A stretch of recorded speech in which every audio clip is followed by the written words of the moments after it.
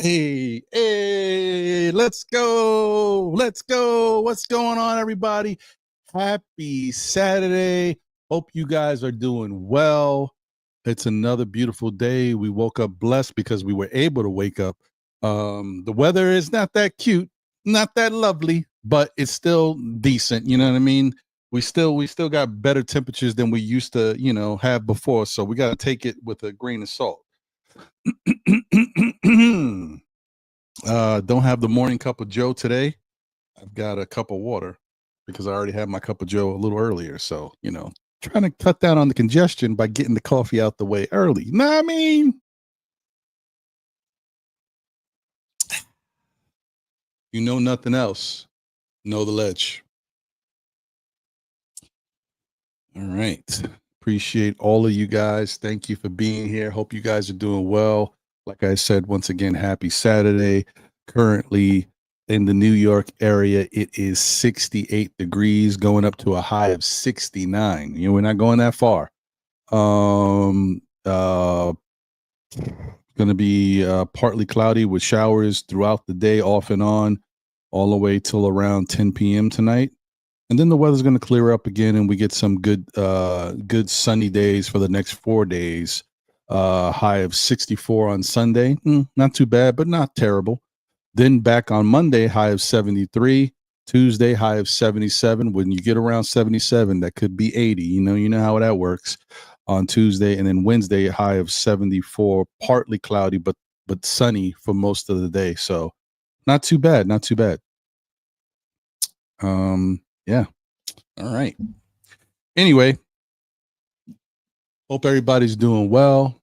I hope you guys are doing good. And your family is safe, happy, and healthy, and prosperity to all of y'all. If there's anybody out there that has a birthday today, happy birthday to you guys. Enjoy your day. And enjoy this weekend, guys. Make the best of it. I know this isn't Nick related, but I just wanted to talk about it real quick, just because everybody's talking about it. We're currently still in the midst of the NFL draft. I think it's round 4 and 5 or something today, or something like that. I don't know, whatever. Maybe it's the 4, 5, 6, and 7. I don't know. Probably. I watched the first couple rounds. I'm a Giant fan. I was happy with what the Giants have done so far. But the reason why I brought this up is because, Deion Sanders' son, Shedeur Sanders, is still undrafted. Now, I don't know if he's been drafted. I don't know. I don't know when I think the draft probably starts again at 12 o'clock or something. I don't know. Who knows? All I know is he's gone undrafted through 3 rounds. I mean, this guy was projected to be a number 1 pick or even a top 3 pick. He was projected to go to the Giants, all this stuff, and he's gone undrafted through 3 rounds. And so, without getting into too much conjecture, the reason why I'm also bringing this up is because this is a life lesson, a learning lesson for a lot of young people out there. Okay, so I'm going to say a couple things, but it's not really to blame him if he did something or if he didn't do something. It's just about what people know. Okay. So obviously, guys, everybody knows the Giants needed a quarterback, and Shedeur was definitely one of those that was linked to the Giants. In fact, a lot of people are not believing this, but as more news comes out, you can believe what you want to believe, but the Giants really liked Shedeur Sanders. Okay. They, did a whole bunch of little meet and greet things with him, and, brought him around the club, had their guys go meet up with him and chill and different things. They really tried to get to know him because they wanted to be sure that he's their guy. And, they go through this whole process, and it's like people are talking like it's inevitable that it's going to happen. And all of this stuff is going on. And then when we get to the combine and the interview process, the Giants say, well, I mean, he's our guy. Let's go through the next motions with him. Let's get him ready. So they gave him an install package, which means they give you a playbook. You take it home with you. You study it. You come back, you have an interview, and you just kind of go through different things in the playbook, and they test your knowledge to see where you're at. So apparently they had the interview with the New York Giants, and Shedeur Sanders did not look at the playbook, really. He didn't study the playbook. He wasn't familiar with stuff. And Brian Daboll, the head coach of the New York Giants, saw that, and he was really disgusted. He was actually upset because I think he's also, I think it's a disrespect. I think he feels it's a disrespect to, because you have a chance to be a quarterback, a starting quarterback in the National Football League for a storied franchise like the Giants or any franchise. But I think he felt like it's a disrespect. We gave you an assignment. You're about to come into the NFL and make tons of money and be a face of a team, and you don't even take the time to go through the playbook and understand it. And I also think that he's probably upset that he's squandering an opportunity because he's just not taking advantage. So anyway, apparently Brian Daboll was upset, and him and Shedeur had an interesting talk. And that's when the Giants made their decision that they were not drafting him. Now, you want to look at that's the Giants experience. You want to look at the rest of the league. Shedeur has had interviews where he has talked a certain way. Like, if you're not serious about changing your franchise, don't draft me. Like, you haven't done anything. You're not like the best quarterback ever in college football. You know what I mean? You don't have enough cachet to say something that cocky and that brash. He's a very talented player. He's definitely got the tools to be talented. He's a very accurate passer. I think he passes around 77% or something like that. That's great. He doesn't have a strong, big arm, which could be a problem later down the line. But either way, and he's got good foot speed. He can move. So, he can be talented and can do some things, but it's very cocky and very brash. The other thing about Shedeur is he's been very fortunate that ever since the football NCAA rules changed where athletes can now get paid, he has been able to get paid. Apparently, I don't know his numbers, but apparently he's been able to get paid a lot of money in college. And so a lot of organizations feel like he's not hungry. He doesn't have to fight for it because he's already getting it. And he's getting a lot of it. So he's making some good money. He was making some good money, apparently. I don't know nothing about it. But you can see he's definitely wearing some nice bling. Who knows? It could be rented, whatever. But his father has money.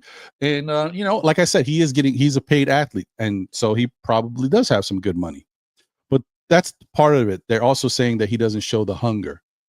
And he doesn't look like, a lot of guys, they deal with certain things. They force themselves to listen to coaches and do stuff because they want to make that money. They want to put in that time to get the contract so they can get paid. But he's already paid. So that's one thing. And the other thing, too, this is the last thing I want to say about this. Apparently, he sabotaged some of his interviews or meets because he didn't want to go to certain teams. So either he didn't set up appointments, or he didn't go show up, or he did bad interviews because he just didn't want to go to certain places. So when you stack all that up, sabotaging yourself to go to other teams, already getting a ton of money and looking like you're not hungry, like you don't care, you're already getting it the way the way you want it. And then the whole thing about not prepping and doing what he needs to do for the Giants when the Giants wanted him. It doesn't look good for Shedeur. So I hope that eventually he does get drafted and his talent wins out. He humbles himself because this is a humbling experience. He goes to a team. He struggles a little bit because they're not going to start him. He might have to sit for a year and maybe play backup for half a year or something before he can get a shot somewhere, maybe. And he learns from all that. And then eventually he wins out and starts understanding that this is a business and you got to respect it. And he goes out there and shows his talent, and then eventually becomes a starting quarterback, and later in life gets that big contract that he would get normally. So that's what I hope happens. But I just wanted to bring that up because it's a life lesson, not just for Shedeur Sanders. It's a life lesson for any young athlete who's going out there trying to be something special, who has a lineage, of talent, with his father and stuff like that. You still got to respect the game. You still got to understand that no matter what, it's a business, and you want to give yourself the best opportunity to succeed. Whether or not you want to go to certain teams or not, you got to put your best foot forward. That's the type of stuff that I'm talking about. All right. Anyway, I'm off my soapbox and get back to basketball and our New York Knicks. But I want to say thank you to everybody. I hope you guys are all doing well once again.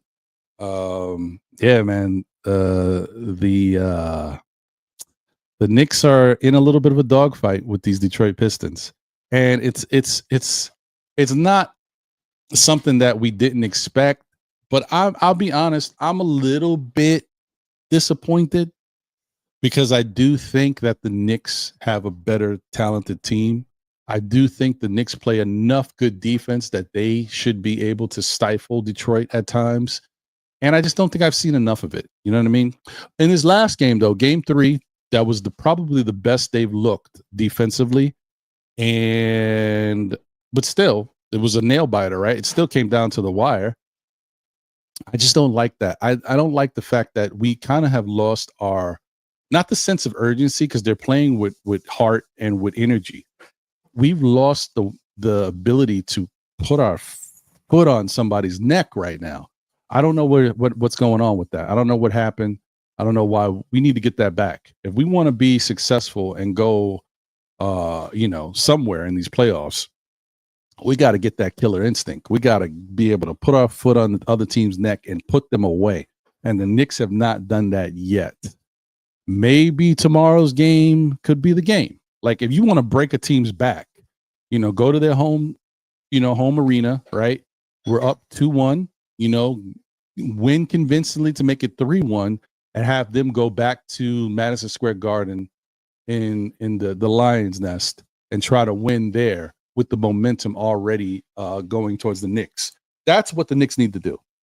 So we'll see what happens, man. But I definitely think that, that's what I'm looking for. That's what I'm hoping for. Also, I just want to say, where is Landry Shamet? Where is Deuce McBride? What is going on? Would Precious Achiuwa make a difference in this series? I don't know. But I know he doesn't know either, since he's not playing. So I don't know. I think Thibodeau should give Precious some minutes just to see if he can do something productive out there. And if he doesn't, he doesn't. But he got a couple minutes and see what he can. Precious is different. Precious can go out there and should be able to give you something in limited time, right? However, Deuce needs to play. He needs to play minutes to get within the flow of the offense. However, I don't know what's going on with Deuce. I don't know. He just doesn't seem as impactful as he has in the past, like last year's playoffs. He's still trying to find his way, but something just seems to be off. I don't know what it is. Even on the defense, I don't see him as being as impactful as he has been in the past. It's not bad. He's not like he's playing bad defense. He's just not as impactful. You know what I mean? Making those game-changing plays or plays that lead to something. That's it. That's all I'm saying about that. But the Shamet thing. Shamet is the one player that I could say that the Knicks have to figure out a way to get this guy minutes. I just think that their Tibbs is not taking advantage of a weapon that's on the bench. The Detroit Pistons take advantage of their weapons. Now, their weapons haven't really come to play. Like Malik Beasley hasn't really lit us up, but you know how dangerous he can be. Tim Hardaway Jr. is a starter, but I would put him in the same Landry Shamet category. Tim Hardaway Jr. doesn't do a lot out there. Okay, he's very limited. He's a 3-point shooter. I mean, he's not known for his defense. He's not known for his rebounding, assist play, none of that. So, what makes him that much different than Landry Shamet? Not much. But yet he's getting the playing time because, they need to play him. They don't have as many options. But you can see that first couple games, he didn't really do much. Although last game, he came out on fire. And the thing about Tim Hardaway Jr., he's always been a streaky shooter. And so I actually was looking at it, and I was like, I wonder if he's going to keep this up in the second half. And he didn't, because that's what I've seen of him. But whatever. But Shamet is a rhythm player. He's a rhythm shooter. He needs to get some time with the basketball. He needs to be out there, shooting the basketball and getting some rhythm. You got to get some shots up to get him going. And we know that already. We've seen it happen. You give him limited time, he doesn't really do much. You start playing him more, he gets a rhythm, starts knocking it down, feeling confident. Then all of a sudden he's on fire. I don't know what we're doing here.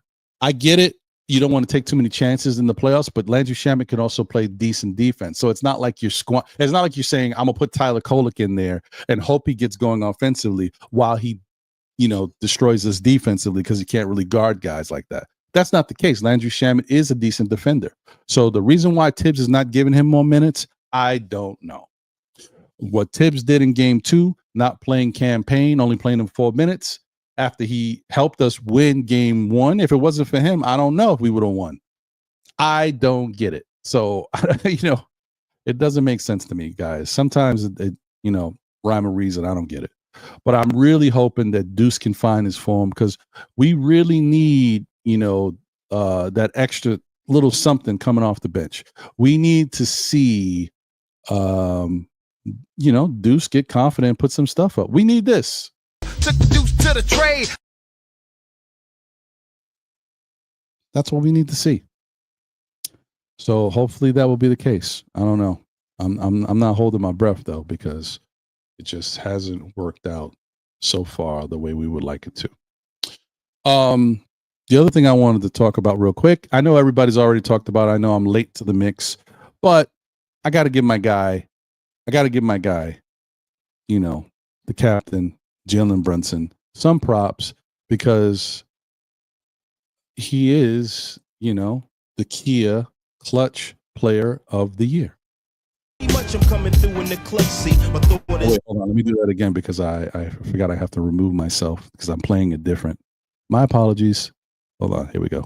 Built to only propel. Wait, play that again. Pretty much I'm coming through in the clutch seat, but thought is a bombshell built to only propel. Yeah, there you go. Congratulations to Jalen Brunson, the Kia clutch player of the year. That's right. And it's a good thing, but it also could be a bad thing. The fact that he has been so clutch is fantastic. It's somebody you can depend on in the late moments of the games, but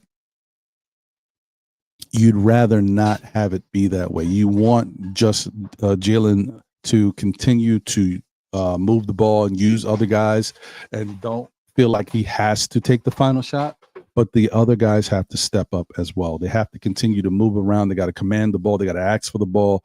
They got to set picks. They got to do different things to get themselves involved. And Tom Thibodeau has to do certain things to get these guys involved. It can't be one-sided. Brunson is the floor general. He's the orchestrator for the most part. But it all comes down from the head honcho, Thibodeau, and his game planning. And everybody knows all those other coaches mean nothing. The only word that matters is Tom Thibodeau's word. So that's all I'm saying. But congratulations once again to Jalen Brunson. Good for him. All right. So that's that. Let me see what's going on with the chat. Let me say what's up to everybody. Salute to you guys. Thank you for being here. Hope you're doing well as usual. Shout out to Walter Blackman in the building. Look at my guy Walter. Good morning, Ron. I hope you're doing well today. I look how our team played. Oh, okay. I got you. Good to see you, Walter. Shout out to Krim's dad in the building. A member of the SKF Army said, Ron, I hope all is well. Bring your corner seat. You practice vocal sound effects, and let's get this. Let's go. That's what I'm talking about. Lena Franklin's in the building. Say, hey, family, me and my brother, we are going to watch party tomorrow to watch game 4 of the Knicks and the Pistons game. We're going to win again. Yeah, I hear you. Let's go, Lena. Good to see you. Andios NYK, my brother, is in the building. Said, Knicks fans, if you're loving the content, make sure to give that like button a click. Subscribe to the channel, relax, and soak in the experience. Appreciate you, Andios, my guy. Can't say enough about how good Andios is. Good dude. And please go show him some love. Like I said, on his social media, Instagram, they don't hurt nothing. All you got to do is go follow, and you don't worry. You'll be thankful that I told you. Appreciate you, Andios.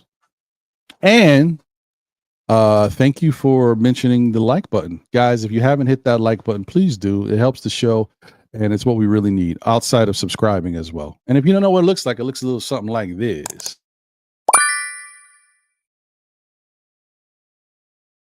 Yes. So please hit that like button for the show. Back to the comments. Shout out to Cardiac Knicks in the building, a member of the SKF Army. Salute to you. Appreciate you. Shout out to David Smith in the building. Salute to you, David. Said pretty sad fan base hating on Cat, who is a 5-time All-Star and All-Star starter, All NBA, best player on the Knicks true MVP, best shooting big man in NBA history, and future Hall of Famer. Yeah, I believe you when you say all of that. I believe that's how you feel. I don't feel that way, but I believe you. No, I mean, everything you said is true except for the best player on the Knicks. Sorry, I'm still going to say that's Jalen Brunson. That's just my opinion. And I don't know who's hating on. I think the fan base has been pretty respectful and happy with what we saw from Cat in Game 3. I don't look Game 2. He didn't really, in my opinion, he didn't really come to play the way he could play. He played 33 minutes, had 6 rebounds. He played the fourth quarter, took 0 shots. Whatever you want to say, whatever you want to say about Brunson's fault, about Thibodeau's fault, you're Karl Anthony Towns, an all-star of many years. You go get the ball. You command the basketball. Hey, in the huddle. Hey, guys, let me get the ball. Yo, I'm out here. Come on, man. Like, come on. But other than that, everything else you said, I could agree with. Hey, shout out to my guy, Mega NYK. What's good, Mega? Good to see you, my brother. Says salute, happy Saturday to my guy, Ron, in the SKF chat. Always good to see you, Mega. Appreciate you, bro.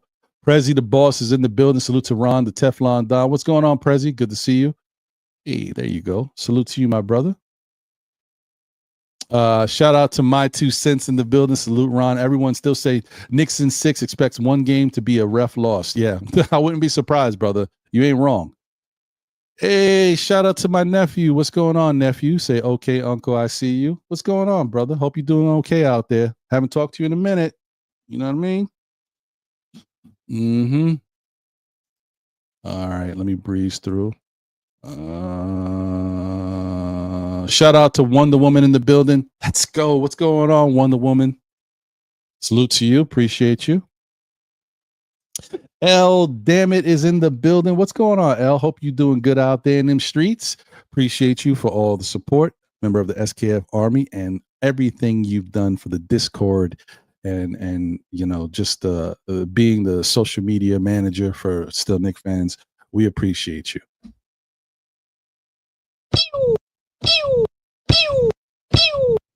You know what it is. I appreciate you, Al.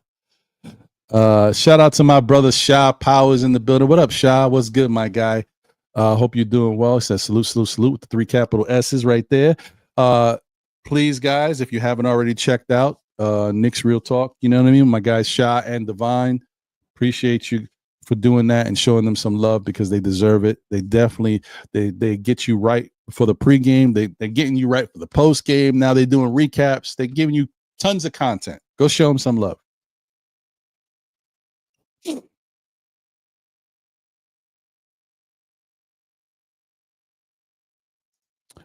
Crim's dad was saying overrated and family too difficult to deal with. Oh, that's another part too, like the whole aura surrounding him and Dion being his pops. Dion does hold a lot of weight and he lets his voice be known. He said, yeah, his attitude sucks. I'm glad I'm not a spiteful person. He has tons of money from deals anyway, but yeah, bye Sanders. I mean, that's kind of what it looks like to a lot of people because he comes off so Oh, and how could I forget? I'm sorry. One more thing, guys. I know we passed this. The one thing that I forgot to mention about Sanders that really turned me off to the young man. I mean, he can redeem himself and do something in the league, but I could not get past what I saw, not last year in Colorado, the year before, the way he was talking about his teammates, his offensive line, like if they're not doing anything out there. Like I've never seen, I mean, correct me if I'm wrong, guys. I've been on this earth. I'm about to be 48 next month. I've been on this earth a while, and I've watched sports since I was maybe 10 or 11. I've never seen a quarterback throw their team under the bus like that. So I don't know, I don't know. Maybe I'm tripping. I couldn't believe how he was talking about some of his own players. And this is college. This ain't even like NFL where you getting money and whatever. They can go just get somebody new. This is college. Your team is your team. I was wild. But anyway, yeah, that's he's Shedeur Sanders is he's different. My 2 cents, not getting political, but after Sanders didn't get drafted in round 1, Trump posted about it, complaining might have kept teams away in second and third rounds. Just saying, I mean, that didn't, I don't know if it helped. Shout out to Randu in the building. What up, Randu? Good to see you, my brother. Salute, Ron. Can we call in today? Yes. Today will be a call-in day, so don't you worry about it. I'll get that a little later in the show, but yes, you'll definitely be able to call in.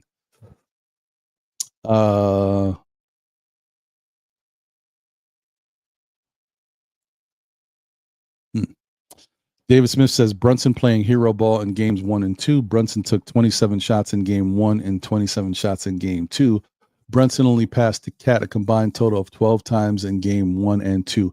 Hero ball doesn't work. You know what I love about you, David Smith?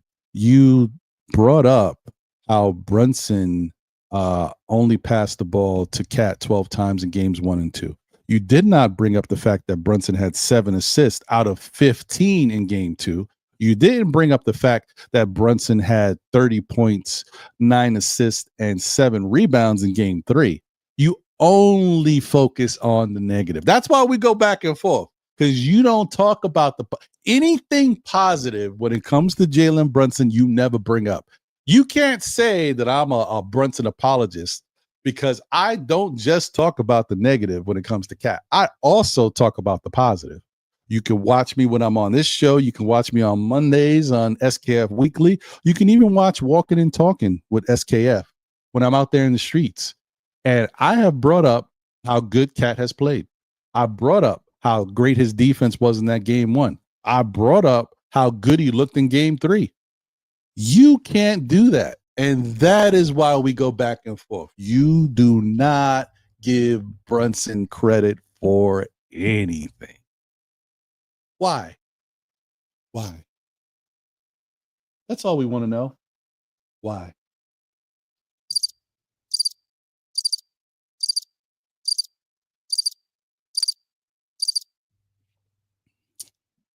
Shout out to Lady and the Chef in the building. What up, Lady and the Chef?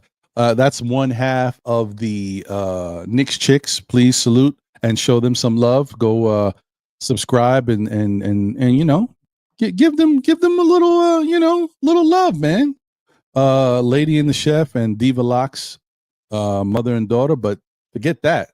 They just know their Knicks stuff, man. They're 2 ladies that know their stuff, so go show them some love. We surveyed 100 people. Sanders has to be humble. Yeah, I agree. JM3 in the building says, salute, Ron. What's going on, JM3?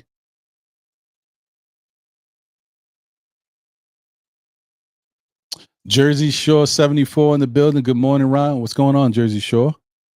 He asked, my nephew asked me, how do I feel about getting Dart? I like Dart. I think Dart is going to be a pretty good quarterback in the NFL. I can't say how good he's going to be yet, because I don't know. We got to see how that translates, how he understands the Brian Dable offense, how he works with the players, how he shows up in big moments. The biggest knock on Jackson Dart, is the fact that when they've had big games, sometimes his decision making hasn't been the greatest. He hasn't stepped up and done enough. So I don't know. Is that all on Dart, or is that a lack of talent on his team? Like, I don't know, because I didn't watch Ole Miss play. But because, you could just say that a quarterback doesn't step up and rise to the occasion, right? But you also got to understand, in big games, that means you're playing good teams. Good teams play better defense. So those things that you used to get away with when guys are wide open down the field, 20 yards with nobody covering them, against a good team, they're playing defense. So does he have enough weapons, offensive weapons on his team to make things happen? Or is this just on him freezing up because he's getting pressure.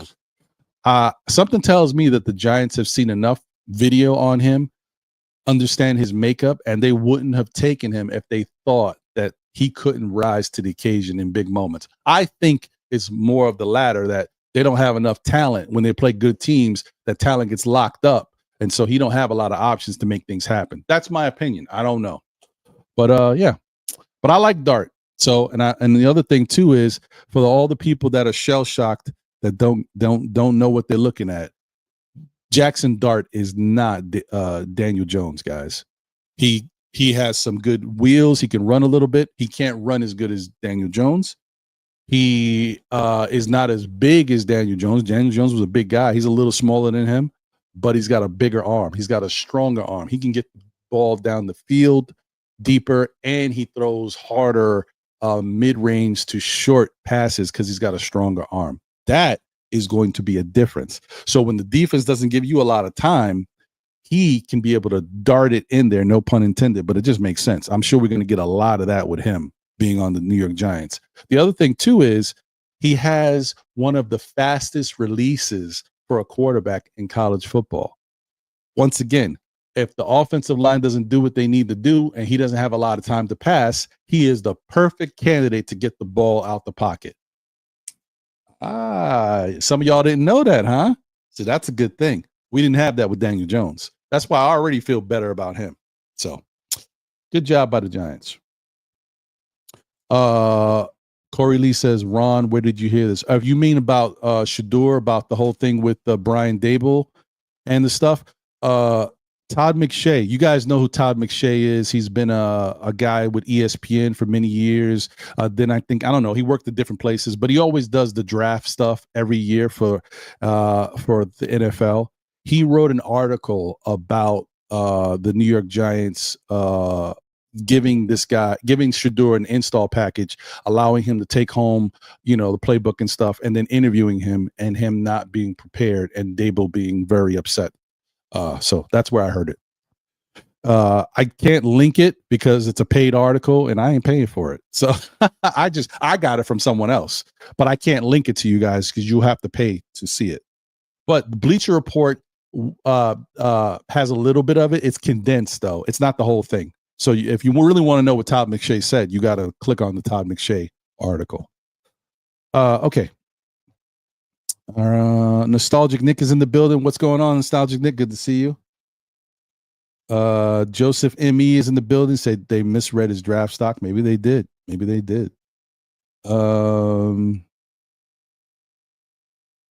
Yeah. Oh, woo. Wow. My 2 cents says Sanders has had NIL deals with the Beats by Dre, Gatorade, Mercedes-Benz, Google, Under Armour, Urban Outfitters, Tops, and Nike, among others. Oh yeah, he's making money. Yeah, I mean, he came in with that bling bling. You see how big that chain was when he was just sitting there waiting for his name to be called? I was like, wow, I've never seen that. So yeah, he's good. Shout out to Angel Torres in the building. What up, Angel? Good to see you. Shout out to my guy Kareem Grant in the building, a member of the SKF Army. Salute, Kareem. What's going on, my brother? Brooklyn Knicks fans, Tibbs played 6 guys. Crazy, bro. Crazy. Look, some things don't make no sense. Now, in Tibbs' mind, what he'll say is, I played 6 guys, but we won the game.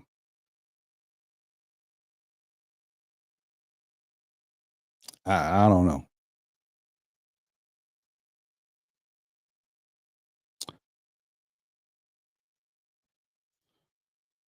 We surveyed 100 people, says life lesson for Sanders, wait until the ink is dry. That's a fact. David Smith says ball movement, unselfish play, team-oriented basketball, and at least 30 assists per game has been the key to the Knicks' success this year. Everyone must be involved in the offense for the Knicks to go anywhere. You're right. Everyone must be involved in the offense, and I agree with you. But the other thing, too, is you can't get assists if the guys ain't knocking down the shots. You can't get assists if guys are missing shots. So what are you going to do? You have to find other ways to get easy baskets. And who draws up those plays? Is it point guard Jalen Brunson or is it the coach? Shout out to Andios. He says 34 watching, only 15 likes. Hit the like button for Ron the Don. Appreciate you, my guy. Thank you, man. Brooklyn Butch is in the building. What up, Brooklyn?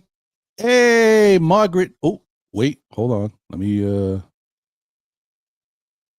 delete that. Sorry. Margaret Edwards is in the building. Let's go, Margaret. What's going on? Hold on, let me see. Hold on.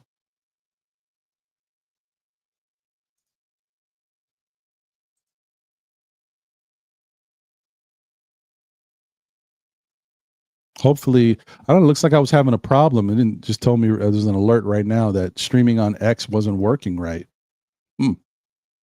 Interesting. Well, hopefully it's working now. I don't know.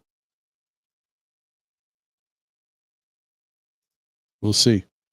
Huh.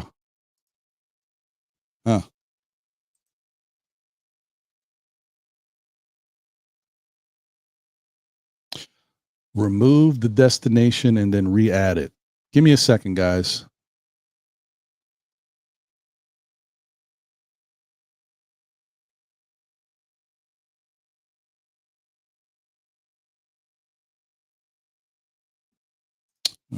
Shoot, I don't know if it's going to allow me to re-add a destination when the show.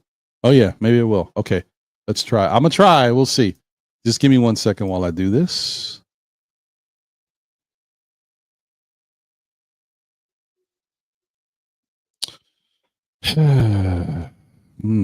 Technical difficulties. Let me tell you. Okay, let's see.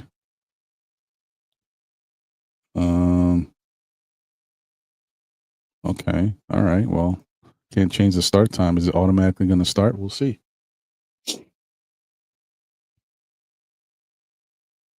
It's loading. All right. Let me go to the rest of the chat while that's doing its thing. Shout out to. Did I say what's up to Corey already? I don't think I did. Maybe I. No, I did. But I'll say it again. Shout out to my guy Corey Lee. Appreciate you. One half of the 718 boys, and a member of the SKF Army. What's going on, Corey? Once again.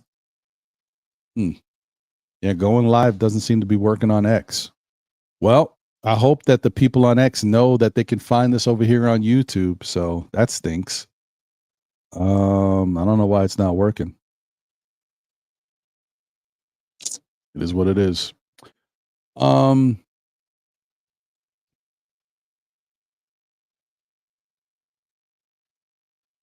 Lion of Judah is in the building. Said Grand Rising, my brother Ron, and blessings to your family as well as everyone in the chat. Shalom, my Knicks Nation. Shalom. Appreciate you, my guy. I hope you're doing well. Shout out to Anna Grill in the building. What's going on, Anna Grill? Deuce is a new father. That's right. He did have a baby. Good for him. I wonder if that's affecting him. I don't know. You never know. People are human, Don't know. Rest. Who knows? Tony's in the building. Said, what's going on, my brother? You can't rely on our bench for production off of 8 to 10 minutes. That's true. That's a fact. Shout out to HRM, the great in the building. I always throw the in there, but you get it. Salute to you, my guy. Hope you're doing well.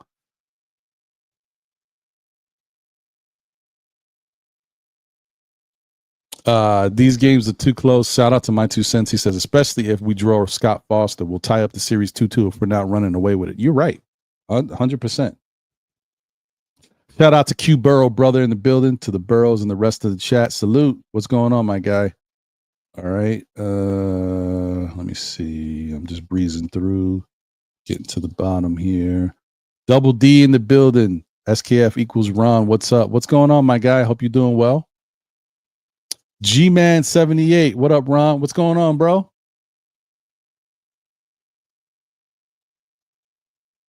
Kerry Cox is in the building. What up, Kerry? Hope you're doing well, my guy. Parrish Duggar is in the building. Dave Smith. Thank God Brunson made Cat's great game stand up by closing it with the win. That's true. Those little layups towards the end of the game mattered. If it wasn't for that, we might be having a whole different conversation right now. Shout out to B. Willis in the building. Salute to Ron in the chat and team. Put on their big boy pants. Facts. We need that. Paris Duggar says, give Shedeur some grace. He was a kid. I mean, listen, man, I get it, but you got to be humble. And that's the problem. Like, his father wasn't really humble when he was getting drafted. He had a certain way about him, but he backed it up. He did his damn thing. And, you can't say nothing about it. He did what he needed to do. His son is trying to follow in his footsteps. And I'm not saying his son is not talented, but Dion was special. And Dion had that track style speed. Like you can't teach that. Like, it's natural. It comes with it. You're lucky to get it. You either got it or you don't. So that definitely helped Dion do a lot of different things out there. So I don't know, man. I just think that a lot of these young men have to be humble. They have to be humble. First off, he got no reason not to be humbled. He should just go out there and say, look, I'm thankful for the opportunity. I'll be happy with whoever drafts me. I just want to make it to the NFL, play for my team, play for an organization, and win football games. That's what he should be saying, something like that. Not the stuff he be saying, oh, if any team is serious about taking their organization to the next level or whatever, if they're not serious, don't draft me. What? Who says that? Come on, man. You ain't the second coming. You ain't Joe Montana. You ain't Tom Brady. Like, what are you talking about? You can't talk like that. Don't get me started, Parrish. Can't be talking like that, man. You got to have some level of grace. And why shouldn't you have humility? You already getting the money. You getting paid. You getting the women. You got Shanicia, whatever the hell name, Shinsea, Shenandoah. I don't know her name. You got her chilling with you. You got your big chain. You making money hand over fist. You should be living the life. I mean, maybe it's tough to be humble in those situations, but why not be humble? I'm already getting the money. You know what I mean? I don't got to kiss nobody's butt, but I could at least be humble and look for the opportunity. This is the reason why this stuff is happening. This is why he's getting this. Oh, give me 1 second, everybody. Looks like I might have a delivery here. Got an interlude.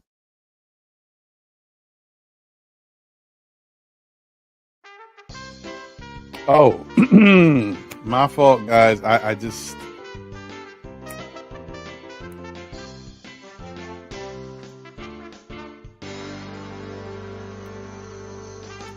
they not like you ain't ready. You just ain't ready. That's all it. Look, I'm not gonna judge you because you can't do it. It's fine. Not everybody can. Just be there to support, man. Stop the hate.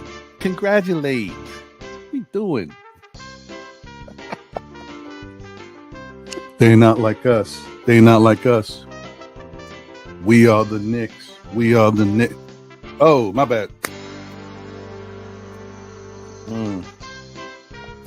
Okay. I never know when you guys are there. You guys always catch me off guard when I'm in my own element. Oh, my fault, guys. I just...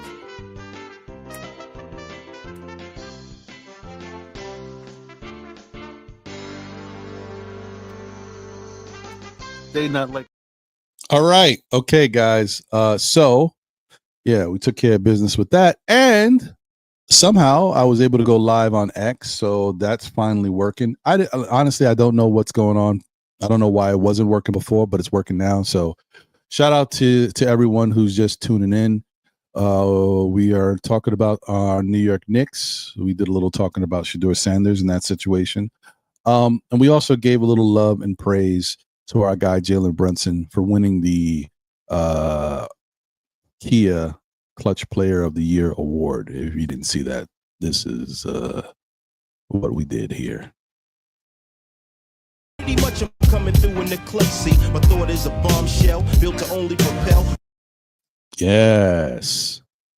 Shout out to Jalen Brunson once again. Anyway. Let me see. Shoquan is in the building. Shout out to you. What did I just breezed past that so quick? He said, I hope the Jets can scoop up Shedeur Sanders. Yeah, I mean, that'd be nice. Why not? Why not? He would be that would be a nice situation, in my opinion. I mean, I know they already got a young fella in Justin Fields, but Shedeur could be a good backup, and Justin Fields might not work out. You never know. So, but hey. Uh,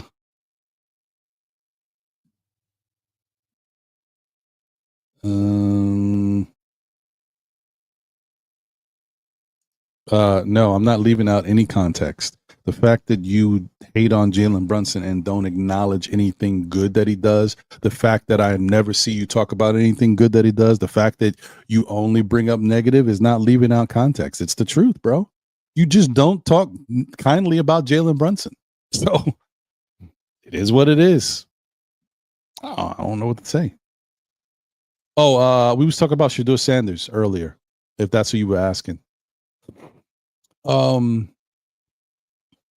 Shout out to King Ribby in the building. Shout out to you, my brother. Hope you're doing well. Knicks will be 2025, 26 champs. What's good, people? Salute to you. Hope you're doing well. And thank you for being a member of the SKF Army. David Smith says, Ron, time will prove me right as usual. I don't know. I mean, if you said that after game 2, then game 3 would have proved you wrong. But no one's saying you're wrong when you say the Knicks need to move the ball and they play better when they move the ball. I'm just saying you don't acknowledge when the ball does get moved. You don't acknowledge that as much as you want the Knicks to have 30 assists, if they finish a game with 15 and you know that they average around 24, 25 assists per game, and when they get over 30, they win basketball games at a much faster and higher clip, a much greater clip, should I say, not faster. If they only had 15, that should tell you something's wrong. They don't play that way. So you can't blame Jalen Brunson. If he had 7 of the 15, that means other guys ain't moving the ball. And it also means guys ain't knocking down their shots. So that's all I'm saying. So that's why I say game 2 is something like can't really use game 2. Game 2 was a weird one.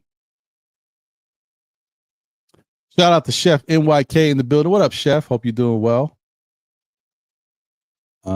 And I think you had a birthday not too long ago. So happy belated birthday to you, bro. Shout out to Long Island Sound in the building. Excuse me. Salute to you. He said, I know it's the Knicks ball, but can you touch on Shedeur not being drafted? What's your thought? Oh, Long Island Sound, you just came in. I just spent like 10 minutes on that. We talked about it earlier. You're going to have to catch the replay, gang, B. Or you could or you could start the show from the beginning and you'll see me go into it. And then you could just press live on your phone or on the YouTube on your computer, and it'll bring you right to where we're at right now. So but we were talking about it. Says Ron, David Smith says, Ron, your narratives are being challenged by many now, not just me. Fan base waking up this caption, that this captain is selfish hero ball guy like Carmelo. You are misunderstanding once again, David, because it fits your narrative. No one said that Jalen Brunson doesn't go ISO. No one said that Jalen Brunson doesn't call his own number maybe a little too much. And no one said that when he's in the fourth quarter going into his Mr. Clutch moments, that sometimes he does a little too much and should be looking for his teammates. I said that his teammates have to step up and command the ball. They've got to put themselves in a position to help and get the ball from him. And the coach has a lot to do with it. This style of offense that the Knicks are running has been something they've been running for years. Shout out to Steph and Uncle Freezy, because they had a show on Dope Soul and Lawrence Tears earlier today, in which they, I think Freezy brought up how the Knicks used to run with Julius Randle. The same things that Jalen Brunson is doing right now, Julius Randle was doing. He was holding the ball. He was doing the ISO thing. He was bringing the ball up the court. And we ran into the same issues. So what's the constant here? Is it Jalen Brunson or is it Tom Thibodeau? Because Tom Thibodeau's been here the whole time. This is his offense. You know what I mean? So I'm trying to tell you is that this is what Tom Thibodeau wants. He wants the ball in one person's hands the majority of the time because that's who he trusts to make better plays and take care of the basketball more. Is Jalen Brunson perfect? No. Does Jalen Brunson sometimes have bad games where he has a lot of turnovers? He does. But for the most part, look at Jalen Brunson's assist to turnover ratio for his career. He's one of the best at handling the basketball and making sound decisions. So I think that's why Tibbs has done this. Do I think that it's the right thing to do? No, I agree. He should open it up. He should believe in his teammates more. And that comes down from Tom Thibodeau and what Tom Thibodeau wants to do. In some cases, you could say Jalen Brunson holds the ball too much. I already said that. But you make it seem like David Smith makes it seem like Tom Thibodeau is not the coach. Like Jalen Brunson is the coach. Like Jalen Brunson is this great floor leader. Like he's been one of the best floor leaders in basketball. Like that's his. We already know. Everybody's already said this. Jalen Brunson is a point guard, a shooting guard in a point guard's body. That's what he is. You know, can he get you assists? Yes. Is he the best at it? No. Does he see the floor as good as some other people? No.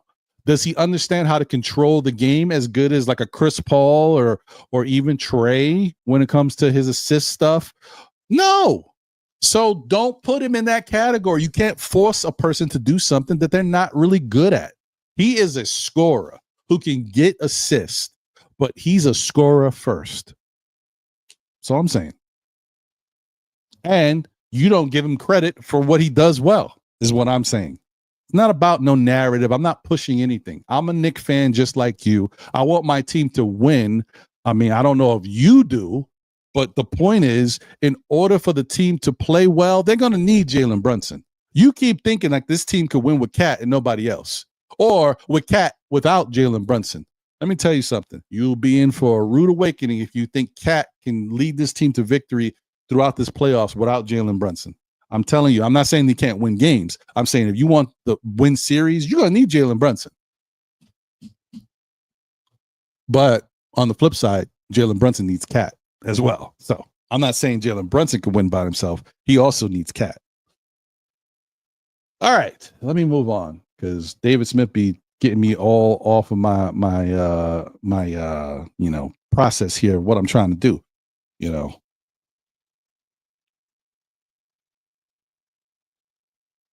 Oh, you know what this is? Shout out to Paris Duggar. Thank you for the super chat. He says Shedeur stood in there and got clobbered and got up. That's what he proved. He especially proved it first year Colorado. It's football. Settle it on the field. I mean, listen, as I said, he should get drafted and then he should get an opportunity to do what he can do out there. And eventually I think he'll be where he needs to be because I think he has enough talent. Does not change the fact that people don't like his personality.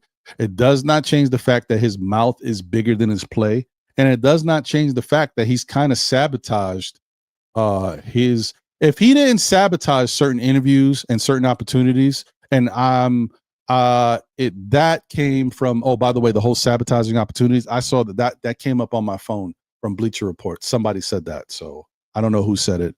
I didn't click on it. I just saw the post about it. Other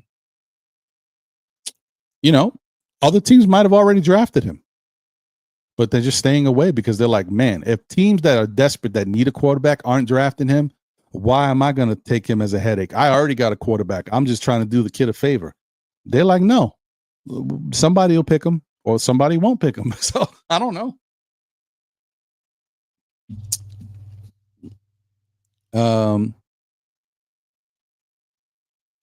I'm telling you, I'm not making it up. That's what Todd McShay said. That's what he wrote in his article. So is what it is.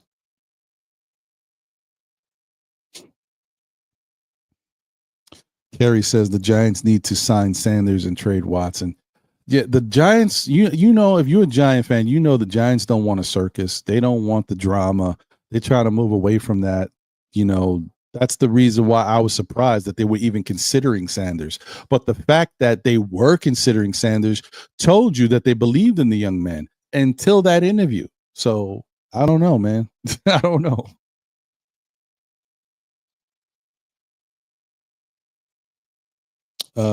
Animal Lex is in the building. Salute everyone. Appreciate you.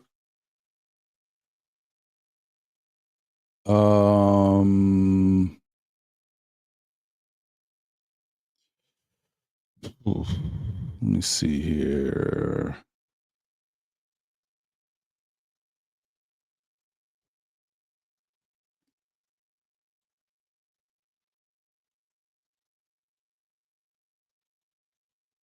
Shout out to Cowboys in the building, a member of the SKF Army. Let's go. Said no folks need to be mad at Dion. He says it first about who he's not letting his son play for when he himself first played for trash Atlanta Falcons. Listen, it all has to do with it. It all has, because honestly, I'm surprised being that you're here, especially your team. Jerry Jones said he is not drafting Shedeur Sanders because he doesn't fit what they're trying to do. But if there was a team that I thought might try to, I mean, honestly, I thought Pittsburgh would draft him, which I'm still surprised. I don't know what Pittsburgh is doing, period. That to me, I really don't understand what Pittsburgh is doing. But I thought the Cowboys might take a chance because, Dak Prescott is a quarterback that has been kind of up and down with the Cowboys. And he doesn't, like, some people love him, some people don't. So why not draft Shedeur Sanders and have him learn behind Dak? Dak is not horrible. He's got some good skills, but there's certain things that he doesn't do well, and maybe he might be on his way out. So Shedeur listen, his father played for the Cowboys. That's a good team over there. But even Jerry Jones, who will do anything to stick it to other teams, he's not even. He said they're not drafting him. So, I mean, that's got to say something to y'all, right?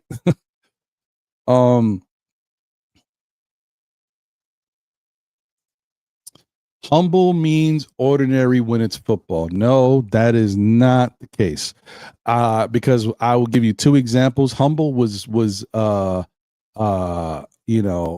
Manning, right? Humble, but he did not want to play for anybody but the Giants, right? So he did all his interviews. He said what he had to say, and then eventually cut that out. He said, no, I want to go to the Giants. And then his father helped him force a trade, right? So he was humble to a point, but then he knew what he wanted, right? But then you want to say super humble. It was his brother, Peyton. Peyton was incredibly humble, well-spoken, didn't care where he went. And he is a Hall of Fame quarterback with 2 Super Bowls and, one of the best to ever do it. So humble doesn't mean ordinary in every case. Humble just means you respect the game and respect who your organization and the fan bases might be. So I don't know if I agree with that one, Parrish, but I hear you. Some guys have bravado. Some guys have a certain flair, and they need that, and they have to build up. That fuels them. I get where you're going, but I just think he's going about it the wrong way. You can do all that when you make the team. You can do all that when you go out there and you balling. You don't just do that when you haven't done anything. You know what I mean? You got to do something first. Nobody can question it. If you good and you go out there and you show you good, talk your stuff. I loved Odell Beckham Jr. Did I think he was a little bit too much? Yes, but he backed it up when he was out there with the Giants until he didn't. And then they had to get rid of him. Did they give up on him too soon? Maybe. But he's never been the same since, has he? Huh? Am I wrong? Did the Giants not get the best of Odell Beckham Jr. than any other team? I think he played his best for the Giants. He's never been as good as he has with the New York Giants. So that says a lot to me. All right. Darlene, Brian is in the building. Let's go. What's going on, Darlene? Good to see you. I think I said what's up to Nostalgic Nick already. Shout out to my guy, Delano Steele Jr. DSJ is in the building. Salute to everyone in the chat. Salute to Ron Still Nick fans who will be performing all songs by baritone singers at the Apollo February 31st. Yes, sirs. That's me. That's my side gig. Yeah. What's going on, brother? Nick Yak is in the building. Salute. Corey Lindsay is in the building. Ron, salute. How confident are you for game 4? I'm very confident. I don't like that it's an early game, but it is what it is. I'm still very confident that the Knicks can go out there and do the damn thing. You know what I mean? Like, I think they got to. I think this game 4 is pivotal. I really do. I honestly think game 4 is the difference between the Knicks possibly getting this over in 5 and then, or going 6 or 7 if they don't win game. I mean, obviously, if they don't win game 4, they're going to go 6. But you know what I mean? Like, I think if the Knicks lose game 4, this thing could go 7. That's how important I think it is.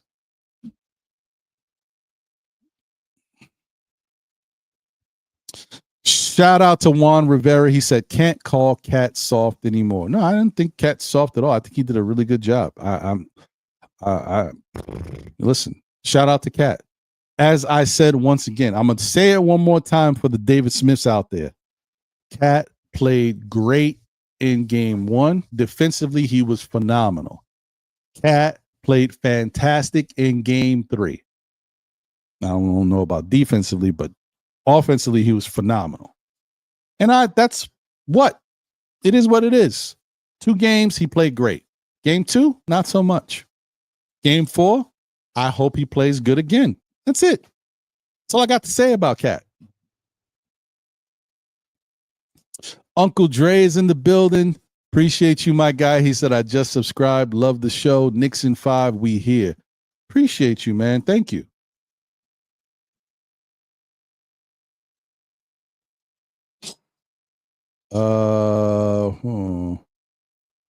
Wolverines 1986 in the building, said total nonsense, Brunson stuff. I respect all Knicks players, including Brunson, Cat, OG, Bridges, Hart, etc. That's how it should be. This is the part of the reason that I don't understand is that in the end, you want your team to win, right? And in order for your team to win, they need all their best players out there, right? For the most part. I mean, sometimes teams can win without their best players, but, we need that. We want that, right? In order for the Knicks to win, we need Jalen Brunson out there. We need Cat out there. We also need Tom Thibodeau because he's our coach. We're not getting another coach right now. We need this. So why would you wish negative on people when you need them? You know what I mean? And what have they done for you to not like them to this point, right? Say what you will about Jalen Brunson. I already said the whole thing about sometimes he can get a little caught up calling his own number because he's used to it, right? He sees and that's why I'm not happy that we had to go through it. But game 2 was a perfect example. Always my question, and I said it again, I'm gonna say it now. What happens when the Knicks aren't shooting well? Because that is when they go silent mode. They go quiet. And then they let Jalen Brunson go nut and do what he's got to do because he steps up. That's where we run into a problem. We're going to run into a problem again maybe in this series. And if we get past this series, it's definitely going to happen against Boston. There's going to be a game where we can't shoot. What are the Knicks going to do? How are they going to score baskets? How are they going to try to win a game when they're not shooting their best?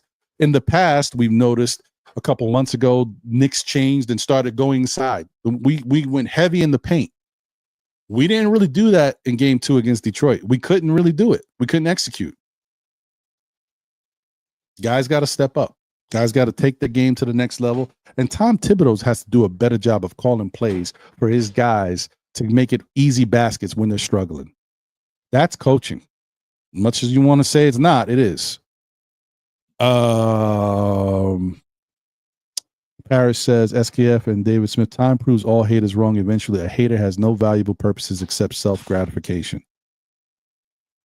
I can dig it. Do I think the Knicks will go 3-1 tomorrow? Yes. Because I still think the Knicks are going to win this in 5. So, yeah, I do think the Knicks are going to win tomorrow. Thank you, Darlene. Appreciate you. Margaret Edwards says, I want Jalen to be Iverson. He needs to pass the ball too. I agree. He does. But my whole thing is, if the guys aren't knocking down the shots, Jalen Brunson ain't going to let this team go down too much because when you're not putting up points, it's easy for you to get blown out. And let me tell you something. Detroit plays good enough defense that if somehow they get a really good lead, and I'm not talking about 10 to 15, I'm talking about 20 or 25, something like that, which Detroit is not really big known for doing that. But if they're able to do that, like if the Knicks can't buy a basket and the Knicks go down 20, it could be a problem. And Jalen Brunson's not going to want to see that. He's going to try to do something to stop the bleeding before it gets too crazy. So that's all I'm saying. But I hear you. The Knicks, I'm 100% with you guys. The Knicks need to move the ball. Jalen Brunson needs to move the ball, and he needs to get assists. And I said this the other day. Jalen Brunson averages 7.3 assists a game. So he needs, in the playoffs, you have to play better than what you play in the regular season, right? That's why the playoffs brings the best out of players. What has Jalen Brunson done since we've been in the playoffs? He is averaging 8 assists a game. He is averaging 30 points a game. For the regular season, he averages 7.3. For the regular season, he averages 26 points. He's averaging 30 points. He's averaging 8 assists.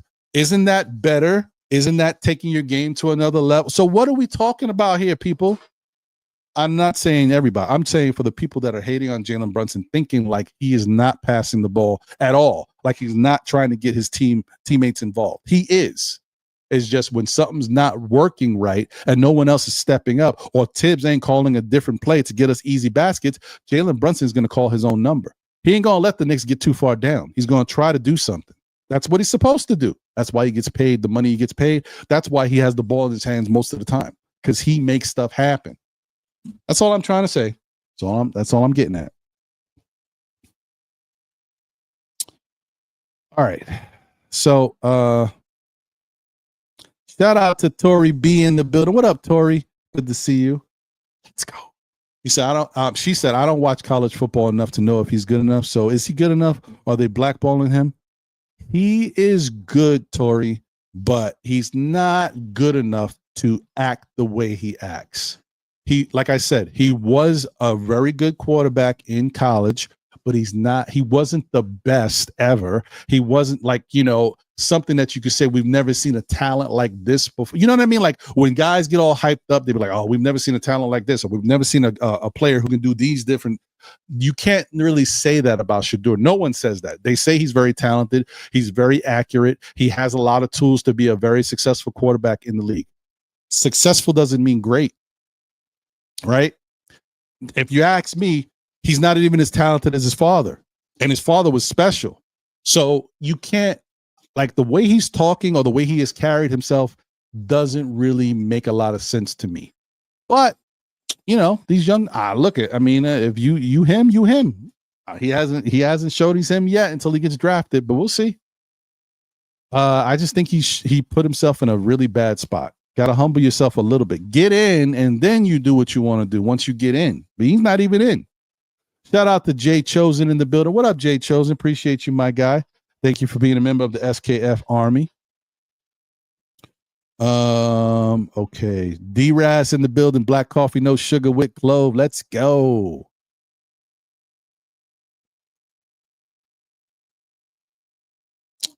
Shout out to Bagger Jones in the building. I'm sick of Brunson hero ball playing. I'd rather Halliburton than Brunson.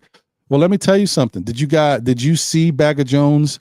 They put up a list of the most overrated players in the NBA. Guess who was number one? Tyrese Halliburton, most overrated player in the NBA.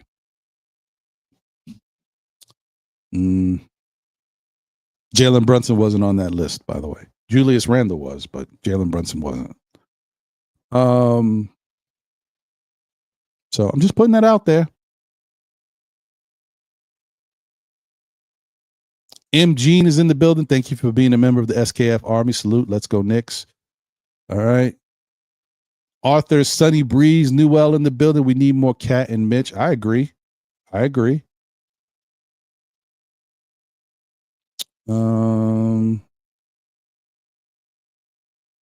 Just Knicks is in the building. What up, Just Knicks? Good to see you. Appreciate you. Hope you're doing well. All right. So let me put the link out there.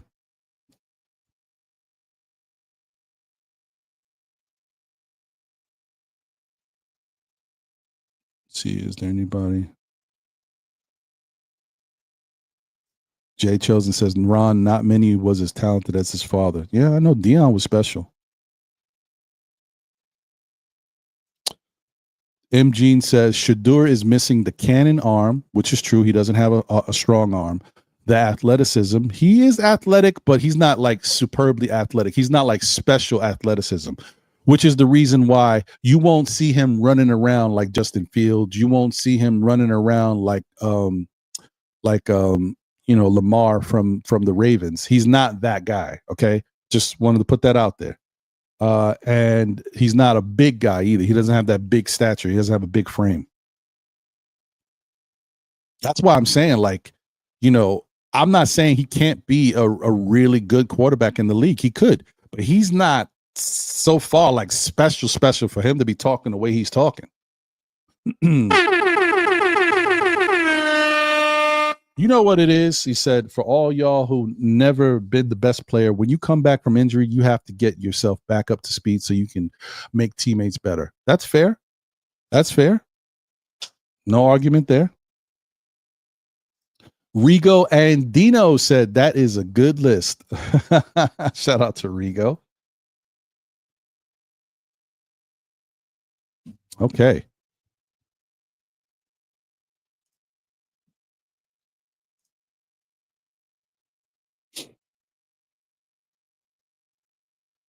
Put that invite out there.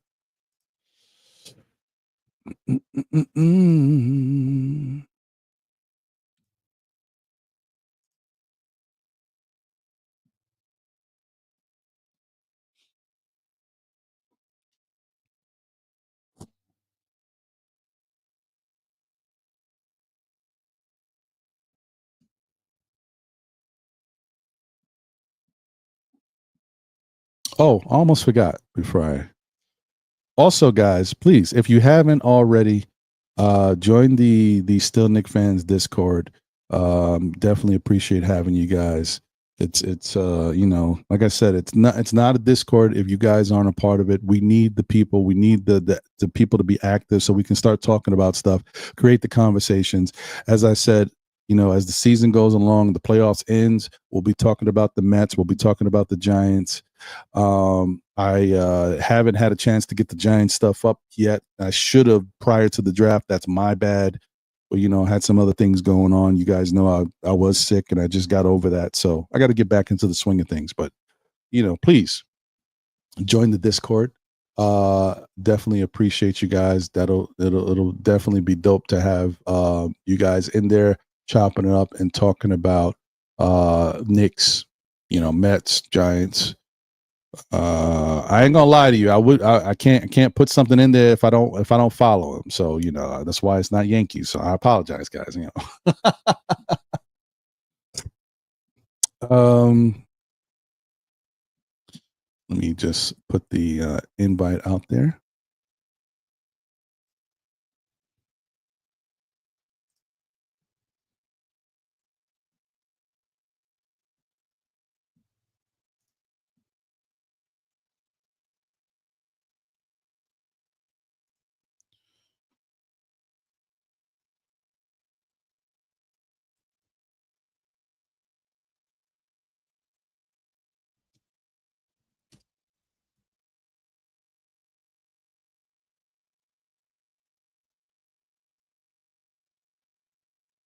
All right. There's the link, guys. So if you want to join the Still Nick Fans Discord, there it is. And let me just pin that so everybody can see it easily. There you go. All right. There we are. All right. So once again, join the Still Nick Fans Discord today. Appreciate you guys. Oh, you know what? Let me do this real quick. I apologize. This is just kind of one to, you know, keep the bots out and also to help our subscriber viewership because, you know, we are trying to grow. We appreciate all support and all the love that we get from you guys. But we definitely trying to grow over here. So thank you guys for supporting.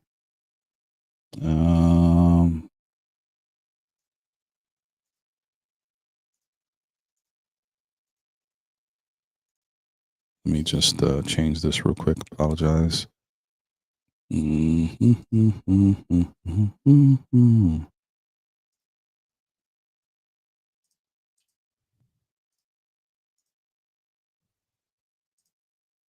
we go.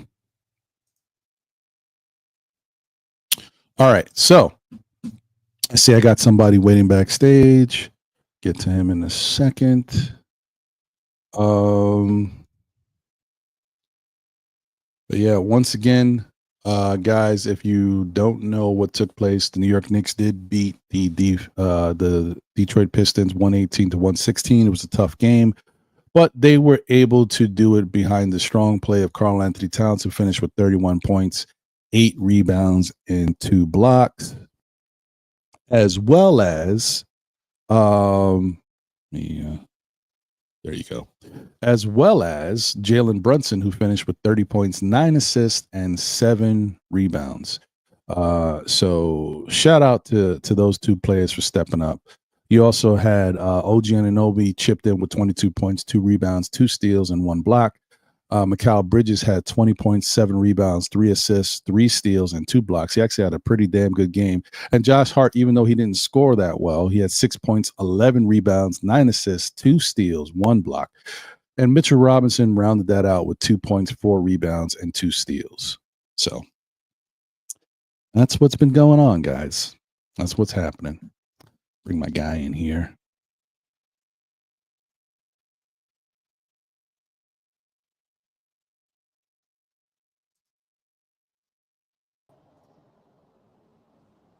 Ron, salute, Buddy, salute. how are you? I'm good. How you doing? Not too bad, man. Good to see you. Good, man. Oh, man. What we talking about? Ron? It's a lot. It's a lot of different topics, man. Where do I start? Well, listen, first off, I want to start with the biggest question that I had, which is what's going on with the Knicks bench? What is happening with the Knicks bench? We have noticed that, I don't know if it's Tom Thibodeau's fault or I don't know if it's, just the bench itself, but ever since we've started the playoffs, we knew the bench was going to get condensed. We knew it was going to playoffs. We knew Tom Thibodeau was going to kind of, shut it down a little bit. But he has gone from allowing Campaign to be a part of the rotation, do some things for us in game 1, to giving him 4 minutes, to giving Landry Shamet 4 minutes in game 2. Let me just double check something real quick while I have you. Oh, wait. Do I have it over here? Yeah, I do. Hold on. There we go. Let me see how many minutes these guys play, because I know it was terrible. Campaign played 9 minutes in game 3, but Landry Shamet played 3 minutes and 35 seconds. He didn't. So I know some people might say, like, you got to do something with the time out there to show that you deserve more minutes. The last 2 games that Landry Shamet has played, he has played less than 4 minutes or less, and he hasn't attempted a shot. So you can't say he hasn't done anything. I mean, he's not playing well because he hasn't done anything. I feel like you need more time. Yeah, you need way more time than 4 minutes to do anything at that point. Honestly, I don't know, man. I feel like Tibbs he really pulled Shamet early. He's not really trusting in his guys. He's overplaying guys, and it's just gonna really come down to a few things. Are they gonna give us valuable minutes when they're on the floor? You need more than 4 minutes to be, to see what you could actually do. Would you say we need shooting off the bench right now? 100%. I think shooting off the bench allows for us to continue to put pressure on the opposing team. 2, it allows for, we talk about assists and different things, like how do we keep the ball moving? Guys, the Knicks need to have consistent offense. They have to continue to put pressure on the opposing team. So when the bench comes in there and we have certain units that aren't scoring, that's a problem. Or when the bench comes in there and say Jalen Brunson is out there, I mean, what you think he's gonna do?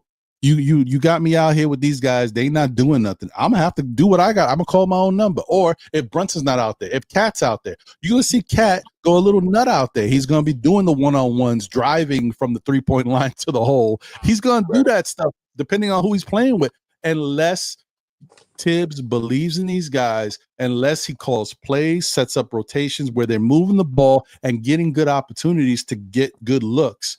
This is what you're going to continue to face. Like a lot of this comes from Tibbs. He has to believe in everybody on the team.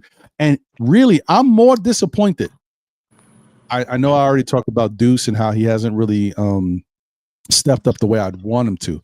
What I'm more disappointed in is the fact that Tibbs is not allowing Landry Shamet to get in a rhythm so that we can use him. You already seen how special the guy can be once he gets in a rhythm and starts seeing the ball go in the hoop. He can light it up. We haven't had anybody on this team. If I'm unless I'm wrong, guys, you can correct me. Didn't Shamet already have a game where he had about 7 or 8 threes? Yeah, but that was at the end of the season, though, Ron. Right. Have we seen anybody else do that this year? No. I don't think so. Right. Deuce. I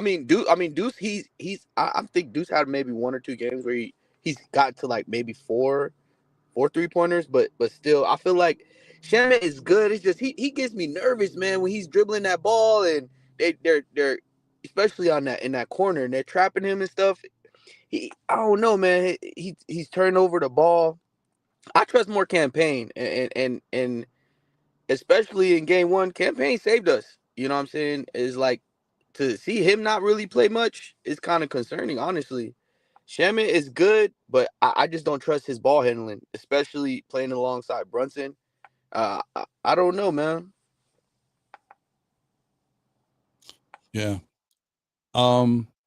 So the I never want to okay, so I see my guy is ready backstage. I'll add him in 2 seconds. I never want to have to go back and forth and stifle people and not allow them to get theirs off. You know what I mean? I think I like one of the things I like about having this show is that people can come up here and talk their stuff and give their opinions. And I always say, as long as you're respectful, I don't really care if you don't agree with me and I don't agree with you. This is the platform. This is the space where we can get up here and talk. But you gotta be respectful. There's a way to talk, and I feel like I don't want to. I'm not better than anybody, right? I'm just looking at people a different way. I treat the golden rule. It's a lot of stuff we've learned as kids is kind of like I don't know where this stuff came from. We pay attention to it, but some of it you got to look at, right? But the golden rule makes sense. Treat others the way you want to be treated. If I come up to your platform or wherever and say some stuff, and I want you to hear what I got to say, I would hope that even if you disagree with me, you don't call me names. You could say, "Oh, well, I don't know. I don't know what's going on with him. I can't. I don't agree with him, but whatever." But there's a way to go about it. So there's a way to say, "I disagree with you. I respect that you have a right to your opinion, and that's where it is. I don't agree with it though, and this is why." But we have to stay away from calling each other names. We got to stay away from assuming that we know more than the next person, because none of us, listen to me right now so everybody knows this. None of us knows more than a coach or a player that's actually playing. We are fans. We on the outside looking in. I may look at certain things. I may have rational thoughts and I may have good takes and good opinions about stuff because the way my mind works, the way I look at things, that don't mean I know more than a player or than a coach. So let's all just kind of take it easy. Let's respect each other. Let's, especially in the chat. I appreciate all y'all. I got love for all y'all. Let's take it easy. Everybody's entitled to their own opinion, but I'm telling you that if you continue to disrespect one another, and I mean specifically one person right now, because I'm singling one person out. I ain't gonna say nobody's name, but you've already been involved with a lot of people in the chat, and people have come at you. I have defended you, and so, but I can't defend somebody if you're gonna do the same thing to them that they're doing to you, and then you're like, well, why are they doing it to me? You can't do it to them either. So just take it easy. You say what you want to say. People might disagree. Don't call nobody names. Take it easy, because it's gotten a little too crazy. And I've let it go for a minute. There's already one person on this channel that's been banned, and he will never be here again. He knows who he is. I see him in other chats all the time. He definitely ignores me as well as he should. So I ain't trying to ban nobody. I'm just telling y'all, take it easy. Take it easy. You know who you is, brother. I even gave you a gender right there. So all right, let me bring my peoples up here. Y'all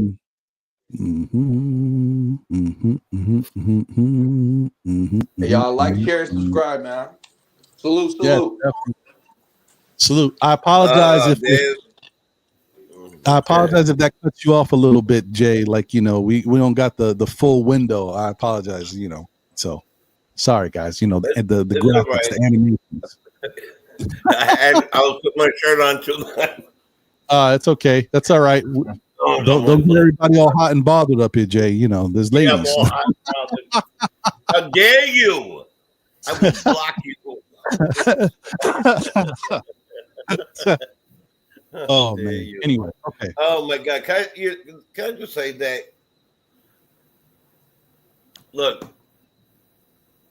I block certain things from people because I come here for peace from my rest of my life. The rest of my life.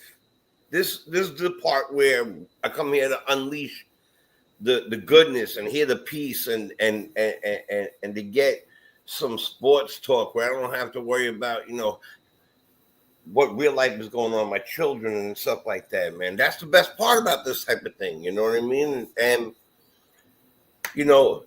being a fan of a team, it's tough because when we go up and down. But if you're only a fan of a player, it's different. You know what I mean? I don't know, but I don't want to jump into it. I don't want to make it longer than you did.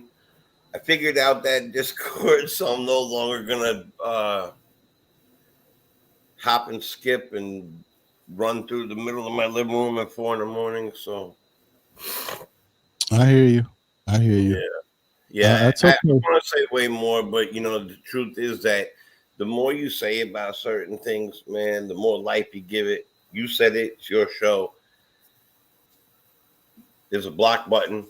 Just want to put that out there. Yeah. It is what it is, man. I mean, I just think that sometimes, you look, you good. I know. Look, sometimes it could be a little overwhelming. My man knows how to push buttons, bro. He just can't, like, he lays in and he don't stop. I don't know what it is. And that's the reason why, like, I don't do things. I don't punish or ban or do, because I want people to be able to talk and get theirs off. But I want you to understand, like, at a certain point, you got to know when you're doing too much. Could we try to respect each other?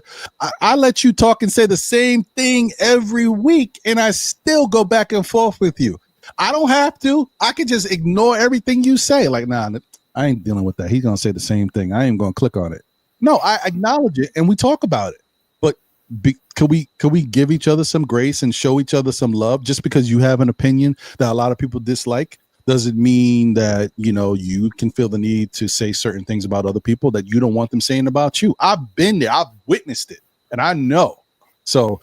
And that you told me stuff like you don't like certain things either. So come on, y'all. I really mean, all right. All right. That's fair. I'm not putting it on the screen, but I get it. Yeah. Yes. Everybody understands. Sometimes you like I said, you push buttons, bro, and people get a little upset. So, all right, we good. Let's go back to it. Remember, in the end, the ups, the downs, the good, the bad, we are still Knicks fans. We all want our Knicks to win and play well. We want to celebrate together. That's all I'm saying. We're going to be all right. All right. Let me get my other guys up in here. And then, Nice. What's going on, my brother? How you feeling, man? What's happening? Nice. What's good? Just hearing you guys speak. Can you guys hear me? Yes, sir. Yeah. Sweet, baby. Yeah. Just hearing you guys, man. How did everybody felt with that third game with everything going on?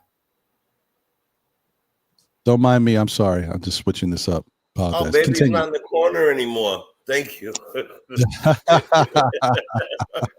like that third game. That third game got me a little bit irritated. There was a lot of foul calls, and they wasn't even calling it. And then I started watching the Lakers versus Minnesota.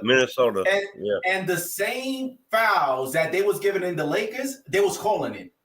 You see in all these elbows trying to do screens, no call. Josh Hart got called on that Portland Trailblazer. You remember when he started moving and he inbounded the ball? What happened in 0.5 seconds in the third game? When the guy ran up the thing 3 steps. Excuse me, let me just say this. Durant moved 1 or 2. This is the main reason I hate the freaking NBA. They keep on calling certain things, but they're not consistent. How do they want true fans to feel good about this when they are not keeping the same energy? That's fair. Can I answer that, Ron? Yeah, go ahead. They don't care. They're making money. They don't care. They're making a lot of money hand over.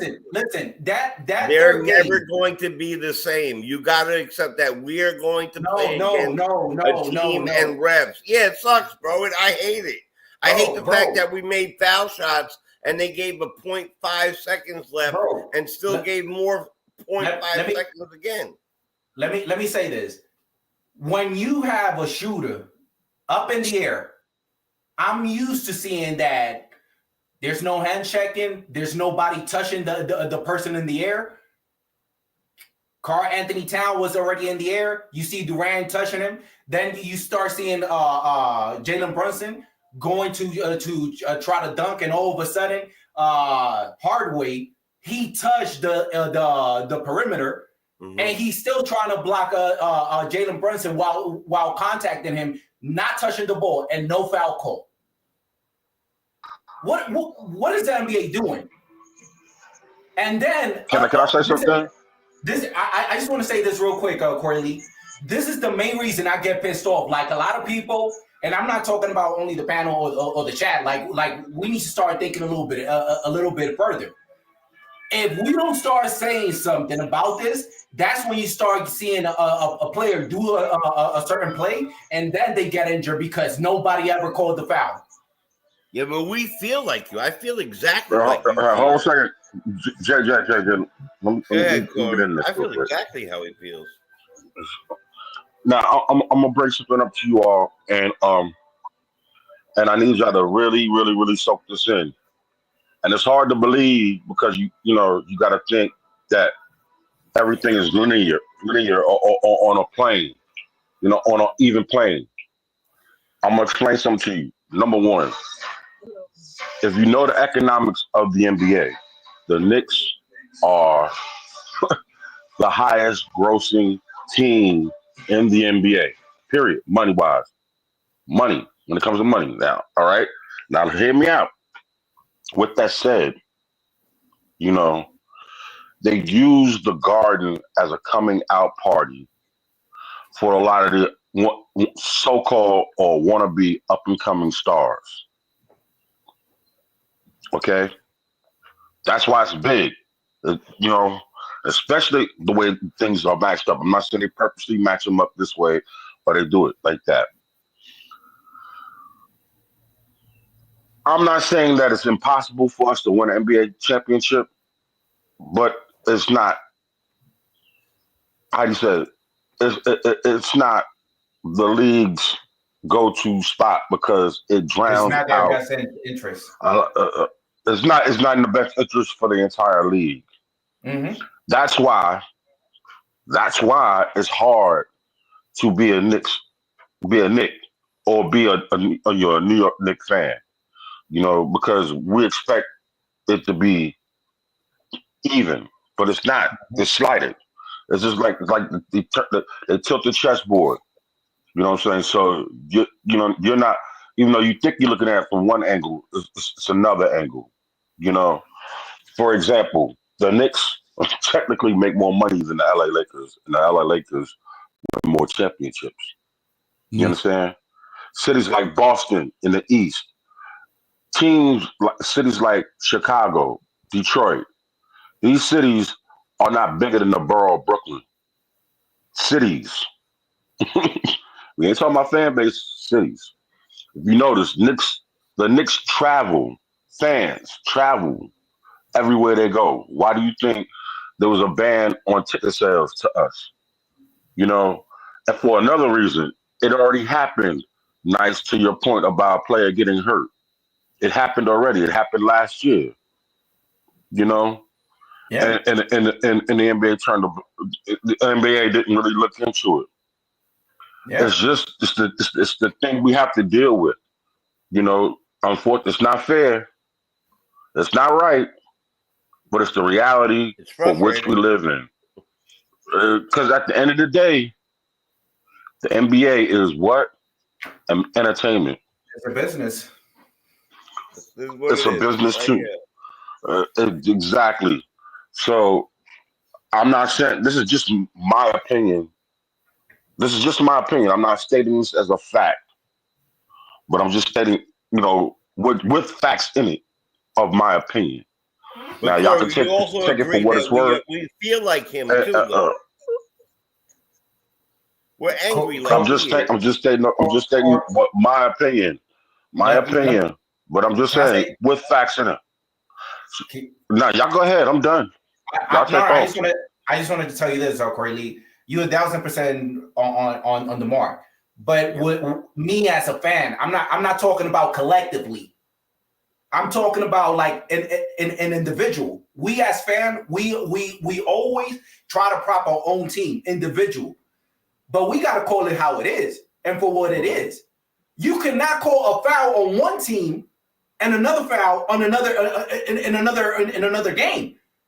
Like, are you guys going to start calling it consistent? Because now you're frustrated. Now you're making it seem like we can't even trust you. It's called trying to keep it competitive. That's what they call trying to keep it competitive. I understand, but if you're going to come out with rules with... No, go ahead. Listen, the rules in life aren't like that. In real life. You know what I mean? You know what I'm saying? Politics are like that. There's a set of rules for everybody, and they're all individual to some degree. I'm not trying to be the bearer of bad news, and I'm not saying that. It's just what it is. We just got to fight harder than everybody else. But Corley, we just have to fight a little bit harder than everybody else.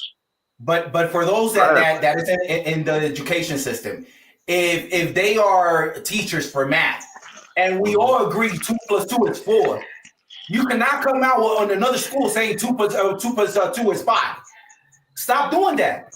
It's making the fan base so frustrating, bro. Like if we do it better, you gotta give us our props. You cannot. It needs to come to a point that. Yeah, go ahead. That's why you think the foul disparity was different in game 3 versus game 2 and 1. Bro, if it wasn't because of the foul, I'm telling you, but real quick, Corey, I'm going to let you cut. If it wasn't because of the foul, and Ron, I want you to hear this. If it wasn't because of the foul, we would have been 30 points up. 30 points up. Possibly, and we could have missed every other shot after that too. You understand what I'm saying? We still got to make the shots. That's why, especially when I played high school basketball, that's why my coach always said, play through it. That's why you can't allow your emotions to overtake you. This is what makes you professionals. You don't think these guys know this? You don't think Knicks fans, Knicks players, as well as the organization knows this? Do you not understand that James Dolan does not feel like it's fair for him having to do the revenue share to help out these small market teams? That's another reason why the NBA frowns upon the Knicks. Mm-hmm. You understand what I'm saying? Mm-hmm. Let me do this conversation, and I can tell you, I don't know how to fix the problem with the league, but I know what's wrong with everybody on this panel right now. Ron, you're upset because you get challenged by David Smith in the chat, but he won't challenge you to a dance-off. Yo, you caught me way off guard, bro. That was good. Keep going. I want to hear more. Thank you, Starlord, for that one. Just Knicks, you were upset because of the fact that you will get yourself a Josh Hartley jersey, but you won't get that Jeff Hamilton jacket because it costs $2,038 and 12 cents after taxes. It's not your fault that tax season only comes about once a year.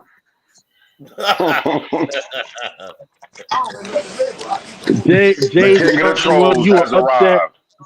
Jay was the one you were upset that John Cena won number 17 at WrestleMania. I am, but I don't watch, but I am. I'm like tight. Nice is upset because Kendrick beat his lookalike Drake in the baddest way and then performed that song at Super Bowl. No. Shut it. Shut it down. He was fuming when he performed that song at Super Bowl. I saw. Listen, hey brother, I saw you on Twitter /X. Oh no, that wasn't me. Maybe they used my picture. burner account alert.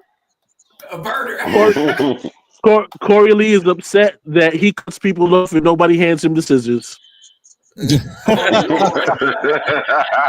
DSJ. We miss DSJ out here in the listen for everybody in the chat. I just solved y'all problem, so you don't have to sit there and be upset and have to go at each other in the chat. You can now just come at me, and I will come back at you. You're welcome. Thank you, DSJ. I was waiting for some semblance of understanding what was going on here. So listen, I'm gonna move on. I'm just telling you, I'm gonna move on. But well, I can't you move on. The question first, right, Ron? Something. Oh yeah. I'll come back to it. I just can't yet. I can't yet. I gotta deal with this real quick. I know. I saw it. We're still doing it, guys. We're still doing the name calling. Can you guys please stop the name calling? Just move on. Let it go. Well, let me tell you one thing, because this is interesting. I have to do this. I'm sorry. I would just move on, but I'm sick of this already. Okay. And I'm sick of the fact this is like Three's Company. You guys ever watch Three's Company? Who's knocking on Mr. Farley or the Ropers? Which one? The first. Yeah, that was it. Okay. That was it. Or the Ropers, whichever one you like. The you Ropers, understand that. Yeah. That's right. Come on, knock on my door. Yeah, you know, Jay. You guys know that show built on. I'll be waiting for you. It was always somebody overhearing something that wasn't actually taking place and then running with it for the whole show, right?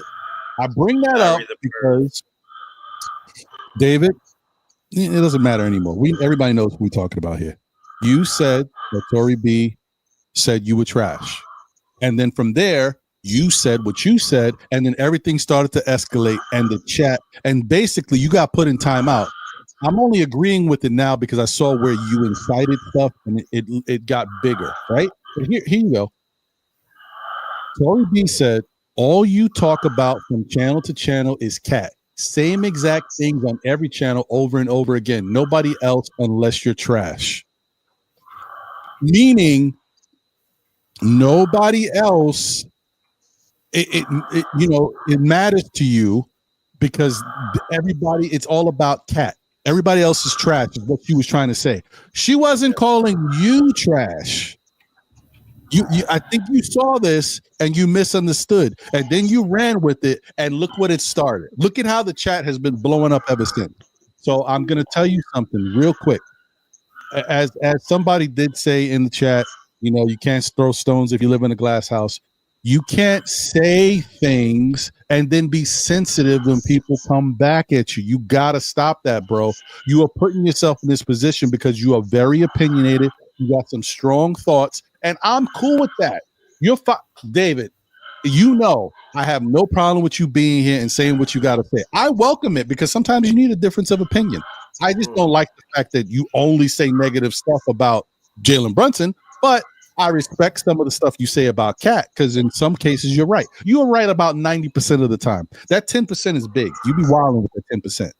But you can't say stuff and then you can't say, well, people are calling me names or saying this, and you're calling other people names. You got to chill, bro. That's all I'm saying. Can we move on finally? I don't want to continue to hear people calling each other's names because then I got to make examples of people for no reason. I like everybody. I like that you guys have a platform that you can say what you want to say, but I'm gonna have to start putting a bunch of people in timeout for me. And then I might have to ban somebody just because of where this is going because it's inciting a lot of stuff. I don't want to do that. I just want to have a good show. Ron, you're absolutely right. You cannot throw stones in a glass house, and you can't throw pillows if you're snoring on the panel. That is deep. I like that. That is deep. It was happening. Yeah, that's deep. But anyway, yeah, man, that's all I want to say, man. Can we just get back to where we at? Like, let's cut it out here. Let's everybody's cool. That's cool. One last thing.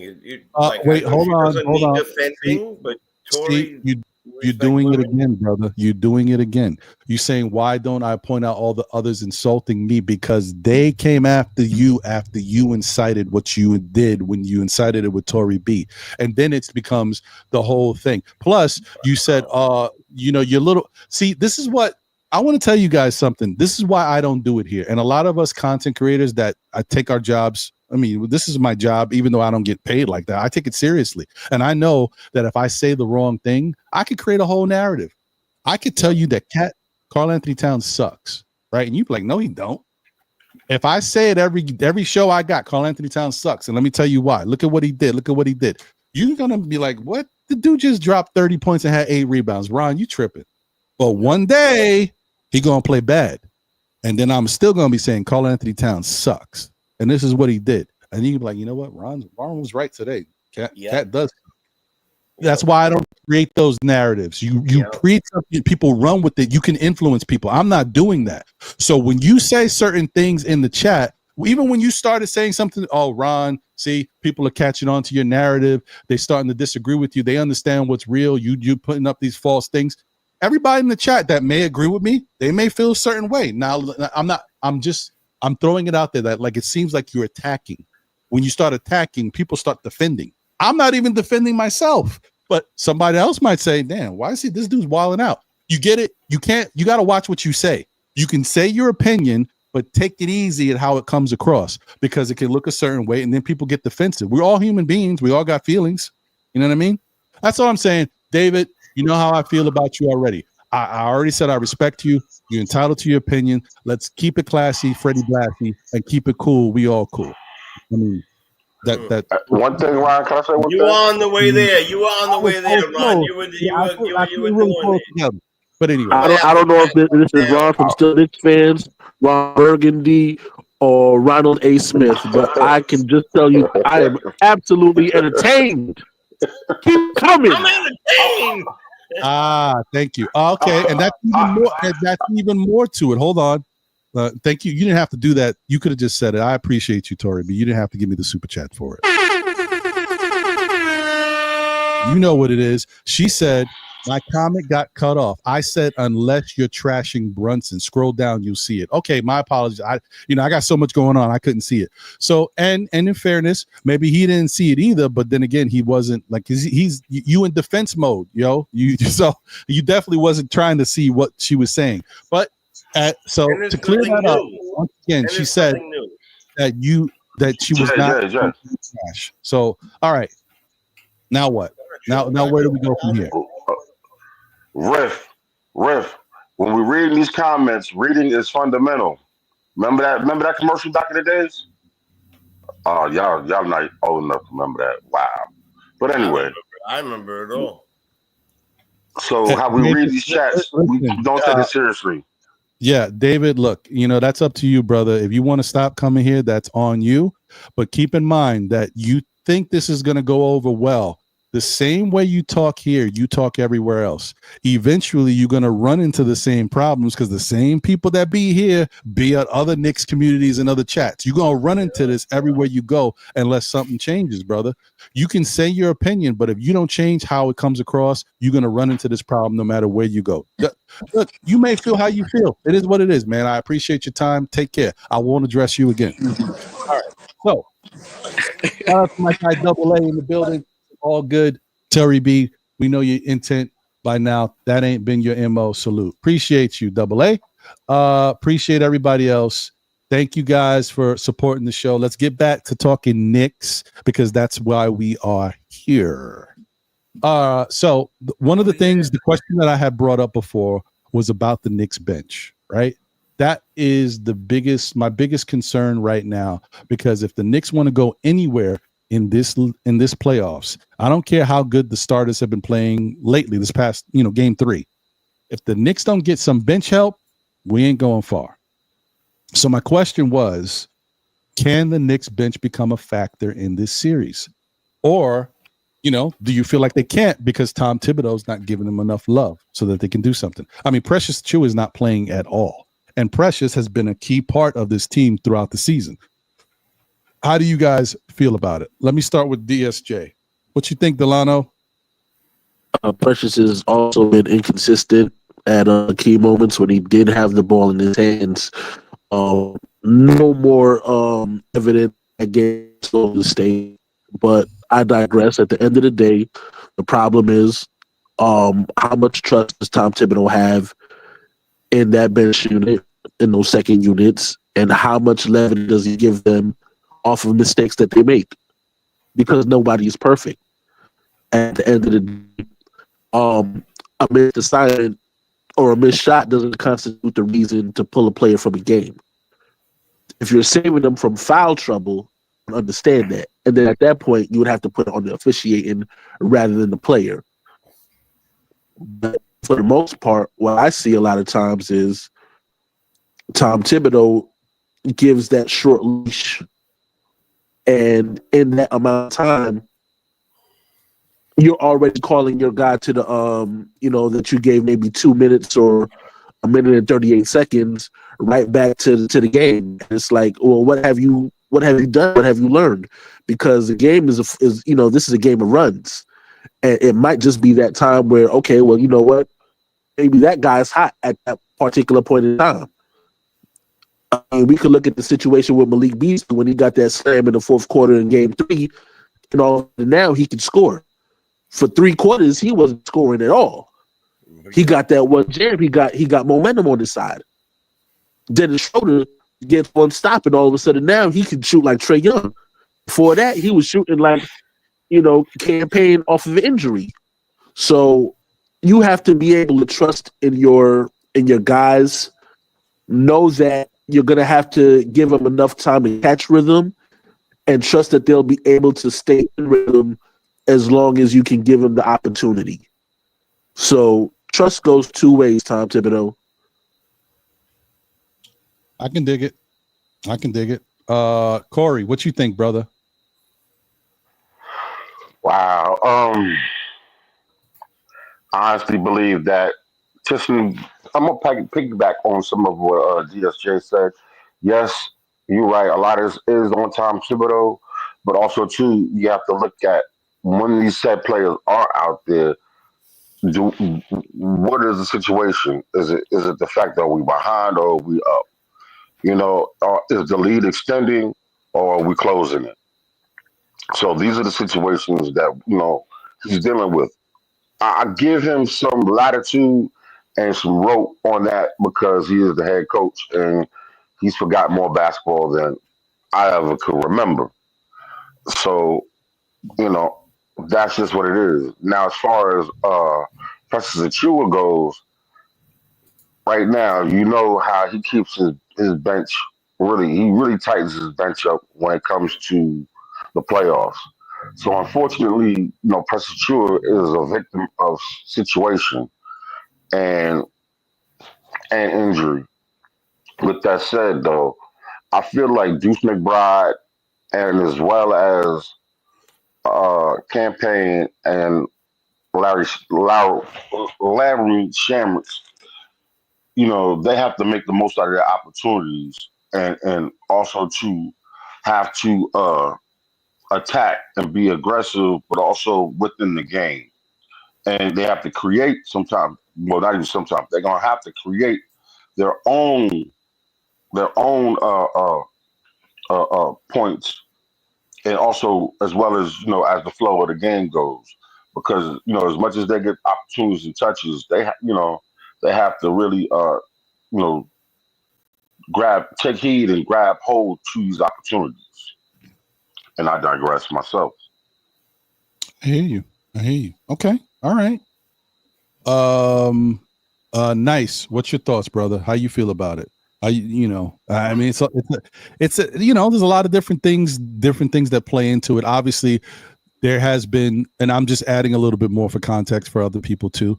Obviously, the bench hasn't always stepped up and played. Pressures have been inconsistent throughout the year, but like, do you feel like it's just the bench itself, or is Tibbs just not giving them enough room so that they can do their thing? No, that's just Tibbs being Tibbs. I just gotta call it for what it is, and I love Tibbs, but I think that with everything that has happened for the last 2 or 3 months, that all these coaches has been fired. As much as I love Tibbs, I think that this might be the last rodeo for Tibbs. Like, if he doesn't show like he could do something with what he has, like with the pieces that he has, and he can make something out of it. Because he's a coach. At the end of the day, if he's not putting those players in the game, it's because obviously he doesn't trust them. But you as a coach, if you don't trust them, whose fault is it? They've been playing with for you for the entire year, and for the entire year you still rely on your starters. That doesn't speak well from the coach aspect. Because if you start looking at Ron. Look at other teams. Other teams, every team is playing everybody but one, everybody but two. This is the only team that everybody plays except 6 or 7. That speaks volume. That speaks volume.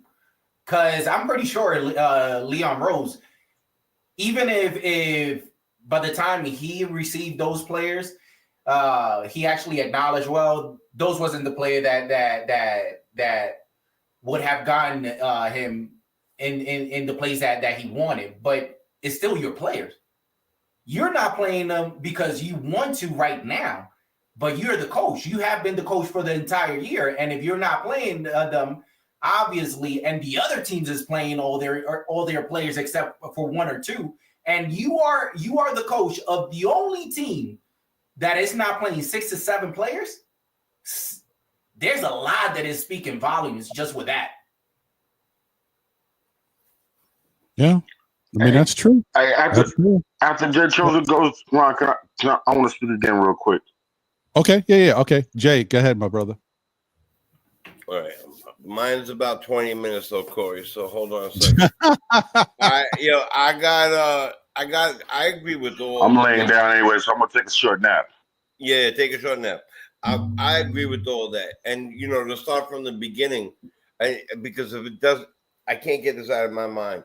I just have to say this tonight. I agree with you 1,000% on every single thing you started off with in the beginning of the show.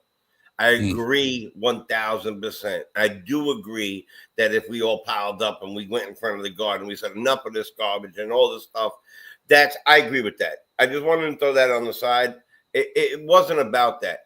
But it has a lot to do with the fact that we fill the Garden even when we have 5 of us go out there to play Boston. It's going to fill the Garden.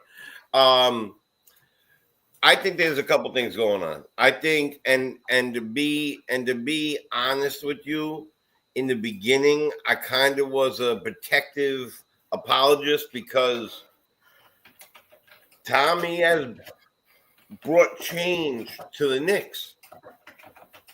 If you remember what we were like before Thibodeau got to the team, we were horrendous, and we went through like 5 coaches in a matter of like 7 minutes, right? It was just like coach after coach after coach after coach after coach. And he did some magic with some people that we couldn't imagine. Nerlens Noel and that whole get them to the playoffs. And you got to give props when props are due. But then you got to be like, I think we mentioned this the other night, Ron. I think there's 3 things. I think there's the facts that are on the paper, right? You got the paper numbers, the factual numbers, but they don't always tell you everything. And that's when you go to the eyeball test. The eyeball test said that man the other day took 3 or 4 steps up before he threw the pass in. And that's illegal, but it was, in a different thing would have been called. It's not called in the whole situation it is. I think that when Brunson went down, the team came together and Tom did some of his best coaching because he was forced to do it. He was forced to figure out that okay, Deuce don't got I don't even know how Deuce got a nickname. He never really did anything, but I don't know how Miles don't got it right now. So let's see what Sham got. Sham was on fire 3 or 4 games. The problem with Sham was he was inconsistent. 3 or 4 games, then being there for 20 minutes, 2 points, 1 assist, 1 rebound, negative. But towards the end, he was more more positive than he was more negative. All right. And I think the eyeball test can tell us that. And even the paperwork can tell us that. Okay. Then you take a look at campaign. That first game, was it the first game? When he the first game, right? When he was roaring like a lion and pulling his jersey and hitting those shots. If I'm campaign and Sham, that second game giving me 4 minutes, I would have checked out. And so now the problem is I went bananas for you. You didn't put me in, and now I'm checked out. You know, and I don't know if they're involved or but I think that Tom Thibodeau's, and I can't believe I'm saying this, Ron, because I kind of feel like we've been, and I say we, I spent all year doing this with you guys, so I know who the people who like him and don't like him. We definitely know who the people don't like him, but like, I think that you were one of them, Ron, that, you got to give the guy the flowers. He's done what he's done. But you know what? Maybe it's time to take a look at what he's doing. And, you call it as you see it. I think that the game is becoming a younger man's coaching game. And that he's great at what he does, but he might be starting to become outdated. And how the hell do you not use those guys in the second game after they were on flame fire in the first game? How do you not do it? How do you not use Precious against Detroit when a week ago he had 18 and 10 first time? And you need those like Precious quietly. I mean, with a name like Precious, right? He probably had been tough his whole life, right?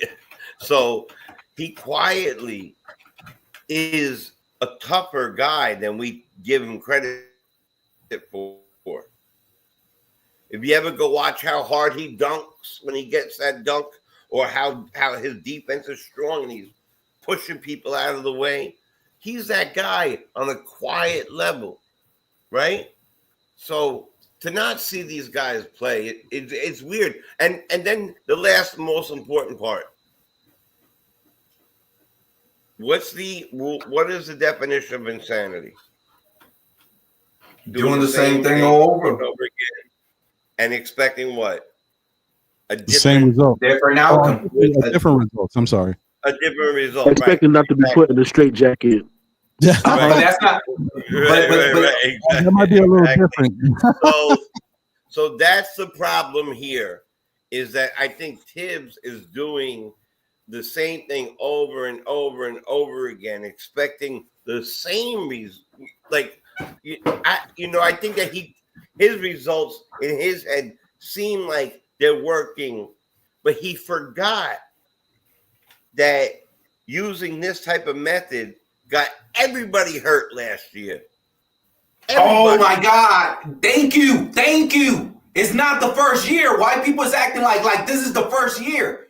People is having amnesia or something. Like otherwise, I love you, bro, but don't we remember the Pacer game? We had no starters. Everybody was injured. If we had one more, if the center was still there, if anybody was still there, if OG didn't pull up lame, just OG, if he didn't pull up lame on a run on a breakaway thing because he was overused, we would have been in the conference finals. I'm not counting Julius Randle because that was a crazy injury. But not Randle. Definitely not Randle. That was some on that other stuff. But you gotta go OG. You gotta go Brunson. Well, and then you know what? Mitch is a tough one, right? Because Mitch has always been hurt. But then he was pulled down by Embiid, but he tried. Then we had Ihart, who played hurt, and Jalen, who played hurt. And then the other guys who couldn't play because they couldn't play hurt. You ain't lying. You ain't gonna grow if you don't know. You can't rise if you don't become wise, and that's a fact. Right. Let me get over to Corey. Let me get over to Corey. I'm gonna back out for a minute. Yeah, I was just saying you wasn't joking. I thought you was being facetious. You wasn't lying when you said 20 minutes. That was I counted. It was 14, but anyway. All right, let me get to Corey. Then I got a couple more guys waiting backstage. Go ahead, Corey. Now, I might come off as a Tibbs apologist or defenseman, but I'm gonna say this. Now, when it comes to playing these players, y'all have to understand this man from game 1 to 82. We have been playing playoff basketball. Yeah. What that means is the roster, the way the rotations go, and all of that. Now, into defense of him again about last season. We did not, you notice we fired our whole training staff from last season. Okay, then. With that said, this is the healthiest this entire Knicks team has been in 4 or 5 seasons because of that. They've been, and for all the men in police and everybody like that, we're, for the most part, healthy. So that narrative of him hurting players, you can't say he purposely goes out there and throws and twists these people's ankles. The athletes, it happens. They get hurt. You can't put that on the coach. You can't, we're not machines, and even machines break at points. So attacking that man on that point, I'm not with that. I totally disagree. I'm not saying he's the saint, and I'm not saying some of the stuff he does, he might be archaic. But basketball has not really changed. Things that may have gotten a little bit different. The way you use your personnel may have changed. The way you put certain type of players on there, because it's supposed to be a quote unquote positionless basketball. It is what it is. You still got to run up and down the court. You still got to put the basket in the hoop. You still got to rebound it. You still got to box out. You still got to knock down foul shots. These are things that you still have to do. So attacking Tibbs and blaming him for injuries, nah, I'm not with that. You know what I'm saying? Because if you're not in shape, because if you're not coming, I'm gonna say this, because if you don't, first of all, it starts with you as the player. You come into the season, you're supposed to be in shape, not getting into shape. Training camp ain't about getting into shape. Training camp is about learning the plays, learning the teammates, whether they're new or old, trying to get familiar with each other, and learning new things, because they might put some changes here or there in said plays with the new personnel. Mm-hmm. So with that said, hey, go ahead. How you doing, Double A? All right, guys. How's everybody? What's up, fellas? Salute. What's up? What's going on, brother? So let me just say this real quick before I get to Double A and to Dan. So just to clarity, I don't know who mentioned injuries. I don't know. Maybe Nice did mention injuries or someone else brought it up. But Nice had also, his first point was about players being tired. So it is fair. And I will agree with this because even going back to SKF Weekly about a month and a half ago or so, John even brought that up. There's really no correlation to playing a lot of minutes and getting injured. We might want to say, okay, if a guy plays a lot of minutes, he can get injured, but you could play 12 minutes and get injured. You could play 2 minutes, walk in the game and hurt your ankle, come down on somebody's foot. Anything can happen. I know the wear and tear stuff, but for the most part, the injury narrative, we can't really use because this whole team, everybody is healthy right now. Imagine that. I think, what happens a lot of times is you see the stupid stuff that Tibbs does. This irritates fans like me. Okay, for instance, a game is totally out of settled. The game, I forget who it was. Cat was in pain, man. He was, doubled over in pain, and the freaking game was over. We're losing by 20 points with like 3 minutes to go, and he puts him back in the game. Yeah, I know. Okay, this is stupid stuff we're talking about. You know what I mean? Now, Josh Hart has a chronic knee problem. It comes on every year about the same time. He even said it many times. Now, you think a guy with a chronic knee should be playing 40 minutes a game, and you expect him to last? Precious Achiuwa was bullying Detroit. Did you guys watch the last game we played against the Pistons in the regular season? That was Precious slamming in Beefcake Stewart, whatever they call them, they're tough guys, mugging him. You don't think we need that right now? Yeah. Payne, he shows up, so you play him 4 minutes. You know what I mean? And then we call our players trash. Who's right? Who's wrong? Is it Rose or is it Tibbs? Because Rose puts together the roster. So therefore, he's saying this guy deserves to wear a New York Knicks jersey, which means, come on, man, play him. We get down on our bench just like everybody else. We don't have no bench. Our bench don't score. Our bench don't play. How can you score when you don't play? How can you get experience when you don't play? How can you gain any experience if you don't play? How can we know where we got? Fellas, we have not developed one player that's contributing to our roster in 4 years. Don't say Deuce, because Deuce been here 5. We have not developed one player, one single player that is contributing to our roster. And if you look at the teams like the Thunder and these teams that are up there, their core is homegrown. The Denver Nuggets, when they were dominating the NBA, their core was homegrown. And it goes on and on. You have to have a balance. And that's the whole thing. And this thing about if Tibbs goes, man, we winning with Tibbs, we get rid of him, we're going to go back to the Stone Age where we're going to lose. Come on, bro. Do we really have confidence in Leon Rose or do we not? Do we look at other teams like the Celtics that they were perennial playoff teams year after year in the playoffs, but they couldn't get over the hump? Brad Stevens did not take them to the promised land, so they fired him. Who they replaced him with? A coach that didn't coach one game in his NBA career, and he took them to the finals. They had to fire that coach, and they hired another coach that never coached one game in his NBA career. And he took them to the finals and won. Double A, correction, brother. They actually promoted Brad Stevens. He's now the president of basketball. Right. No, I know but he ain't coaching no more. But the point is he ain't coach no more. That's my point. He ain't the coach no more, right? Am I correct? You're right. No, you're right. You're right. No, I got you. But I want you to go with the narrative. Say that he got fired when he ended up getting promoted. I know that he's the president right now. I know that he's the president right now. He took over for Danny Ainge. But what I'm saying, and you look at Toronto, Casey won Coach of the Year the day they got rid of him, bro. And they replaced him with somebody that coached in Europe, and he won the NBA championship.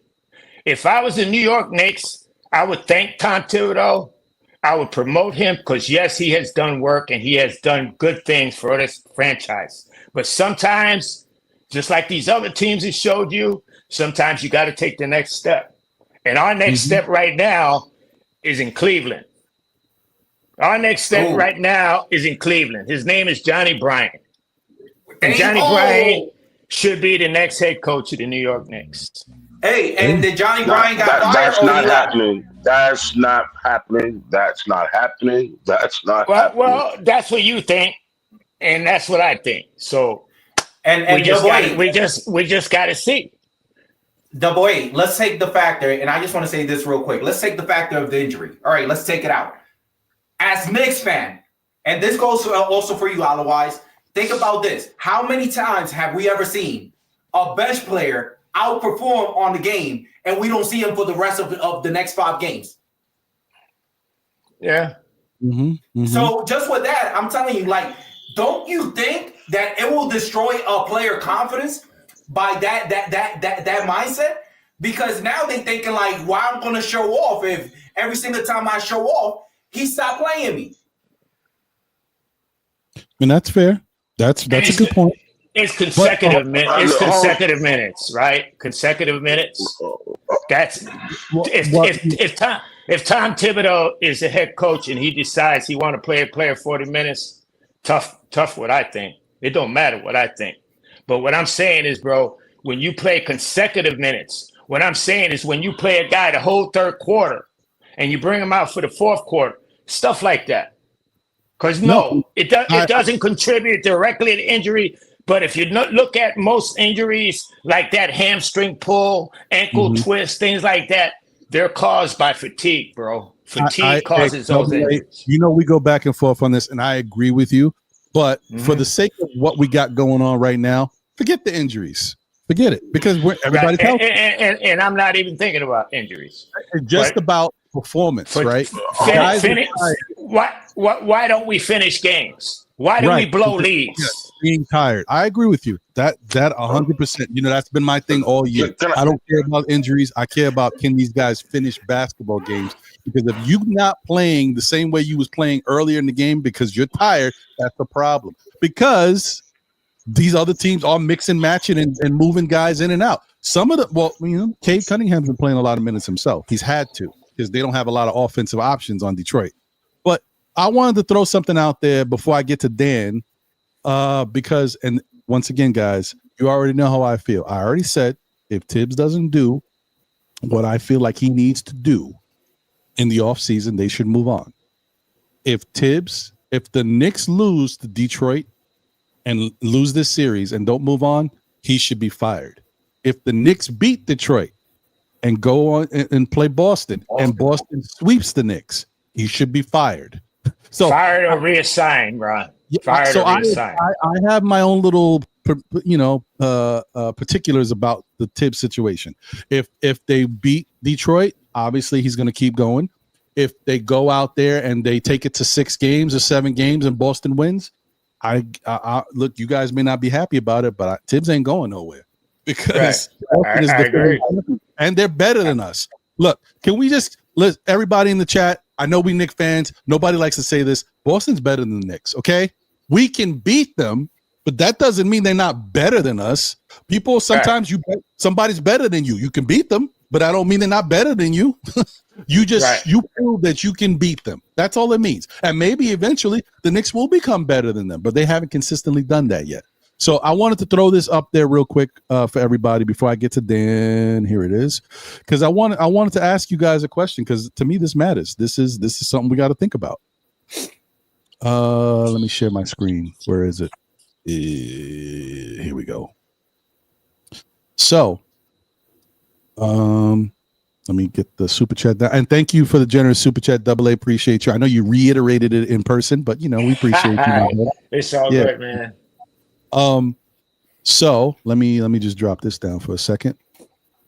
All right, let me bring this up. And I want to ask you guys this question. Let me show y'all something.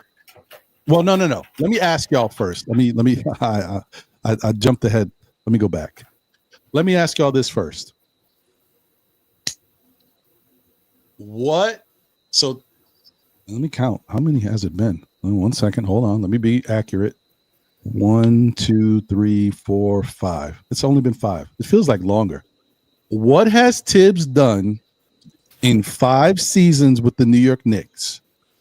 And you got to look at it from an organizational standpoint, from Leon Rose, from James Dolan, from the organization. What has Tibbs done in 5 years to warrant him being fired? Brought him to the playoffs. What'd you say, Jay? Brought him to the playoffs. No, but that's not a negative. What's the negative? Oh, a negative, you said? Not showing the trust. He's run them into the ground, and he's used their starters on heavy minutes. Well, so how can we say he's run them into the ground as a negative? Because remember, hold on. Let me just put it out there. I'll get you, Dan. Last year, remember, all the injuries that we dealt with, only 2 of them we could have pointed to possibly being injuries because of wear and tear. One was Josh Hart, and the other was OG Anunoby. Those were the only 2. Now, don't get me wrong; those are big injuries. But Josh's injury didn't happen until the Indiana series, right? Yeah, he had him. But we got to blame him for not having nobody to back that player up because they didn't get him. That's not him. That's Rose. That's Leon Rose. Now look. No, because Rose, like I said, Rose puts the players on a roster. He deems them eligible. Double A, let the man speak, man. Yeah. Hold on 1 second, guys. But you guys know that this year's team, this year's bench is not that great, right? But formidably, they are better names and technically can do more than what we had last year's team. The last year's team, the bench that Leon Rose did add was Bogdan Bogdanović and Alec Burks. Right? Those are 2 guys that contribute. But Alec Burks. What about Isaiah? Isaiah was still here. Hartenstein. He was still here. Oh, no, Hartenstein. No, he played. But he played because he didn't have an option. No. You said the bench. I'm talking about the bench guys that didn't play. Yeah, that didn't play, that we couldn't depend on. You're talking about Dwayne Washington Jr. Like, come on, y'all. He ain't doing nothing. Or I don't even know. I can't even remember some of the other names that we have. But those names don't compare to some of the guys that we got on our bench right now. People may not be, all hot and heavy on the 40-year-old that we got. But I'll take that 40-year-old over Dwayne Washington Jr. You know what I mean? Like, we got some guys that we could throw in there if we had to. But last year, a little different. I'll give you three names. Wright, Huckaporty, and Ashua. Yeah, no, I agree. No, I'm saying this year's a little different. So I don't want to, but we'll get to that. I want to kind of understand. Look, I'm cooking something here. I'm gonna see where it goes. I'm looking for some seasoning from you guys. So last year, he had no choice. But like I said, the injuries, we can't point to them being wear and tear injuries and overusage. Julius Randle was a freak accident. We know what happened to Mitchell Robinson. We know what happened to Boyan. Boyan? Is it Bogdan or Boyan? Boyan, right? Boyan. Yeah, Boyan. Definitely one of them, bro. It's one of them. We know what happened to Bogdanović. That was we call him BB. BB, yeah. Right. BB. We know that he got taken out by the other dude, whatever his name is. So that's 3 pieces that we were kind of hoping, depending on, to help us. Not to mention the other 2 that might have been wear and tear. But Josh, we were able to get all the way to the second round before Josh got hurt. But I hear you. So continue. What else do you think is a negative that might have gotten Tibbs fired up until this point? Holding on to grinds, insisting on holding on to grinds, and then basically devalue him to a point that he was traded. Same thing with Obi Toppin, devaluing Obi Toppin to a point where, he was traded for 2 second-round picks. And could we use Obi Toppin right now? Sure. Could we use a 6'9" power forward that can shoot and rebound a little bit and get out in the break? Sure, we could use him right now. But we traded him for 2 second-rounders because of the way he was used. But in fairness, so the Grimes thing, I'll give you a little bit. I'll give you a little bit on Grimes because Thibodeau did love Grimes. Grimes is his type of player, and he is the reason why Grimes was here, and it's part of the reason why Grimes didn't get traded for Donovan Mitchell. Which this is what I know. I know. But who's picking the players on this team? Is it wasn't that fall under the president of basketball operations? No. Yeah, so I mean, who's picking the team? Leon Rose is putting together the team with an idea of what Tibbs would like to have on the team, but it still is. So the difference here is Leon Rose has always said, when it comes to coaching the team, I got nothing to do with that. He is the coach. Whatever he says goes. That's the only time he said that. He doesn't talk about being a GM and bringing players in. He don't say that Tibbs is the guy who does. The only Maybe time he should. Maybe he should. Because I don't think Tibbs has Tibbs doesn't have the final say. We've seen that. We brought in Cam Reddish. Well, he's showing it, right? Because he's not playing them. He's insisting on playing 7 or 8 guys. Not even looking at the other. I hear you, but we didn't get to that. We were talking about your other point, which was Grimes, and I agree that Tibbs had a lot to do with Grimes staying here, but Grimes had a lot to do with him not turning out to be the player we thought he was going to be and take that next step with this team. Grimes, when he goes somewhere else and has no other options and be the number one, he gets busy, he balls. But when he has to find his way, maybe that's the same type of problem we're having with Mikal Bridges. When Mikal has to find his way with Jalen Brunson, with Cat, with OG Anunoby, where everybody's sharing the ball, maybe he gets a little lost. Grimes got a little lost. We needed him to step up. He wasn't aggressive. So that's Grimes. You just mentioned someone else too. Who was the other person? Toppin is Leon Rose. Toppin is Leon Rose. Don't get me wrong. Tom Thibodeau, you guys know that Obi Toppin is not a Tom Thibodeau type guy. So he had nothing to do with that. Leon Rose wanted Toppin when he fell in his lap. No, but it's true. Leon Rose wanted Obi Toppin, but you don't draft Obi Toppin if you keep in Julius Randle. That was a mistake. That was a mistake. Double A. No, because you can always play Obi Toppin 15 minutes like he should have, and gave Julius Randle enough rest. But see, the thing is, Obi Toppin experience. No, it was right away. The thing was right away. Oh, we got to start Toppin. We got forget Randle. And Julius showed out. But Toppin should have been a bench player from the get-go. Just a few minutes a game, just like he's doing right now with Indiana, and he's blossoming. Okay, hold on. Wait. Obi Toppin wanted out of New York. Because of the way he was used. Because of the way he was used. Hold on. Everybody's going to want to chime in. I'm sorry. I know this is a hot topic and you all got something to say. I just got to get this stuff out before I forget because I'm trying to go somewhere. My bad, John. No, you good. Double A just said Toppin should be playing 15 minutes. Well, his first year, he played 62 games. He played 11 minutes a game. His first year, he averaged 4 points.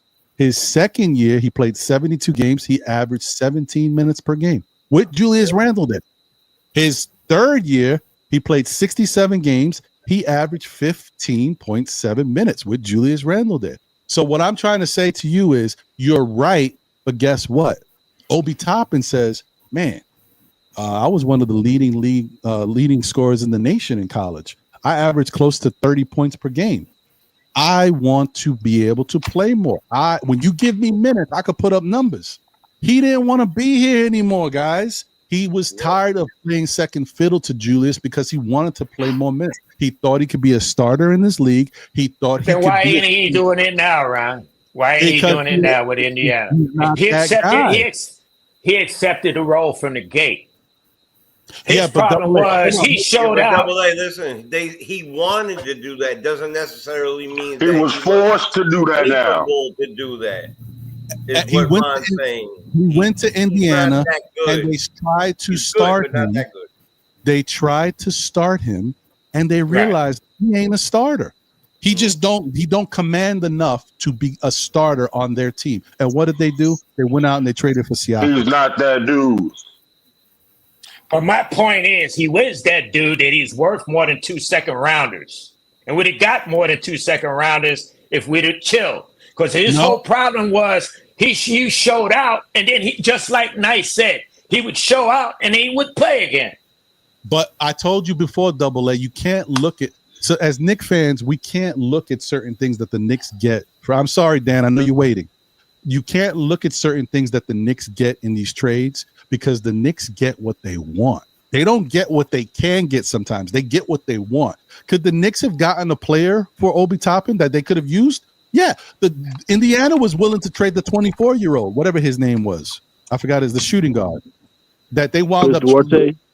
Chris Duarte. They could have got him straight up for Obi. They didn't want a player, and they didn't want to have to pay that salary. They wanted the two second-round picks. Just like when Indiana traded Chris Duarte, what did they get? 2 second-round picks. That was a thing that people started getting because they realized the second apron was coming. They didn't want no extra money. So as I'm saying, I get you. Could they got more for Obi? Yes, but did they want more? No. That's what I'm trying to tell you. Yeah, they took. We can't use any players, man. We can't use any players. I hear you. All right, so back to my question. What would you say is grounds for Tibbs getting fired? What has he done that you could say is grounds for him getting fired in these last 5 years? I'll tell you one. With the circle of trust. Well, hold on. Go ahead, Nice. So for the last 5 years, every player that has shown up that has been a bench player, the only opportunity that they had, it was because the person in front of them or the player in front of them was injured. Mm-hmm.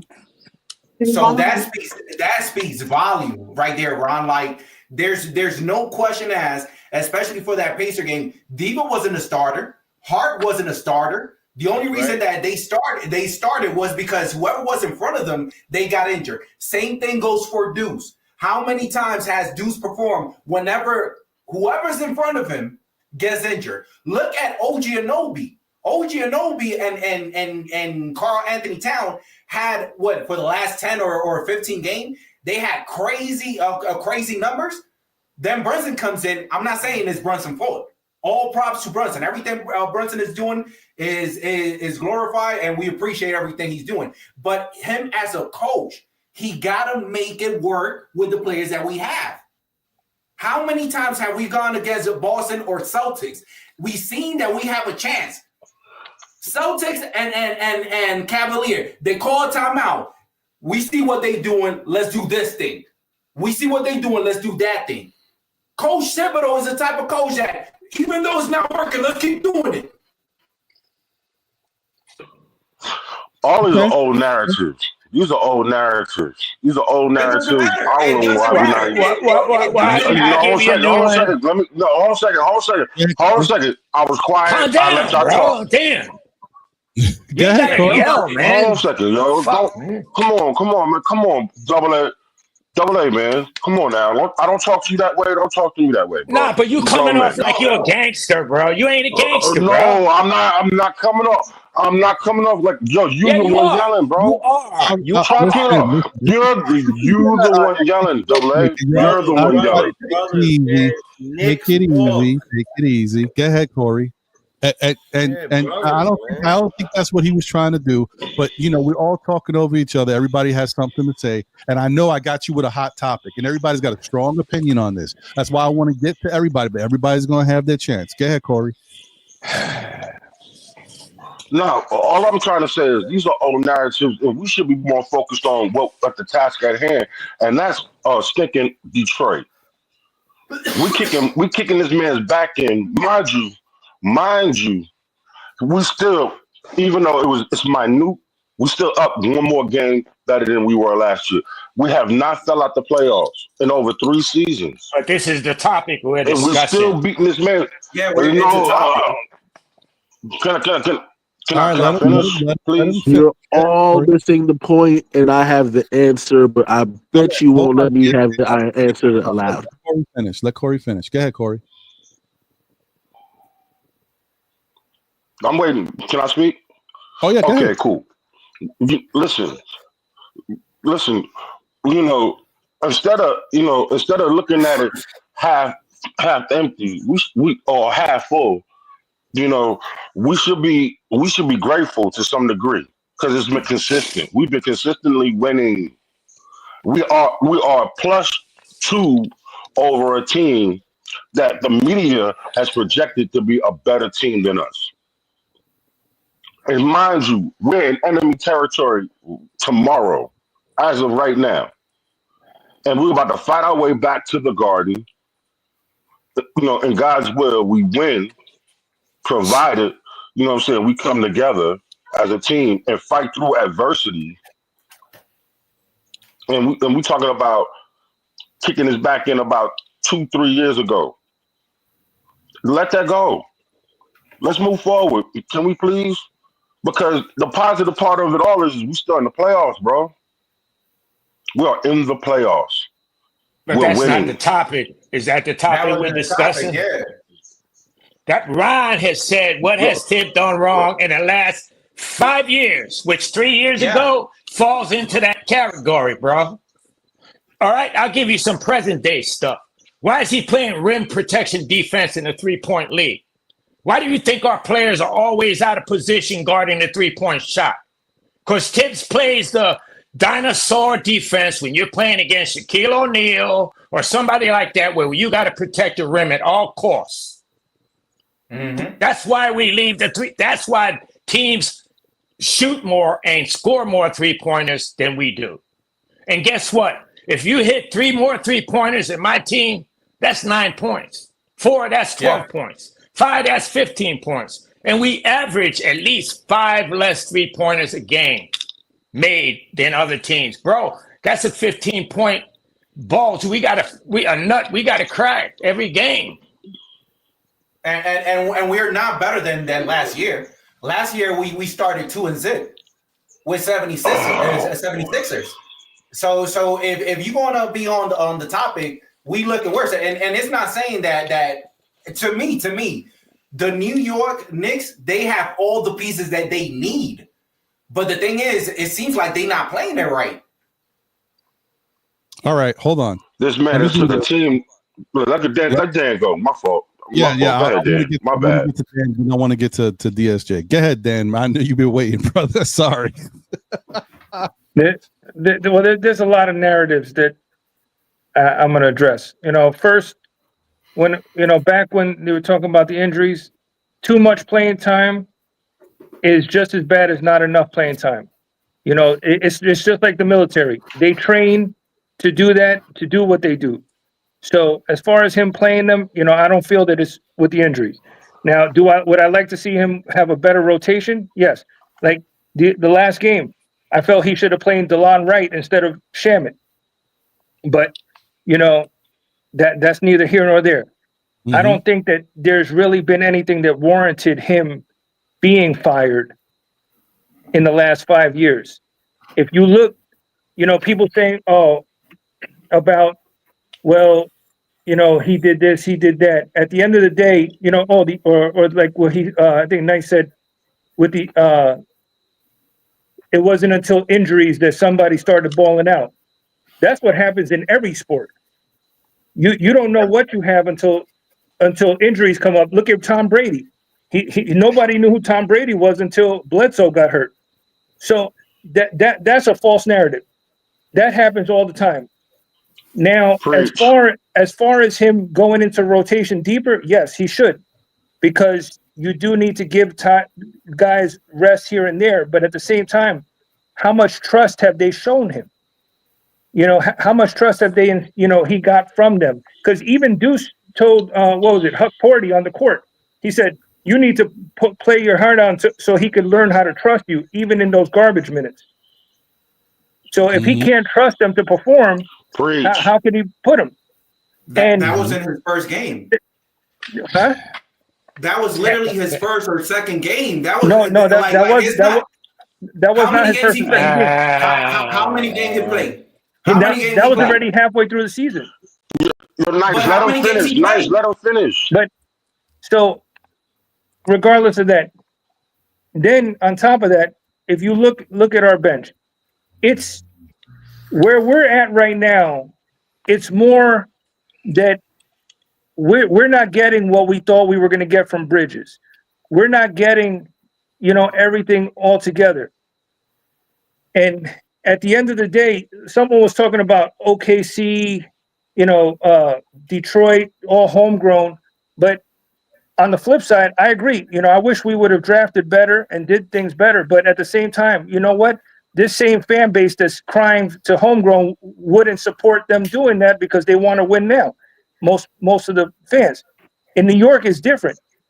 It's they're always crying. Most fans are trying to get the superstars, and they want to bring Kevin Durant. They want to do all that. So it's harder to do that here in this market. So it's to me. I forgot who said it, but I would prefer. Really, I would prefer to see Tibbs get promoted into the front office. That would be good. But I don't think he deserves to get fired. Because what he has done for the team, he's brought us to where we're at, as a coach. He developed Deuce. He developed Quentin Grimes, even though he's not here. Obi Toppin, you saw what he did. He hasn't done nothing. And at the end of the day, Quentin Grimes couldn't even stay on the Dallas Mavericks. He balled out for a little bit in Philly, but that was a short little picture of what he could do. Was he consistent? No, because if he was consistent, he would have stayed on Dallas. And there was no one else to shoot there. So it's, what are we looking at? Now, I do feel that he should have played Precious. I do feel he should have played DeLon Wright, especially against the Pistons because of their defense, especially when you have Brunson and Cat and OG handling most of the offense. So there's a lot of things that could be said, but overall, I don't feel that it's all on Tibbs. The players should be getting a lot of the scrutiny as well, because Mikal Bridges, he has not been living up to 5 draft picks for him. He's scoring the same. He's scoring the same. That's no, his average. But we didn't bring him to score. Average. But we didn't bring him to score. We brought him to be able to lock down the better players. And his position is small forward, not shooting guard. We got him playing out of position. But look what happened against Boston, and Tatum was eating him up. We got OG playing out of position. We got OG playing out of position. We got Mikal playing out of position. No, but you think when he's hold on, let me finish. Let me finish. When he's playing against Tatum is eating him up. When he's playing against other shooting guards, whatever, they've been eating him up. And Tatum eats everybody up, bro. No, but everybody's eating Bridges up. Everybody. Even Beasley, Malik Beasley. So it's at the end of the day, he hasn't. I was one of the big ones that I wanted him here, and I still want him here, but he has not lived up to what he was brought here for. So it's not just Tibbs; it's the players too. They have to produce. Dan, I just want to say this real quick. But it's kind of a disservice that you do comparing Tibbs with the military, because literally the same thing Tibbs is doing is the same thing that the military be doing. They be running people on the ground. Do you know what's compartment syndrome? Yeah. All right. I have compartment syndrome. And it's literally because the military, they actually said, hey, he only needs 2 weeks to rest. 2 weeks to rest. 2 weeks to rest. It got to the number 16 doctor to tell me just like that, oh, you have compartment syndrome. How long did they give you? 2 weeks? Oh, it was supposed to be 3 months. 3 months. Yeah. And you got to give people, this is what I'm saying. Like, if we're going to keep it consistent, let's keep it consistent. These players are not machines. No. Even the reporter, let me say this real quick. Even the reporter, after the third game, they asked Brunson, how do you have enough energy when the whole team looked like they was drained? The reporter said it. Yeah. Nice. And I'm going to go real back. Nice.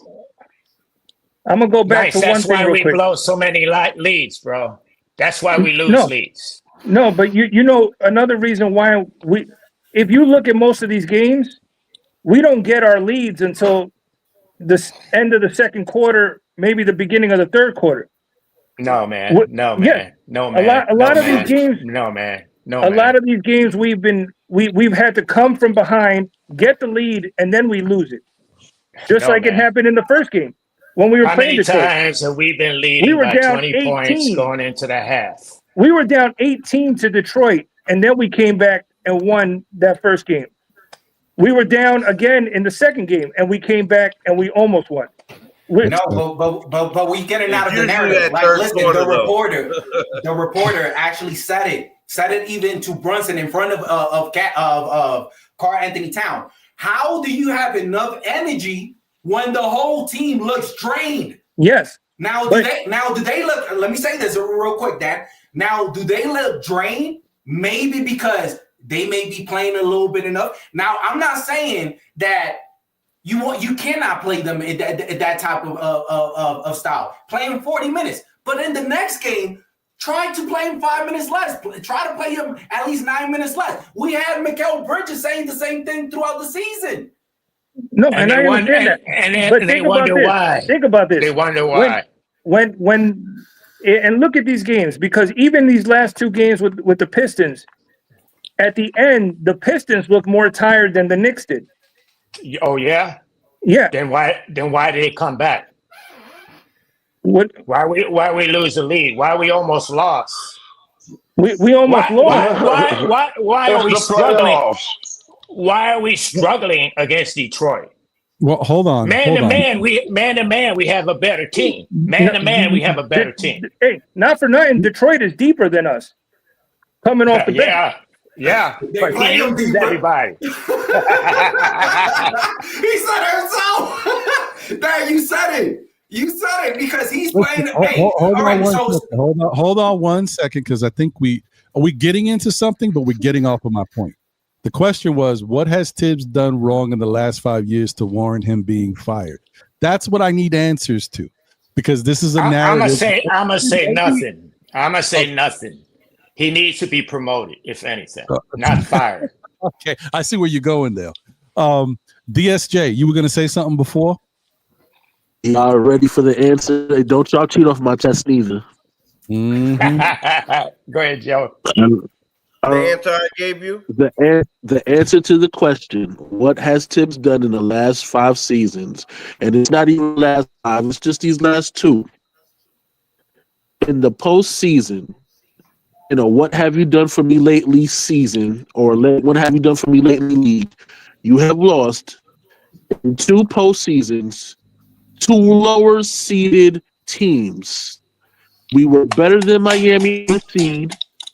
Last 2 seasons, we were better than the Indiana Pacers this past postseason, and no matter what the circumstances are, in a time we are praising what have you done for me lately, where we see a coach that just won a championship, and Budenholzer in Milwaukee fired, in a time where Mike Malone just got fired after winning the championship 2 seasons ago.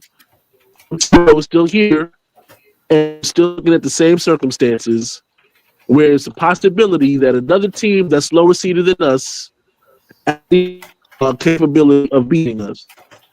And if that's the case, then yeah, he should be fired. That's a fireable offense. That's true. I didn't think about that. So I changed my mind. I can't say that I agree with you about last year. Only because look, the point was, should the Knicks be able to step up and beat a team like Indiana without having some of your best players out there? Yeah, they could, and they were. Because to me, in my opinion, if they didn't lose OG, they would have beat Indiana. You can lose some players. You should still be able to do what you got to do. They lost. They had no Julius Randle. They lost Mitchell Robinson. They lost Bogdanovich. Could they still have beat Indiana? Yes. But when you lost OG, that was one too many. That's just one too many. I just don't think after that, because not only you losing another offensive player, he wasn't as good offensively as he is this year, but you're losing the best defender you got out there. That's just was too much. And it was no coincidence that what's his name? His teammate from the Raptors that was playing with Indiana, the power forward, the power forward, Pascal Siakam. Pascal wasn't doing anything. But then all of a sudden, OG got hurt and he showed out. Yeah. Shout out to Mike. He says, "Still Knicks fans, do you read comments? People are saying some interesting things." Let me tell you something, Mike. I do read comments, but it's very hard. It's very hard to read comments when you're asking questions of a panel, and there's 7 people up here with all different who are waiting. I think Jay's interesting. Nice is interesting. It's very tough. The answer, Mike, is yes. Mike, Ron does read the comments. He just reads them silently. No. So if you, and that's unfortunately, some people think super chats is about money, right? For the person. I mean, it does help, but super chats are also because especially in a show like this, when I got 7 people up here and I'm trying to get through different points and listen to everybody, it's hard to focus on the comments. So the super chat pops up and it's in my face, so I can't avoid it.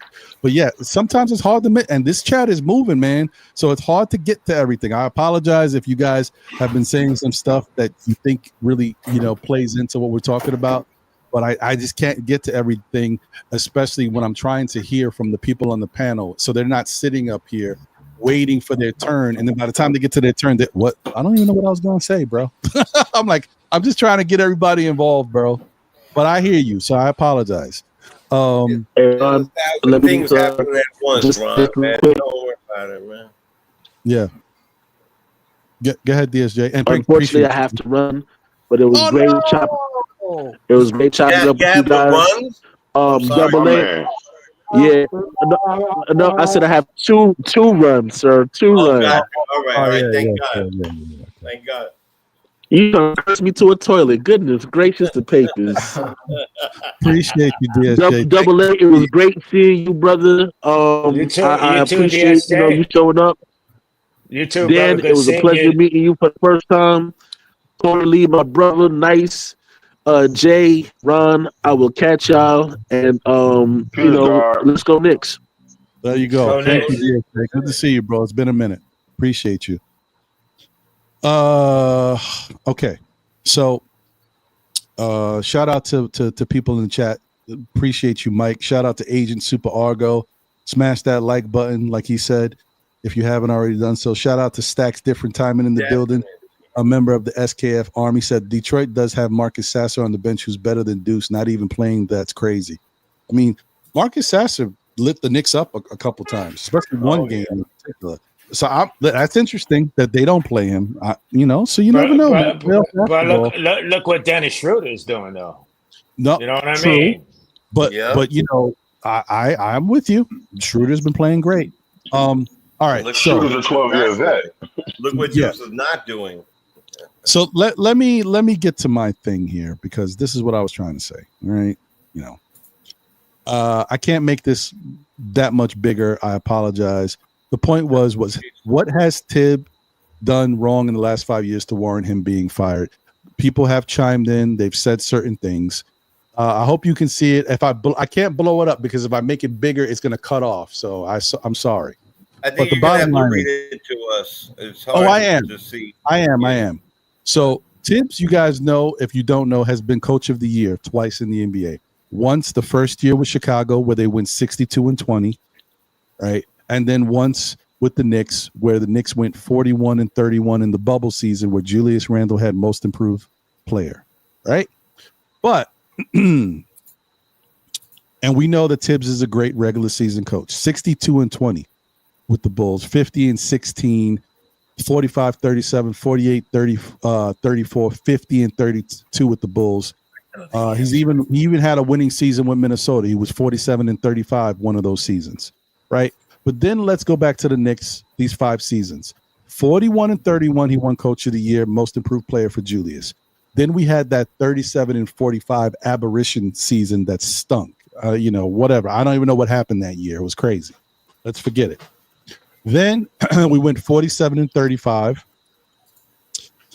but we still didn't have enough talent. We were building towards it. We know who we had on the team, and them young guys, as much as we liked them, they just weren't enough. I mean, say what you will. 2 of those young guys are in Toronto. Toronto's not doing nothing. Not at the moment. They need more talent over there themselves. Just saying. But then we acquired that same year. We acquired Jalen Brunson, and then we got Josh Hart at the end of that season. Then going into last season, we went 50-32. You know what I mean? We had Josh for a full season. We added Dante DiVincenzo. You guys know we dealt with a bunch of injuries. Guys got hurt, and surprisingly enough, not only did they win a first round series with a depleted roster, they made it to Indiana. And in my opinion, if it wasn't for the fact that OG went down, we might have got out of that second round. But of course, we know Brunson got hurt too, and so we would have got cooked against Boston the next round. But it is what it is. What about the Miami series? You didn't cover that. We lost to Miami before we lost to Indiana, right? No, Miami was the year before, the 47-35 year. Yeah, that's what I mean. Yeah. No. I that year I wasn't really. Miami was a lower seeded team that year. Right, but let's not forget. About 2 weeks before the end of the season, Julius Randle got hurt, and he came back with the Knicks playing hurt in part of the Cleveland series, and he got re-injured in the Miami series in Game 2, I think. So. And that's a point where we actually needed Julius Randle. We didn't have as much talent, so Julius was even more important to the team at that point. So how do you go any further without having your second biggest piece? There was no Cat, there was no Mikal Bridges, right? There was no OG Anunoby. So, that was a different team. So I'm not going to fault. You can't really fault Tibbs because he had less talent, right? Then last year we know he went into the playoffs with guys hurt. Then we go into the playoffs and guys get hurt while we're in the playoffs. And then we got dismantled. So once again, how do you blame Tibbs for that? I mean, you might say but we already talked about how people got injured. So you might say two of them might have been injured because of that, but the others got injured because of other things. Then we come into this season with two new players in the starting lineup, and they're still gelling, still trying to figure out how to play with each other. Their defense is not as good as it's been in the past. And we are playing with a bench that is not as good as we thought. That bench is just some guys could be better, but overall the bench talent is just not as good as we hoped it would be. Right? So there's some issues with this team. All I'm saying is what warrants Tom Thibodeau getting fired? Because outside of what I just said, notice that every year the Knicks have gotten better, right? The record has gotten better. Their road to the playoffs, how far they've gone, has gotten better. Say what you will right now. It's not a disappointing season unless the Knicks don't get to the second round. Because if they get to the second round, they did as good as they did last year.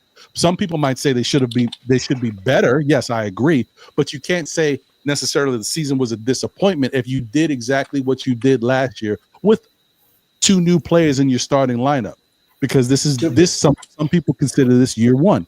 I'm just throwing that out. Two better players, right? Two better players, yes. Two better players, but with a less effective bench. And you already said it yourself, Double A. Most of these teams, they're playing more players, but they also have better overall talent on the roster. Maybe we do too, and Tibbs is not utilizing it. I know that's where you're going. That's my argument. We got to see. We got to see what they are. You can only see what a guy can do. I mean, how many second rounders have come in the league, not but bellyhooed and turned out to be great players. You don't know until a person shows out and gets time. And a lot of times, Knicks fans, we get on these players and call them garbage because they get in. They get in and finally get thrown in there or whatever, and they fumble the ball or make a mistake, and it's like, yo, don't Brunson make mistakes? Don't OG make mistakes? Don't Cat make mistakes? Yeah, but when you're a rookie and you get limited time, your mistakes get magnified. You know what I mean? You see those mistakes, those great mistakes. But my whole thing is, look, like I said before, Tibbs has done a wonderful job, bro. He's taken us places where we haven't been in a long time, long time. We've been consecutive winners, but that doesn't mean that we don't need a new voice to take us further. Okay? Right. Why did he get fired from Chicago? Why did he get fired from Minnesota? Because he didn't take them where they wanted to go, where they're supposed to go. You know what I mean? And my whole thing is Tibbs has been used to having one dominant player that he can play ISO ball with, and that's it. Count on that player. If you notice, in the fourth quarter, he leaves it to Brunson. It's like, okay, I don't want coach no more. You know, go ahead, do your thing. Let's ISO. Okay? He did it with Derrick Rose. Okay? Everything was Derrick Rose. He did it in Minnesota. Okay? So ask yourself, why, if he's such a great coach, did they let him go? Why have all these coaches that we're talking about, Mike Malone, Casey, these are great coaches, man. These are coaches that won championships. I haven't heard you yet say that Tibbs has won a championship. And I can name you championship coaches that are not on their team no more. Because guess what? He couldn't take them further. Okay? And my whole thing is we need to be developing and playing at the same time. You know, that's the only way that you can find out what your players can do. You know what I mean? We don't know what Tyler Collett can really do. Yeah, we can see some of the games he got burnt or whatever, but I'd also seen a lot of good stuff, man. I've seen games where he's only played 5 minutes and he's had 9 assists, 8 assists. We can't use that. We can't use that to spell Brunson an extra 5 minutes. We can't use Precious to play 5 or 8 minutes to keep his, you know, it's something about and I think that's why Bridges spoke up. Not much more for him because he used to being an Iron Man, Ron. He's used to playing a lot of minutes. But I think Bridges really spoke up for his comrades, the bench, because he's seen how they are, man. That's a crushing feeling, man. When you're an NBA player, okay, and you know you're good, because face it, you're NBA, you good. You got some skill. And you're not playing. Your coach don't have no confidence in you. He'd rather overplay a guy into the ground and give you a couple of minutes out there. It works on your confidence. Don't you guys agree? You know, It works on your confidence. Yeah. And that's all I'm saying.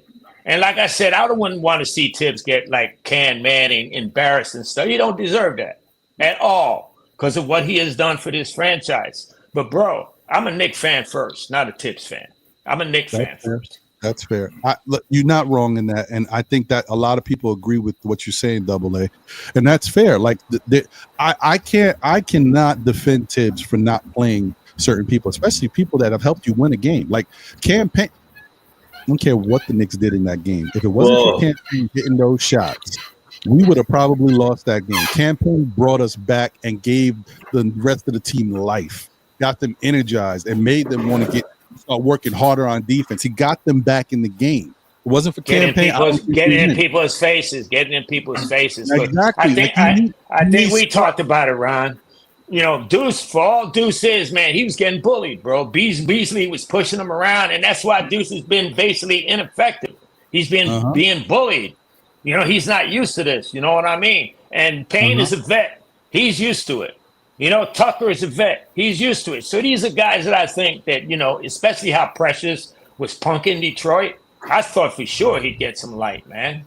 You know, but even DeLon Wright. Yes. Yeah. Yes. But yes. What would DeLon? My whole thing is, what would DeLon Wright do? First off, he's the guy. He's the. I know. He's the guy on the outside looking in. All right, and that's fair because of the people ahead of him. But the games he played for us, he showed out, Ron. He played good. I would have played him with Campaign. So you wouldn't play Deuce? No, I not the way he's been playing in the series. Not the way he's playing. Yeah, but the problem is, like, don't forget. DeLon Wright is a lot bigger than Deuce. Yeah. And he's a lot more physical than Deuce. True. I would have been putting him to try to bully Beasley and get in his face. DeLon, that's all you're out there to do. Get in his butt. Go do what you got to do. You guys might have hit on something. Maybe Dan, what you're saying, maybe Tibbs is a little too much in Deuce's corner. Maybe Deuce should be sitting and a guy like DeLon Wright should be playing. You're right. Same thing happened with Randall. Oh, give me 1 second. I'm sorry. I haven't. No, it's just my bad. Because I wanted to hear everybody. There's your answer for the fireable offense. Okay, I'm gonna be very honest with you. I think that he has changed. The reason why, you know, there's so many people who are not in his corner compared to, you know, I think it's It's a toss-up, right? Would you say it's probably in the... Wait, but hold on. I just want to be clear. Remember when I say the fireable offense is not coming from us because we can't fire him. It has to come from the organization. So it's got to be what they look at. Okay. So I don't think that he is doing anything blatant to get fired, except for this one thing. This circle of trust thing is gone too far. It irritates the hell out of me. It's gone too far. I agree 100%. And somebody has to pull him aside. And the second thing is that him and Leon are mega close, right? Mega close. He got that should be his name. I don't even know how Deuce got a nickname, but anyway, let me finish this. The circle of trust thing is ridiculous at this point. It goes back to the thing that we talked about starting on Monday, starting to now. It's the eyeball test and it's the stats. Stats say that DeLon Wright was putting on that defense. He's a big guy. He's right. What is DeLon Wright, like 6'5"? 6'5".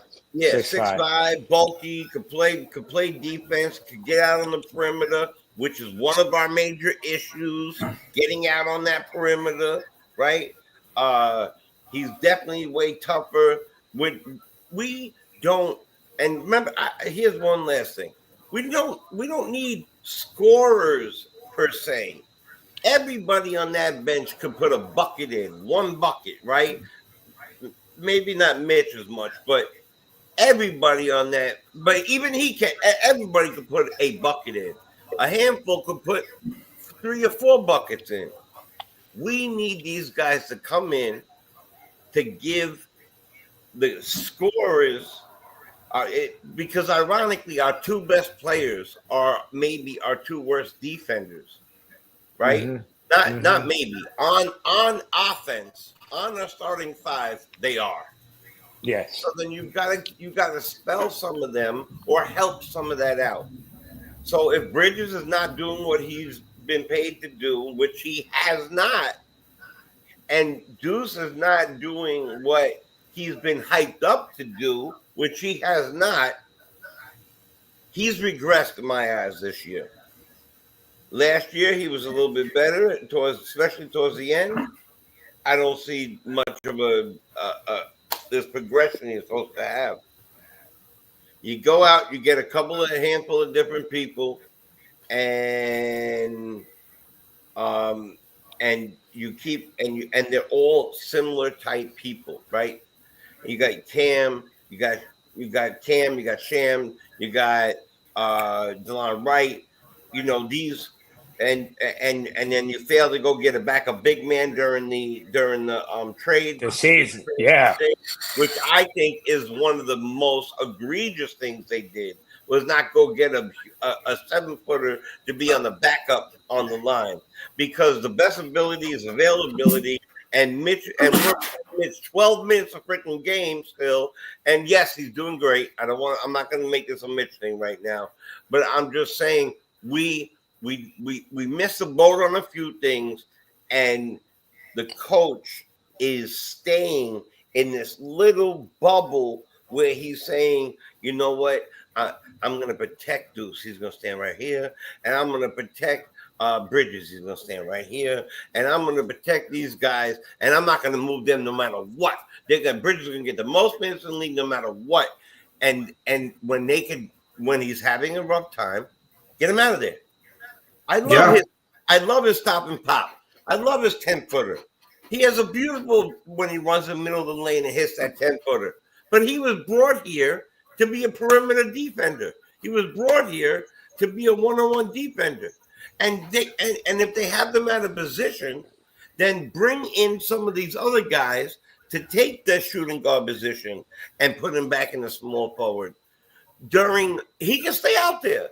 But bring somebody else in to so he can do that, and then OG could go down to 3. We could bring in somebody like that. Not for nothing. I think that I think 100%. I think Bridges should be coming off the bench. Yeah, I agree too. I've been saying it a while, but I'm going to tell you two things, and I want to finish with this. Everything I just said will not happen, and I will tell you why it will not happen. It's not just because it's not just because Tibbs. Tibbs is part of that, definitely. Answer that question by Brendan Malone. Hold on, brother. Tibbs is part of that equation. But one reason why this will not happen is because partially Tibbs and partially because because of what we gave up to get Bridges, number one. All right. And the fact that he is supposed to be the next major signing and we are committed to him. And that when we got rid of Debo, Deuce was supposed to be the Debo that that was supposed to step up for him. That was what was pushed at us the entire time. So they're sticking with something too long. You ever stick with somebody so long and you know that it's not working, whether it's a relationship or a friendship or some things that go on in chats or whatever it might be, and it just keeps going and going and going to the point where you go, damn, this ain't working. Yeah. That's what's right here to me. I think with Deuce, it's more of a cost thing because of how cheap his contract is too. You know, and like you were talking about the second apron, but I think it would benefit us and even Mikal Bridges if he was coming off the bench and he was the primary scorer off the bench for that second unit. Not starting off the bench. I want him to do like RJ did. I want Tibbs to take him out before before the period ends and bring him in with the second team. I said that. Yeah, that's fair enough. Let me say something about that right there. We will not use him like RJ because RJ, we use him like a battering ram. That's what his job was. To go down there, drive down there, pound the ball inside, and score. Mikal Bridges' job is to play. Mikal Bridges' job is to play defense on these primary scorers. He is not that type of player. RJ Barrett is 6'6", 225, 230. You talking about Bridges is 6'6", 6'7", 215, maybe 205. So you can't play a different type of offense. You can't score a different type of way. It's the way, bro. It's the way that player is used. That's how Tibbs uses this man. That's the way this man plays his game. That's how Bridges plays his game. RJ's game is totally different from Bridges. That don't mean.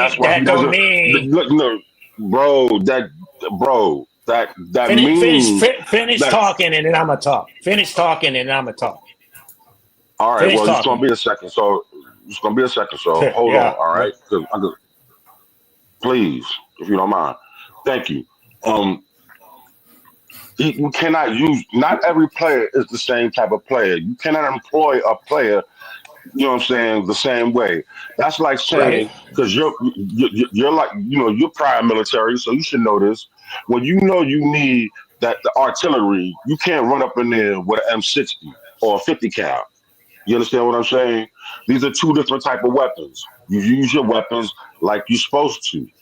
You understand? They don't have the same type of game. You cannot employ them the same way. So that's the difference between their games. And we play to a different degree, a different style of basketball now. That we had, our past teams were grinded out, big time rebounding. Second shots were our major things, and as much 3-point shots we can put up as possible. That's that. You know what I'm saying? Now I want to answer another question. Now to the whole Brendan Malloy thing. I mean, the coach getting fired over in Dallas. That was a disagreement. The owner got tired of the GM and the head coach going back and forth. He probably told him to chill out a couple of times. They kept going on back and forth, back and forth, back and forth. He got tired of it, so he got rid of both of them. That what happened with that. That was Denver. That was the issue. That was Denver. That's what I mean. That's what I'm talking about. That's what happened with that. coaches get fired and players get fired for so many different reasons, and it's all about until Tibbs loses this team, and they don't respond to him. Period. And we have very, very poor, lackluster seasons, which we have been on the rise again. Like I'm gonna say again, then we should not even be entertaining these thoughts. But that's my opinion. And also too, to say this, as far as man, you done made me lose my thought. Go ahead, bro. I'll make you lose your thought. Here's my thing, all right? Here's my thing, all right? You're here saying R.J. Barrett was used like a battering ram, blah, blah. What that got to do with anything, bro? Mikal Bridges is a versatile. Let me finish. You finish talking. Now let me talk. Mikal Bridges is a versatile offensive player. He can shoot 3-pointers. He can penetrate. He can shoot mid-range. All I'm saying is you bring him in, you add offense to the second unit. We're crying about not having points off the bench. This gives us extra scoring off the bench, regardless of how he gets it, whether he's bulldozing his way in or whatever. The thing is, coaching, you have to adjust. This thing where people are saying, I back Jay 100%. I'm tired of this inner circle, Tibbs guy, Tibbs thing. The thing is Rose puts together a team, a roster team of players he deems that they are worthy of playing in the NBA with the New York Knicks. This is my team. This is your team. And you got other coaches that sure they'd like to have better players or more players or a different player or whatever, but they use what they got and they utilize it. They don't just say, well, the hell with it, I'll just overplay these guys. That's all, because I ain't got nobody. And that's why I'm saying it's got to be either Rose or Tibbs. But, like Jay was saying, part of this inner circle, why things won't get done, why you haven't seen, because if you guys remember when Tibbs took this job, it was under the impression that he had changed his ways. He said, I have changed my ways. I've changed my ways, man. And the first thing, and right away, he's back to the same thing, because this has been his MO every other place he's been. Not just the Knicks, not just because of the Knicks roster. It was the same thing with the Bulls. It was the same thing with Minnesota. And, it just got to a point where it got played out and ran out. And so he got ran out. The only thing is here is, we've been successful. Like you said, Corey, we have won more games than we ever have the last 5 seasons. But my point is that doesn't mean like he's the only Platano in the house. Mm-hmm. Now to the circular church thing. Go ahead. Do your thing, Ron. Let me get to these super chats real quick. Sorry, guys. Shout out to Paris Duggar. Thank you for a generous super chat, my guy. He said Tibbs is destroying our future by not allowing us to draft. We don't draft because Tibbs won't play picks. Tibbs also won't play athletic guys or height. I mean, I don't know. The proof is in the pudding. I mean, all I know is this Knicks team has decided that they want to win a championship. They've decided to get away from young players that are unproven. So they've decided to try to find a mix and match of young guys that have been in the league, that have played basketball in the NBA level, so that they hope that will translate to them having a solid team to win a championship. Has it worked out this year as far as with the bench? No. Can it work out next year? Well, let me ask you a question, Ron. If we don't make it past the second round, do people think that we should blow it up? No. I mean, if you're asking me, I don't know what everybody else does. If you're asking me, I don't. The owner said it ain't going to happen. The owner, James Dolan, said it ain't going to happen on the podcast with the roommates. But I know that some people they want to homegrown players and all that stuff. The only way we get it is to blow it up and get picks, because we're all out of stuff. No, we're past that. That train passed. Yeah. Now listen, to back what Ron was saying. Listen, We are in a championship hunt. I am not, as a coach, I'm not going to stake my championship hopes or even potential on a 19-year-old who just came in the league from overseas. That's one. Facts. Or a 24-year-old who just been playing. He played professional basketball, but it was in New Zealand or Australia, one of the two. I'm not gonna put my hopes or my dreams of winning a championship at a 25-year-old who just finished playing in the Big East. You understand what I'm saying? This man, he's 60, almost 70 years old. His mortality of being a credible head coach in the NBA every day goes. Time's running out that glass in the hourglass. Listen, we are in win mode right now. We're gonna be in win mode until, God willing, they decide to fire this man, or until they decide to blow up this team, whichever comes first. So all this, we develop players. We done develop Randall, RJ. We done develop quickly. In terms to a lesser degree, we developed Grimes. We develop players, and to some degree, we developed Obi Toppin. We don't see it that way.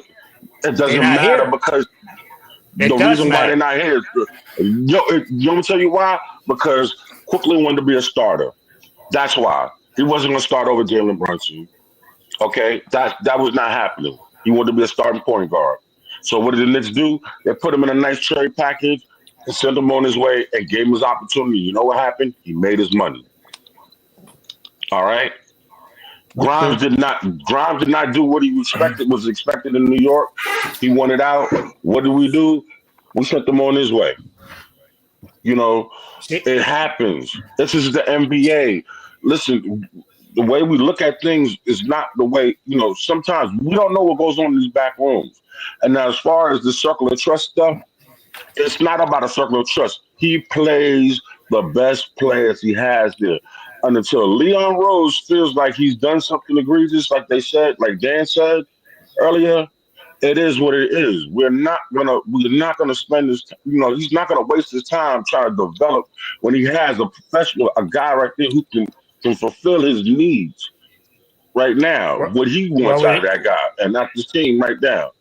Well, we don't have enough. Hopefully, this summer, these guys come back in the pro league. In the summer pro league game that we have every year.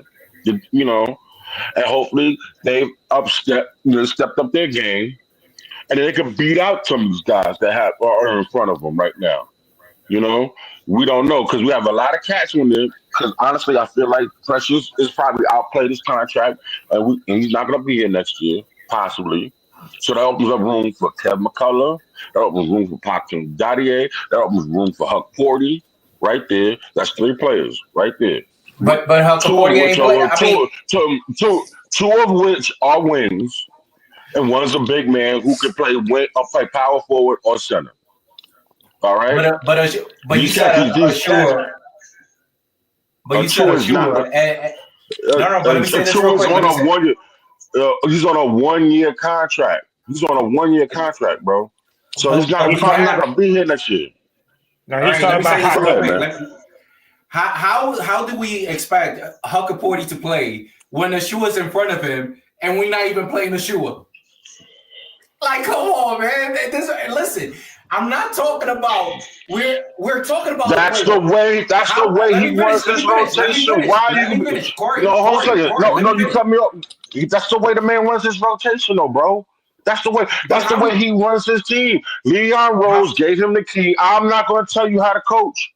You coach the way you coach. How many teams do we need to play in the playoff? How many teams? Is it only Detroit that we're looking at? Hey, listen. Maybe the next series, God willing, we get there. That Preston Chua gets the splinters out his backside, Maybe there's a situation where we might need him and use him. Who knows? That's up to Tom Thibodeau and his decision. Let's see if I know the ledge. Everybody's hyped today. Everybody's hyped today. See what you get, Ron. See what you get, Ron, when you think that way. Okay, and when you play that way and you form your team that way, you get what we got. You got a bench full of journey. Yeah, a winning team. Time out. Let me talk. Shame on you.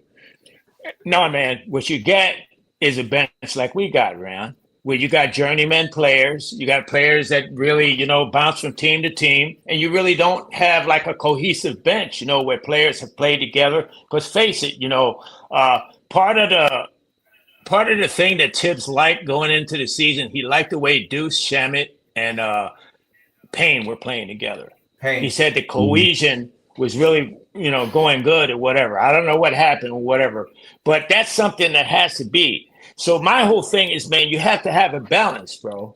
And during the season, that's when you have time to play, man. You have time to, you have blowouts. I mean, man, we've seen games where the Knicks been up 20 points with 3 minutes left, and Towns is still in the game, and Brunson is still in the game, and people in the game.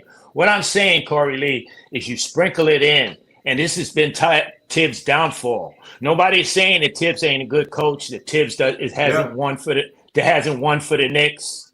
Okay, nobody's not saying that. What we're saying is we'd like to see a balance. Yeah, we want to win now. Everybody wants to win. But, bro, we ain't close to winning a championship. And the teams that win a championship, they got more than 7 players they play, bro. Guaranteed, they play more than 7 players. They're deeper than 7 players. Because there's such – if you look at the season, Corey Lee, a lot of the games that we've blown leads, even this series, man, at the end, giving up. We had like a 9-point lead with like 30-some seconds left, and we almost gave it up, bro. And it's, why? It's being tired. And I'm not saying, Tibbs, bro, if you feel like you got to play your team 40 minutes, you're the coach, bro. You do what you got to do to win and get us there. But when I'm saying, don't play them quarter after quarter after quarter after quarter. Let them rest in between. So when we get to the end of the race, they got the gas to finish. They got to have that gas to finish. The bottom line, AA, is the same thing I've said. And it's really, I think we're all saying, when it comes to that type of stuff, Tibbs has to be flexible. And he's not flexible. That's the one thing that I can agree on. Tibbs is not very flexible. He needs to be flexible with regards to usage, with regards to orchestrating the offense, orchestrating the defense. He has to be flexible. Flexible is not something that he's good at, and that could run us into problems. And I agree 100. I agree 100% with you, Ron. But it's just nice we're saying the same thing. But I do agree with part of what Corey was saying too. Is that at the end of the day, he has to be able to trust these guys. Yeah. To put, and he sees them a lot more than we see them.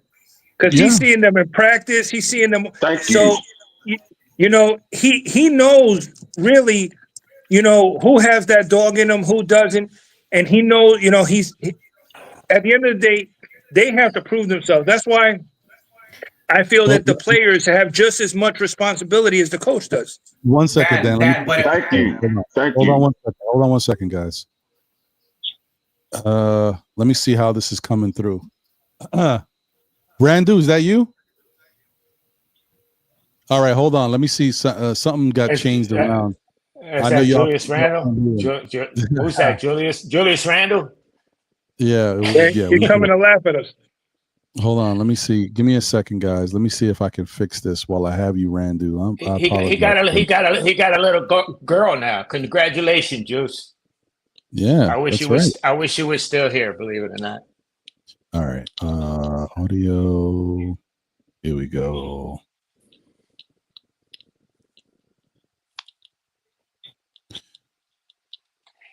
You made him a suffering Knicks fan too, Jay. my daughter's I'm gonna say this out loud. All right. Randu, speak. Hey Ron, what's up? Can everybody hear him? Yeah. Okay. Yeah. Go ahead, bro. All right, Randall, what's going on? Thanks for calling in. Appreciate you, my guy. Okay, about the topic at hand.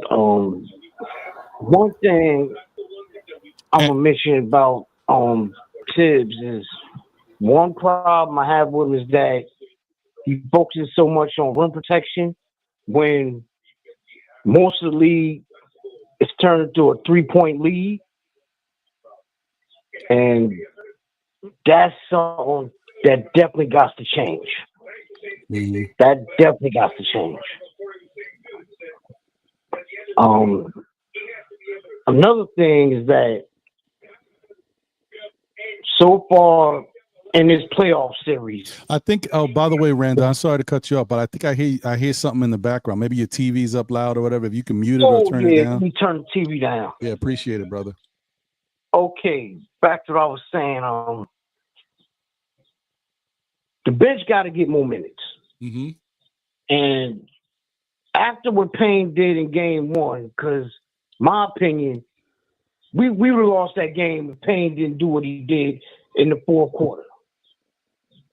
And only to come back in game two and only have him play 4 minutes.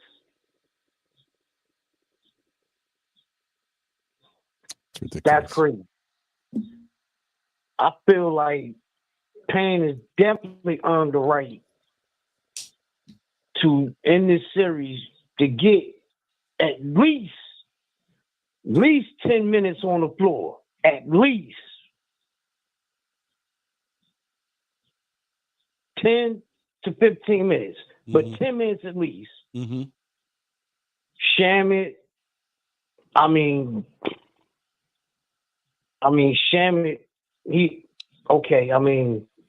even Shamet, she even know what I'm saying, gotten more minutes. Then Deuce.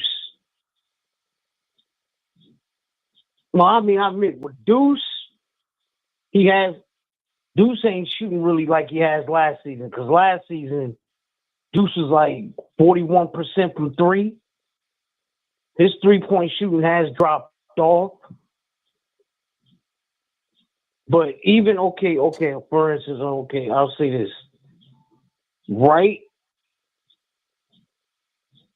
If you're not, because I feel like if you're not going to give Payne and Shamet more minutes, fine. But at least another 5 minutes could go to Wright, who's very good defensively, who's a bigger guard. Now, I know his offense ain't the best in the world, but he's very good defensively. Mm-hmm. Mm-hmm. So let me ask you this. Mm-hmm. You know, the last game, Deuce only played 9 minutes because I guess, Tibbs saw that Deuce has just not been, something's missing, right? So maybe that's the only reason, because Deuce usually gets a little bit more minutes than that. Payne only got 9 minutes, even though Payne was 2 of 4 from the field, had 4 points. I don't know necessarily why he only played 9 minutes, especially if Deuce only got 9 minutes. But Landry Shamet, once again, something's not right. You know what I mean? Like, this is what gets me as mad about Tom Thibodeau as any coach I would be mad at. If you got guys in the game that maybe not necessarily can't create on their own, that need help, you gotta set them up right. Get guys open, get guys good looks. There's no reason why Landry Shamet has played. He's only played a total of 7 minutes, almost 8 minutes total. Yeah, actually, in 3 games total. In 2 games. Okay. In the other game, he played a little bit of minutes too. You're right. But so if you want to say something like 12 or 13 minutes in 3 games, which is crazy, you'd be right. Yeah. But I like to bring up these last 2 games because he didn't attempt the shot. Like, you are brought here to be. I'm not saying he's brought here to be a defender. He's brought here because he can defend a little bit, but he's brought here to shoot the rock. He hasn't taken a shot in 2 games. And he was hot. He got his touch back at the end of the year, the last couple of games. I don't understand. He was shooting. He was our best 3-point shooter. That's what upsets me, Randy. That's why I get mad at Tibbs. I'm like, I said this before. I talk about this with everybody. I say Tibbs needs to call plays to get guys layups, backdoor cuts, screens, pick and roll stuff to make it easier for his starters to get buckets who can score, let alone the bench. Like, I don't know why the Knicks don't incorporate more of that in their play, especially they're playing Detroit. If there was ever a time to try certain things, Detroit is the answer. You don't want to wait till you can beat Detroit and get to Boston, because you can't play around with Boston. There ain't no figuring stuff out. You can come with a solid plan because Boston is going to cook you. Ron, you can do that with Detroit. You said it, Ron. No, go ahead. Go ahead, nice. Yeah, like literally, you preach it to the choir. This is what I'm getting to. Like, if we're gonna play this type of game, it's gonna be mainly because we got to play our best offense against their best offense. You could play that type of game with Celtics, but if we are not playing a different type of game to where we could experience or experiment with different avenues. All right, we see what we got. We see what we got over here. We see what we got over there. Look what happened with Payne. Dan, can we agree, if we did not have Payne playing in that first game, will there be a probability that we might have lost game one? Yeah. And this is what I'm saying. We can all agree on that. If we play Payne, can we ask ourselves, could it be a possibility that other players is itching to get an opportunity to play their game and it's like show out what they have? But why?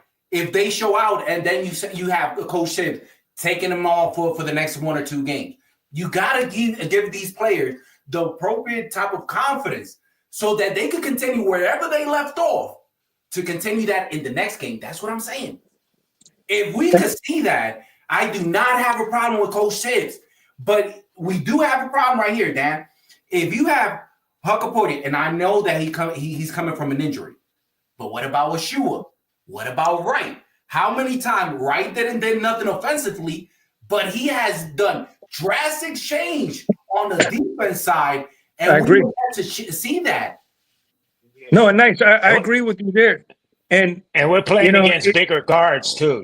These guards for Detroit, they're big, man, and they're ones that are not big. They're stocky, like Beasley. And if you look at him, he's pushing Deuce around like he's a little kid. You know what I mean? And Wright, like you said, he's 6'5", he's about 200 pounds. And to me, he should have earned a circle of trust, because when Brunson was down and Deuce was down, he was starting. He started 4 or 5 games for us. So you don't have to use them like consecutively, even a rotation wise. You can use them situation wise, right? It's 2 minutes left. It's 2 minutes left in the game. We got a 9-point lead. We don't need offense right now. What do we need? Defense. You take Brunson out, you put it right in to play defense for 2 minutes. Well, and exactly, they need to use them, to be beating up the opposing guards while Brunson is sitting down. So that's and I agree. That's why I said that, like DeLon Wright should have been put in.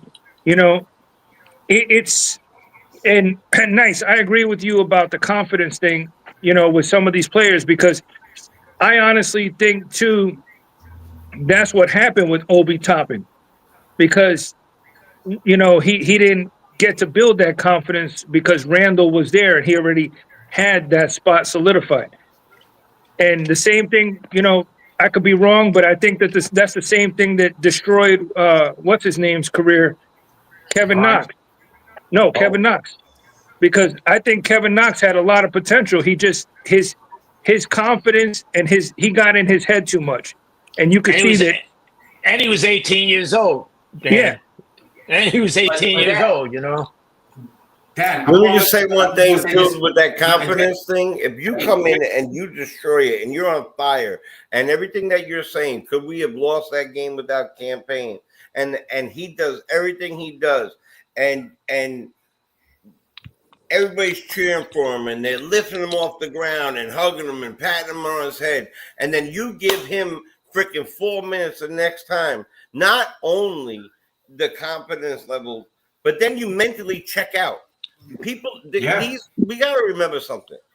As fans, a lot of the stuff we saw earlier, the last stuff that we've been talking over each other, that's emotions, right? We're emotional creatures. We're very emotional about our team, our life, all this other stuff. No matter who wants to admit it or not, that's a fact. The second thing is, if I'm doing so excellent on one thing, and then you don't put me in the next game, then you're basically saying to me, all right, thanks for what you did for me, buddy, but I'll call you when I need you.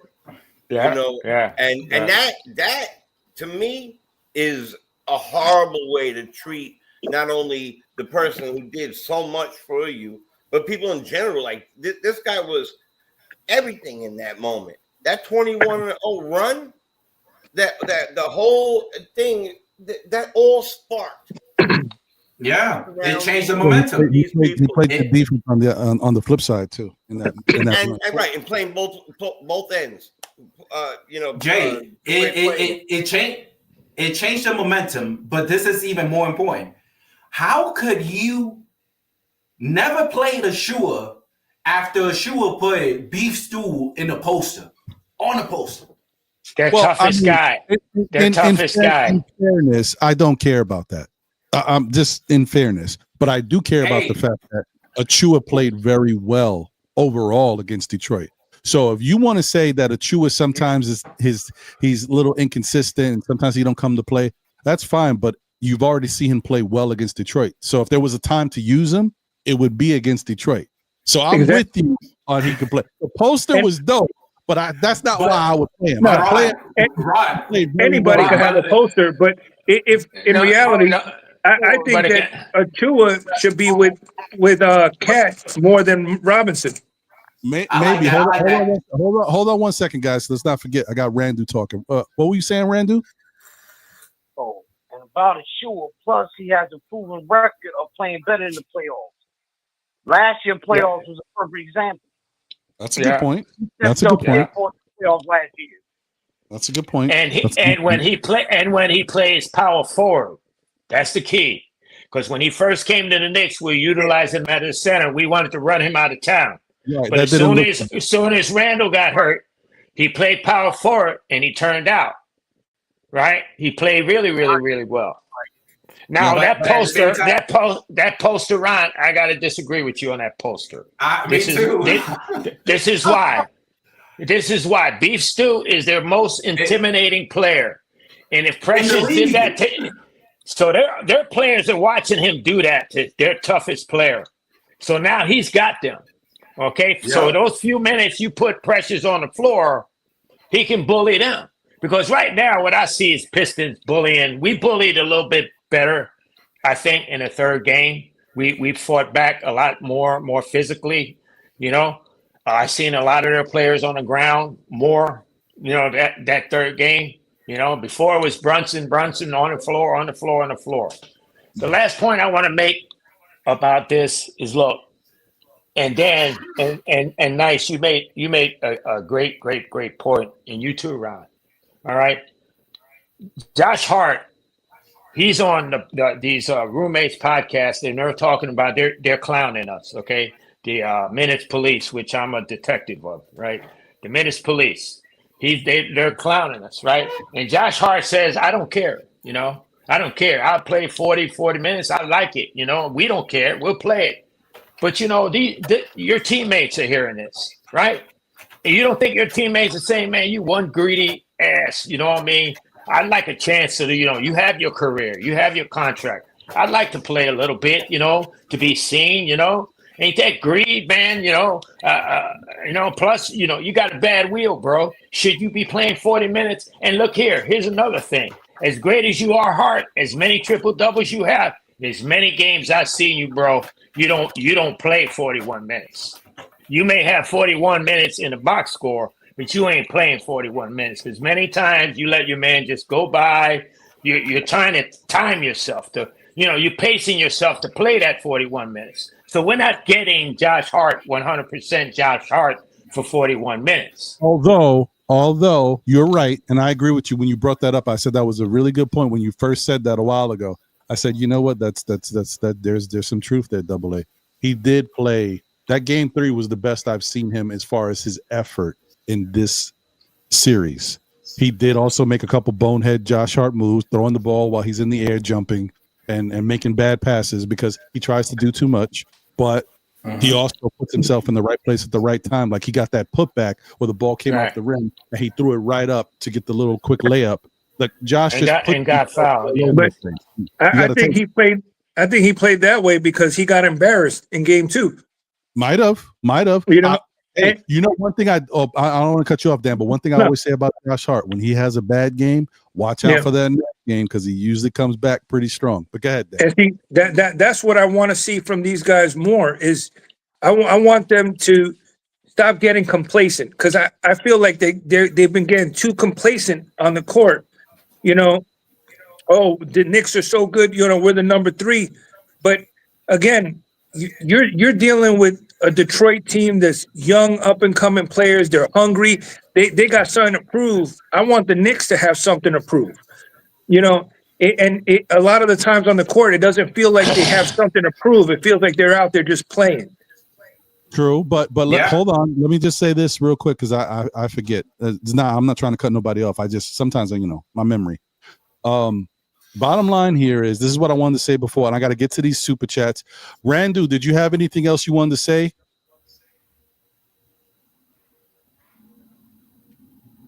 Randu? Oh, maybe he's gone. I don't know. He went to Minnesota. Oh, go ahead. What were you saying? Yeah, like I was saying, well, I had something else I was gonna say, but now I'm gonna just leave what I already said because the rest of my own judgments, I'm gonna just let the rest of the season play out. Okay. And we just see what happens. Okay. All right, man. Listen, man, I appreciate you. Thank you for giving us a call, as always, my brother. Let's go Knicks, man. Let's see what happens. All right. Keep everybody in the check. All right, brother. Hey, salute, Randall. Right. Later, my guy. All right, so let me get to these super chats, but I also wanted to say what I just was kind of alluding to with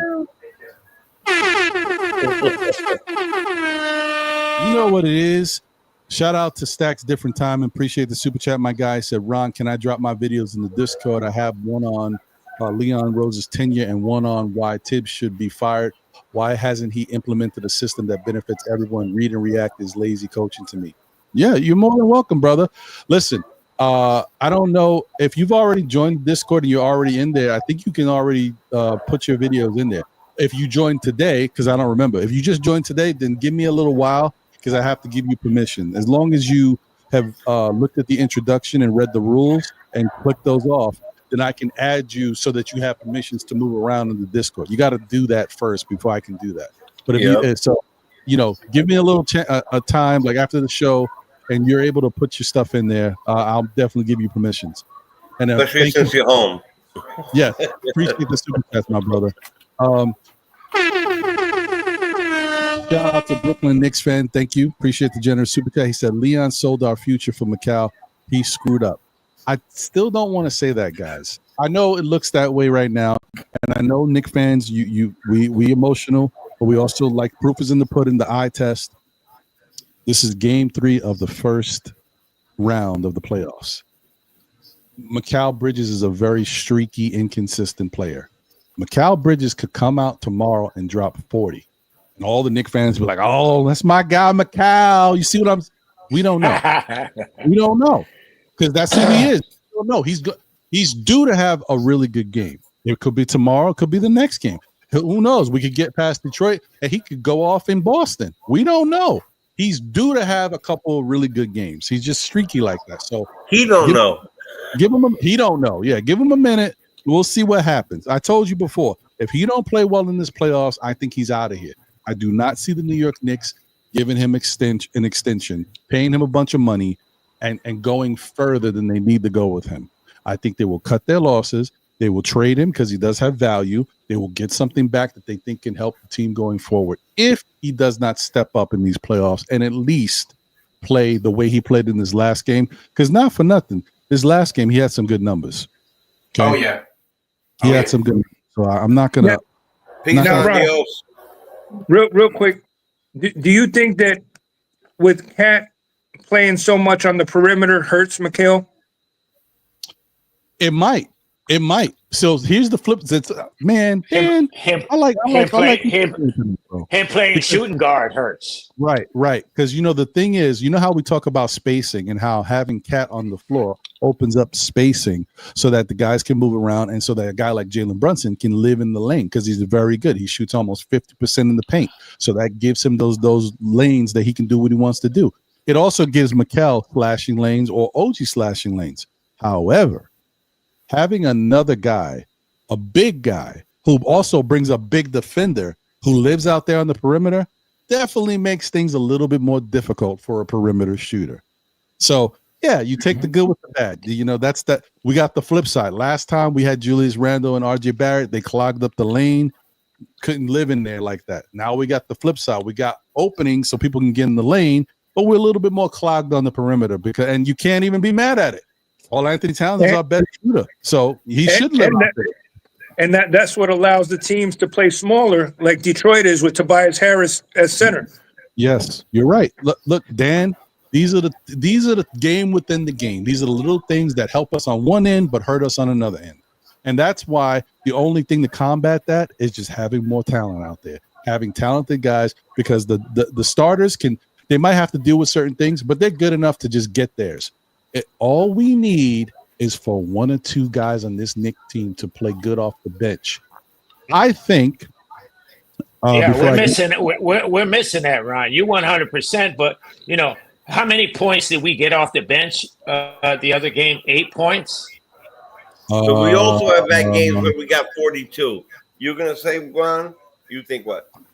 Hold on. Let me just see because you got me curious. We got 42. Jay, where? We got 9. We got 9 when they all went bananas. When it was against Detroit. Actually. Oh yeah. When we played a team that had a really good bench and we outscored their bench. I forgot what game that was. I know who you're talking about. I think it was Detroit because that's when Precious had 18 and 10, and I think Shamet had 17 points. Maybe that was because they rested OG, right? Right, they arrested somebody else. Yeah, you're right. That was that's true. It goes to show you they could do it, though. That's the thing about it. And but that's when you get high level minutes. It's different. We need these guys to be able to do something while they're complimenting our other guys. I told you before. I'm not trying to diminish that only comes with consistency. Right, and consistent minutes, consistent usage. Time. Because we already see Quentin Grimes could drop 40. You give him the minutes and the usage. So, but all right. Allowed to shoot 30 times a game, you could get 40. But I'm just saying. Exactly. But what does that consistency do to Brunson when he's losing, time? And it's a trade-off. They have, like you said, Ron, they have to be more consistent in the time that they're getting. Because they're not the starters. They're there to complement the starter. 4 minutes. I think. Not 4 minutes. Hold on, Dan. Nice. Go ahead. I truly feel like Detroit Pistons, it might be a fraud. Like they be talking about, they hard and gritty and this and that. I want to see PJ Tucker at least for 1 minute or 2 minutes to see them if they loud enough. Because the whole league, they know when players is real. And I'm pretty sure that if PJ Tucker is in the floor, not for gameplay, not for this, it's just to see if they're gonna be acting the same way with PJ Tucker on the floor. Because I noticed that every single time we played PJ Tucker once or twice, but that once or twice, those team was quiet. Like they don't want that type of beat. Mm-hmm. Okay. All right. So look, I mean, maybe you're right. Let me just get to this one more super chat and then say what I want to see for tomorrow.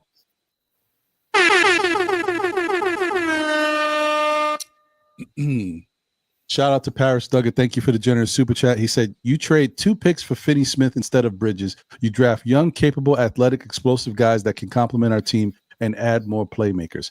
That's what he would have preferred instead of us going after Bridges. And, listen, maybe he has a point, but the problem is at the time we were in a situation where Finney Smith you know, you have to have a willing trade partner. So I mean, they had the but we really didn't need a shooting guard. We had DiVincenzo.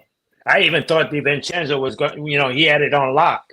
At the end of the season, I thought DiVincenzo was going to be our starting shooting guard the following season. I agree. I think I'm with Jay. I believe they blatantly ignored the fact that they needed to replace Isaiah Hartenstein. Whether they were planning on Mitch coming back or not, we were still short a center. And if you don't want to trade all those picks for Bridges, I think that we should have went for where our weaknesses were first. And I would have much rather give up 2 picks for Kessler. That's just me, because I just think that's somebody Tom Thibodeau could have used.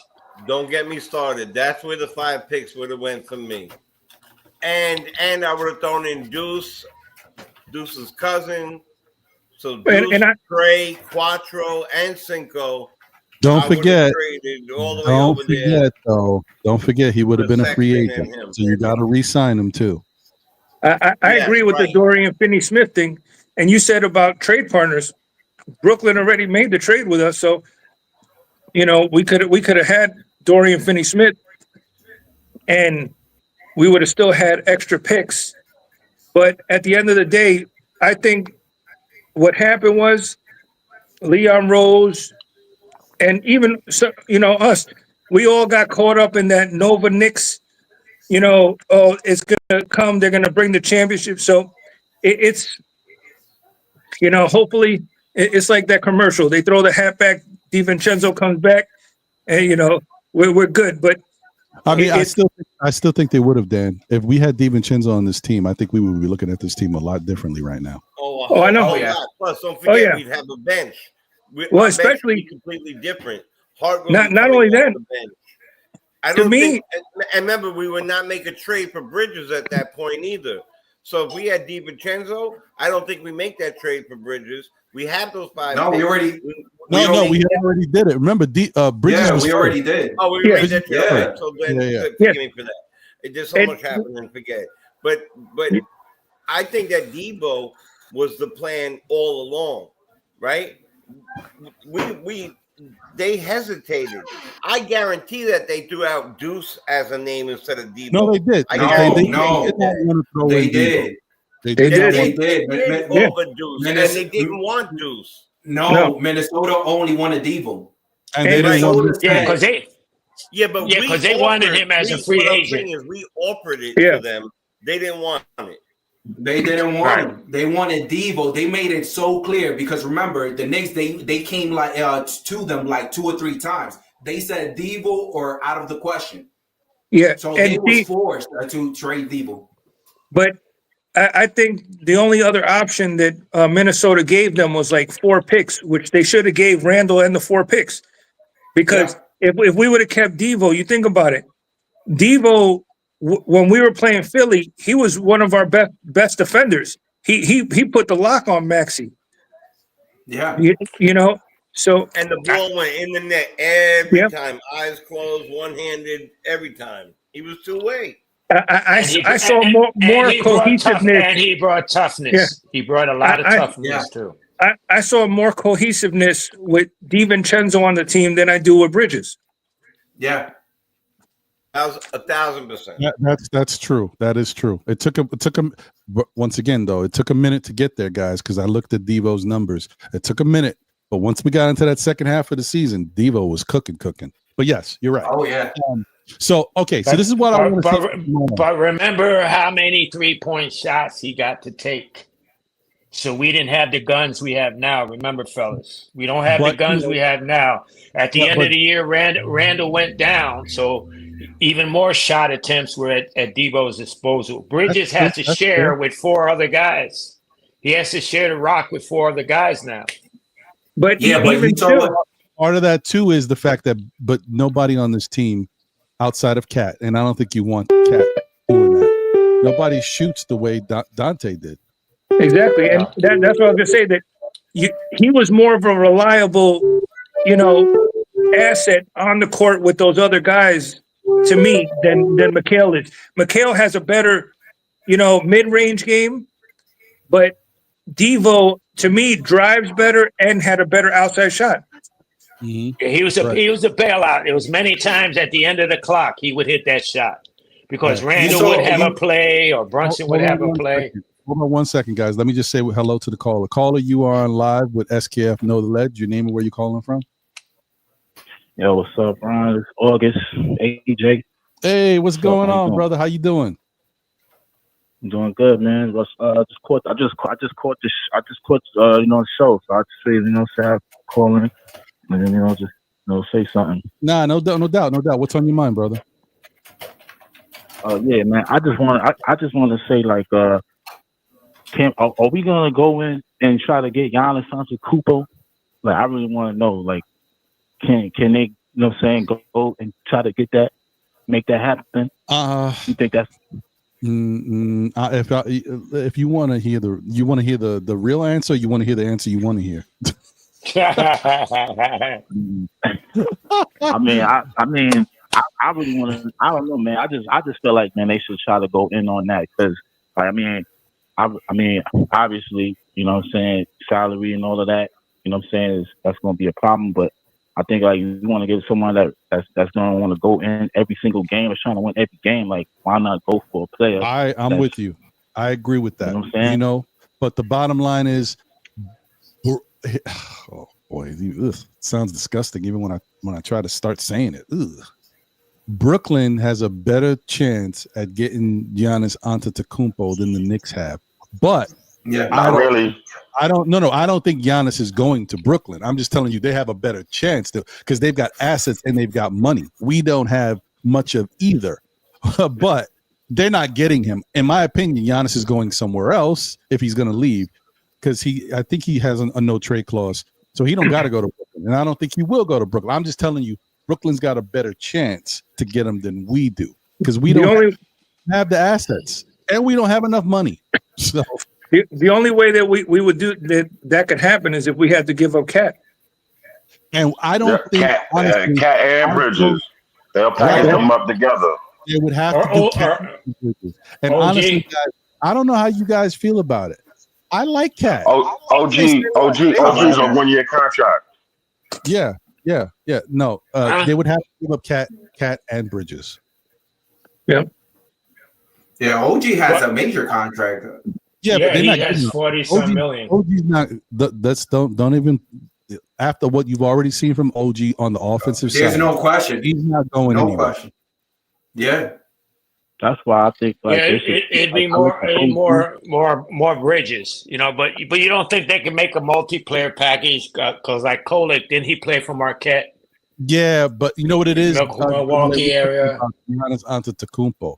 They're gonna want the best possible package they can get. That's their franchise player. But see, fellas, look what happened.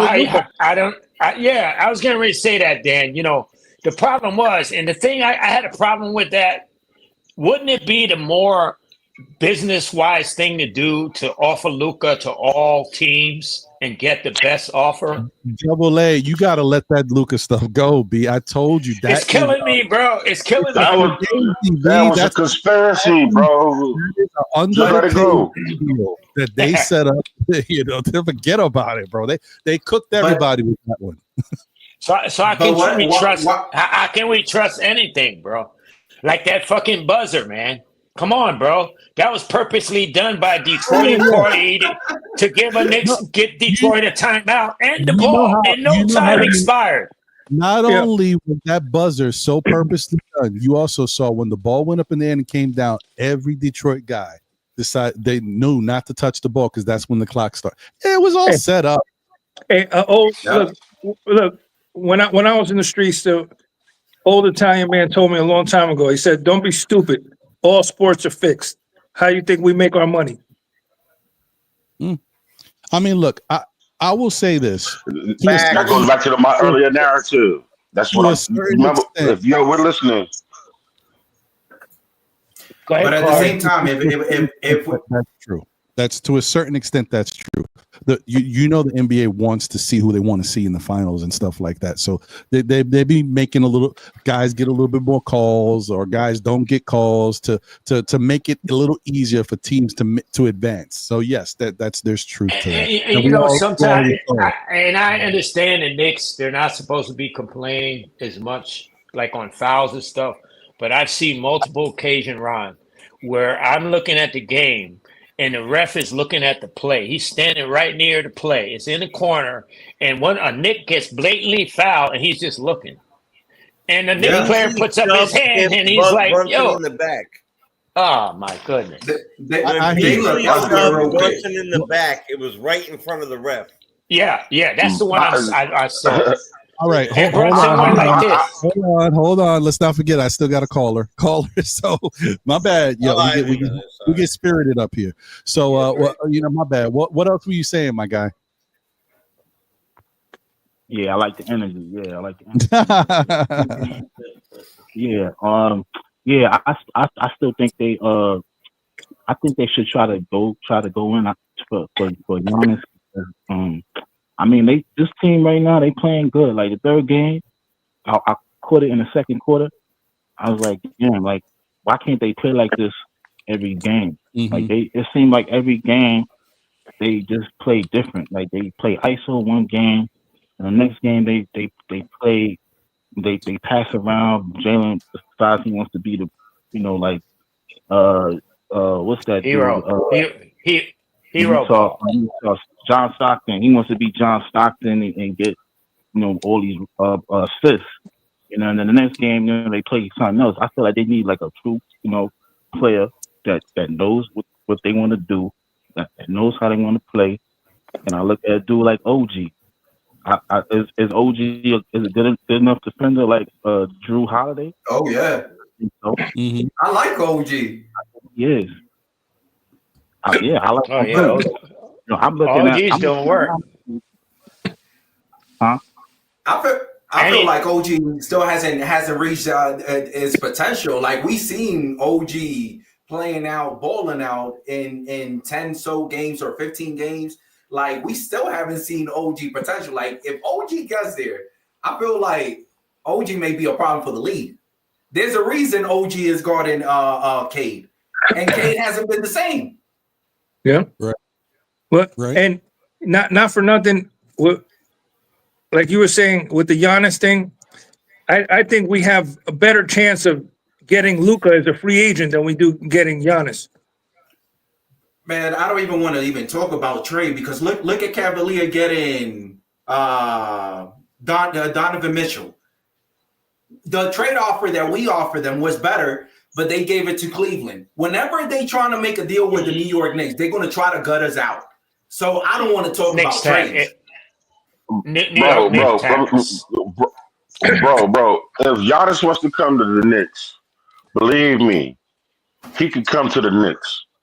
All he has to say is, I want you to play for the Knicks. Because he has a no trade clause. He controls his own movement. Do y'all not understand that? Yep, you're right. 100%. So hey, we could offer them pixie sticks. And if that's the best thing they can get for Giannis, and Giannis wants to get the H up out of Milwaukee, they're going to take the pixie sticks plus whatever else we decide to give them. You understand what I'm saying? That's why I said it would work. It would work if only if we were willing to give up Cat and Bridges. The reason why I said Bridges because we could do a sign and trade. That's the only way it would happen. Corey, the only thing I'll say about that real quick is that, you're right that he has the no trade clause, but at the end of the day, Milwaukee doesn't have to trade him. They could say, no, we're not taking that. We're going to sell jerseys and you're going to play here until your contract's up. You are so correct, Dan. You are totally correct with that. You are right. You are so correct with that, bro. You know what I'm saying? Because it's up to the team. I was going to say the same thing, and I was going to say, look at what happened with Jimmy Butler. Jimmy Butler went to Phoenix, and he said, I'm going to Phoenix. And look what happened. But do they really want to reshuffle now that they're getting older? All their players. I mean, the youngest guy that they added was Kyle Kuzma, and he's not even playing well in the playoffs, right?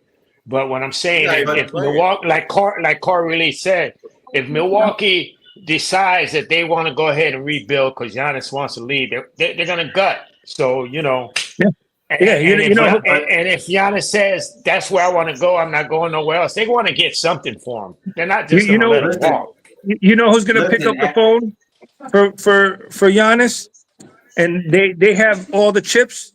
OKC. Yeah, I know. Yeah, it's going to be OKC. But Dan, Ron, and Corey Lee, listen to this. You expect that from a player that is just like Jimmy Butler. Jimmy Butler is known to be disgruntled. I don't see that in Giannis. I do not see it. Yeah, Giannis has been so loyal. Yeah. It's not about him being disgruntled. It's not even. It is. He wants to be There's a business way. There's a business way. Listen, like the same thing for Donovan Mitchell. There's a business way of doing things. You can voice your opinion and how you want to get things done. Jimmy Butler did. First of all, this whole Jimmy Butler thing started because he didn't get his extension. You understand what I'm saying? So then that's when he started showing his derriere. It started popping off. You know, listen, he's a diva, just like how unfortunately Terrell Owens is. You know, he's gonna bark, talk. That's what it is. Unfortunately,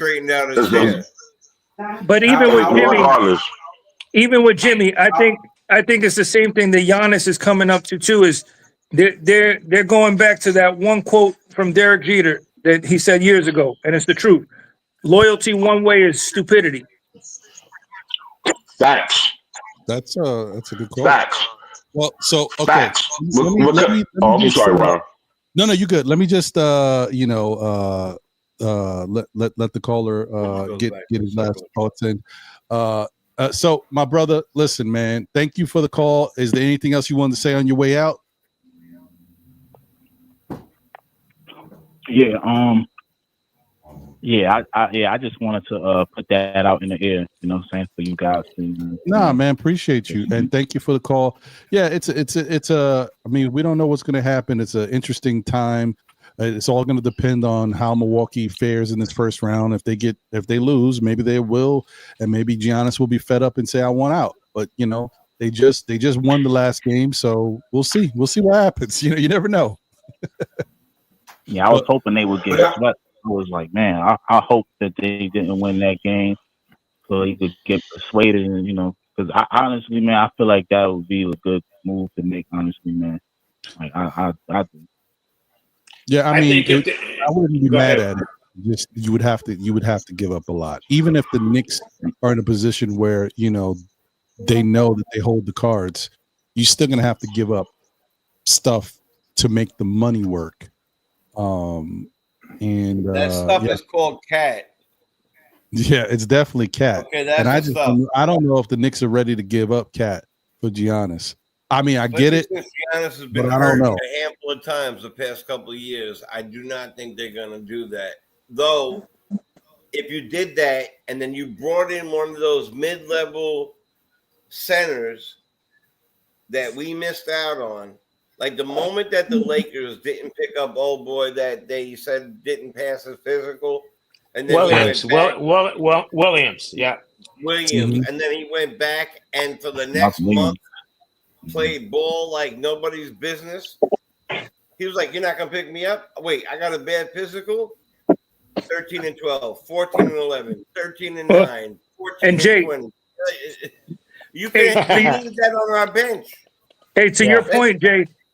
What did Dolan say was his biggest mistake? Not signing Vince Carter because of the injury report. Yeah.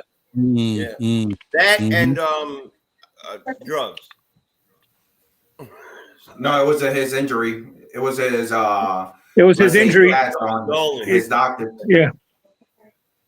Dolan, by the way, and I hope that a lot of people understand this. There's two things that goes back to all the money, right?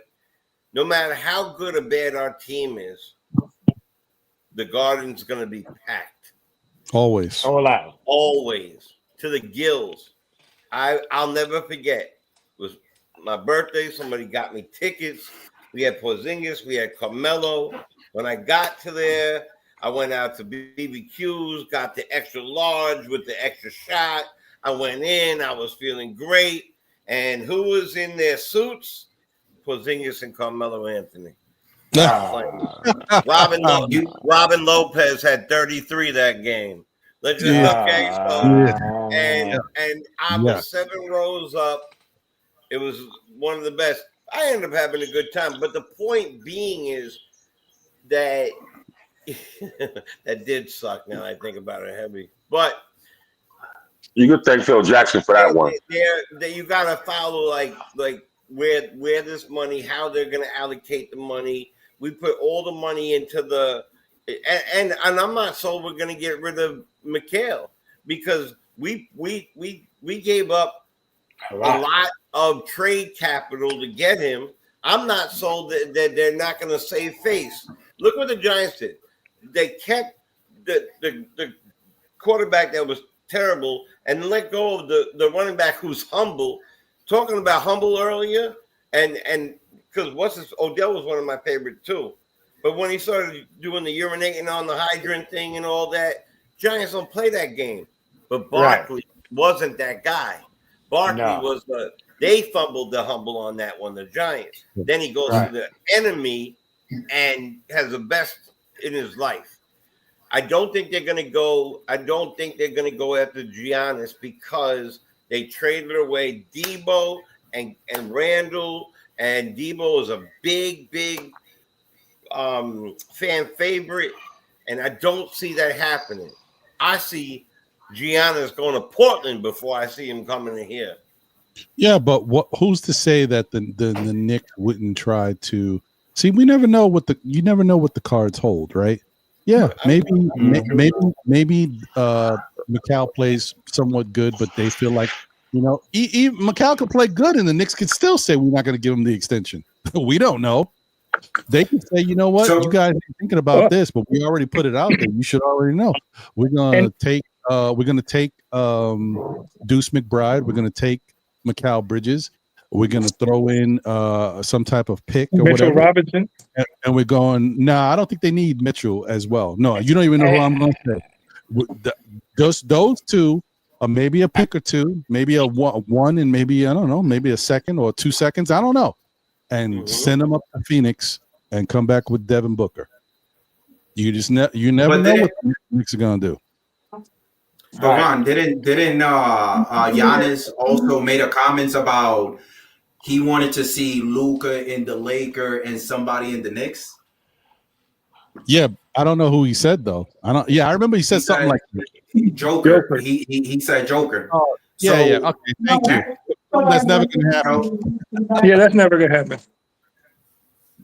It's just one of those that I'm just used to seeing that every single time the Knicks is involved, they gut the Knicks, and I'm tired of seeing that. Like, I love what I see with what we have right now.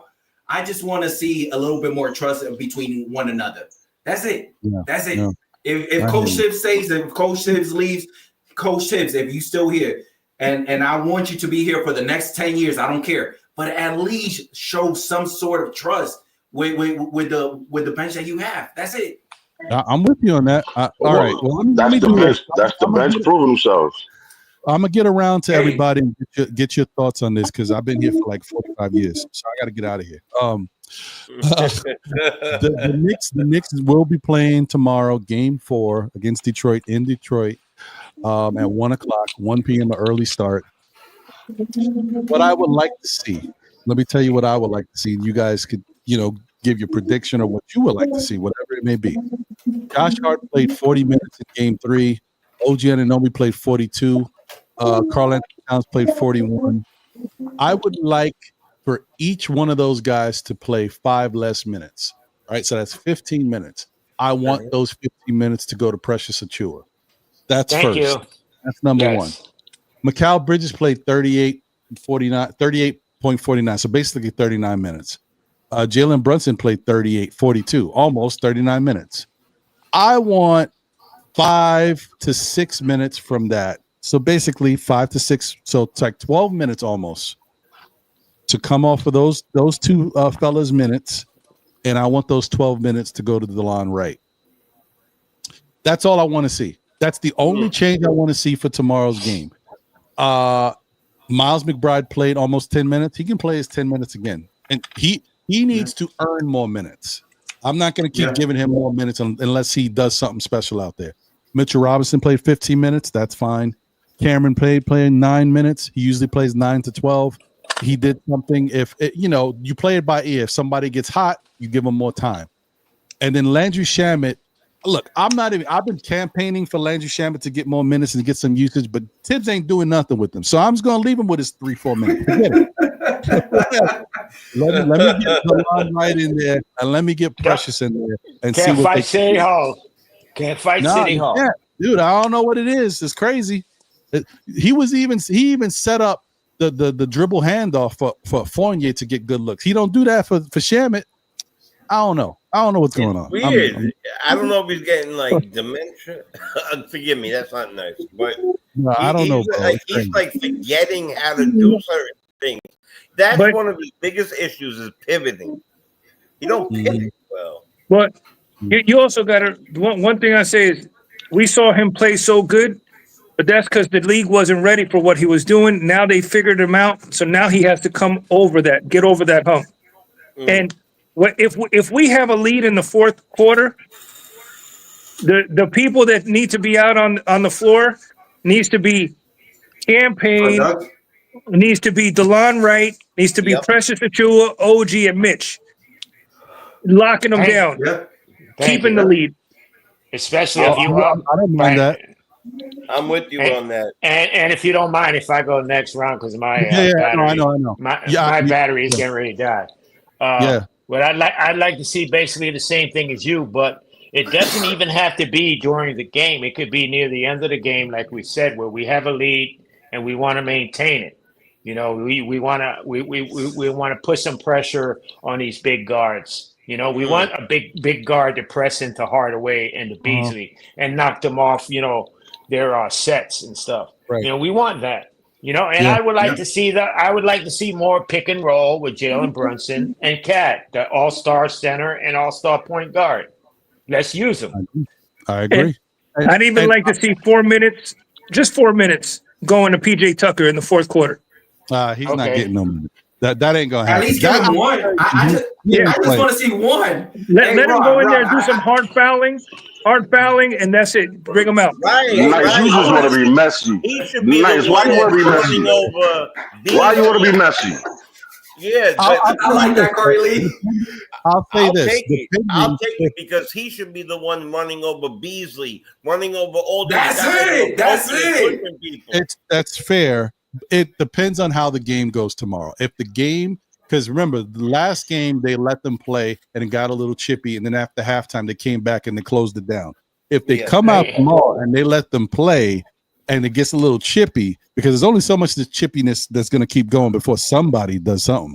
So maybe depending on how they play. But if it's just a regular game, tight officiated, PJ Tucker is not playing. But the other thing I was going to say that one thing though, Ron, you're forgetting. PJ Tucker is a great 3-point shooter, spot up 3-point shooter. So if they do that stuff, what they do to Hart, where they play off of him and leave him wide open, they're going to pay for it. Oh no, yeah. I mean, don't get me wrong. He can do that. Yes, he can do that. But I was going to say two things. One, real quick, to your point, Double A. I don't even think if I'm going to do that and allow these guys to play, they're going to play early. Precious and DeLon Wright, because I think we ain't going to have a big lead if we don't do something like that. We got to do something different. Every time we get something. I agree. I think we got to rest these guys so they can take this pounding. Yeah. And the other thing too is I think that you just got to let these guys talk. I think Beasley is cashing a check that the rest. He can't cash. He's just not that guy. Is he? And Harris too. And Harris too. He's not Harris, a tough. Harris, you talk all that trash and you come in and score 6 points. I knew that was happening. That's why I loved it. Like, let him talk because I know who Tobias Harris is. We know Tobias Harris looks like Trevor Noah. Okay. All right. Let me see. Let me go. Well, Corey, peace, and, fellas. all right, my brother. My battery's getting ready to die. Let's get that W. All right, Corey. All right, Peace, brother. All right, bro. fellas. Be easy, yo. Peace. Corey, what's your thoughts, bro? What you want to see tomorrow? Just a victory. I want to pack them up early. You know what I'm saying? I want to watch a B Rabbit, Papa Doc, Lotto, Cheddar Bob, go down to Mom's Spaghetti, get something to eat and chill out. You know what I'm saying? While we on our way back home, getting ready to shut them out in Game 5. Yeah, that's quite possible. And if we do that early, you know what, Ron, you might get what you want to see. It's about us going ahead, executing, handling our business, remaining and staying professional, fighting through the adversity because it's coming. These young men right now, because tomorrow is the game that's going to foretell their future, and put them. If we pack them up and put them away early, and beat them down in their city, they're not going to be really motivated to really come out in Game 5 to handle their business. So it's about us getting on top of them early, setting a tone, and moving past the BS. Yeah. Don't get caught up in the talk. You know what I'm saying? Don't get caught up in the antics, because they're gonna come out and muck it up, especially early.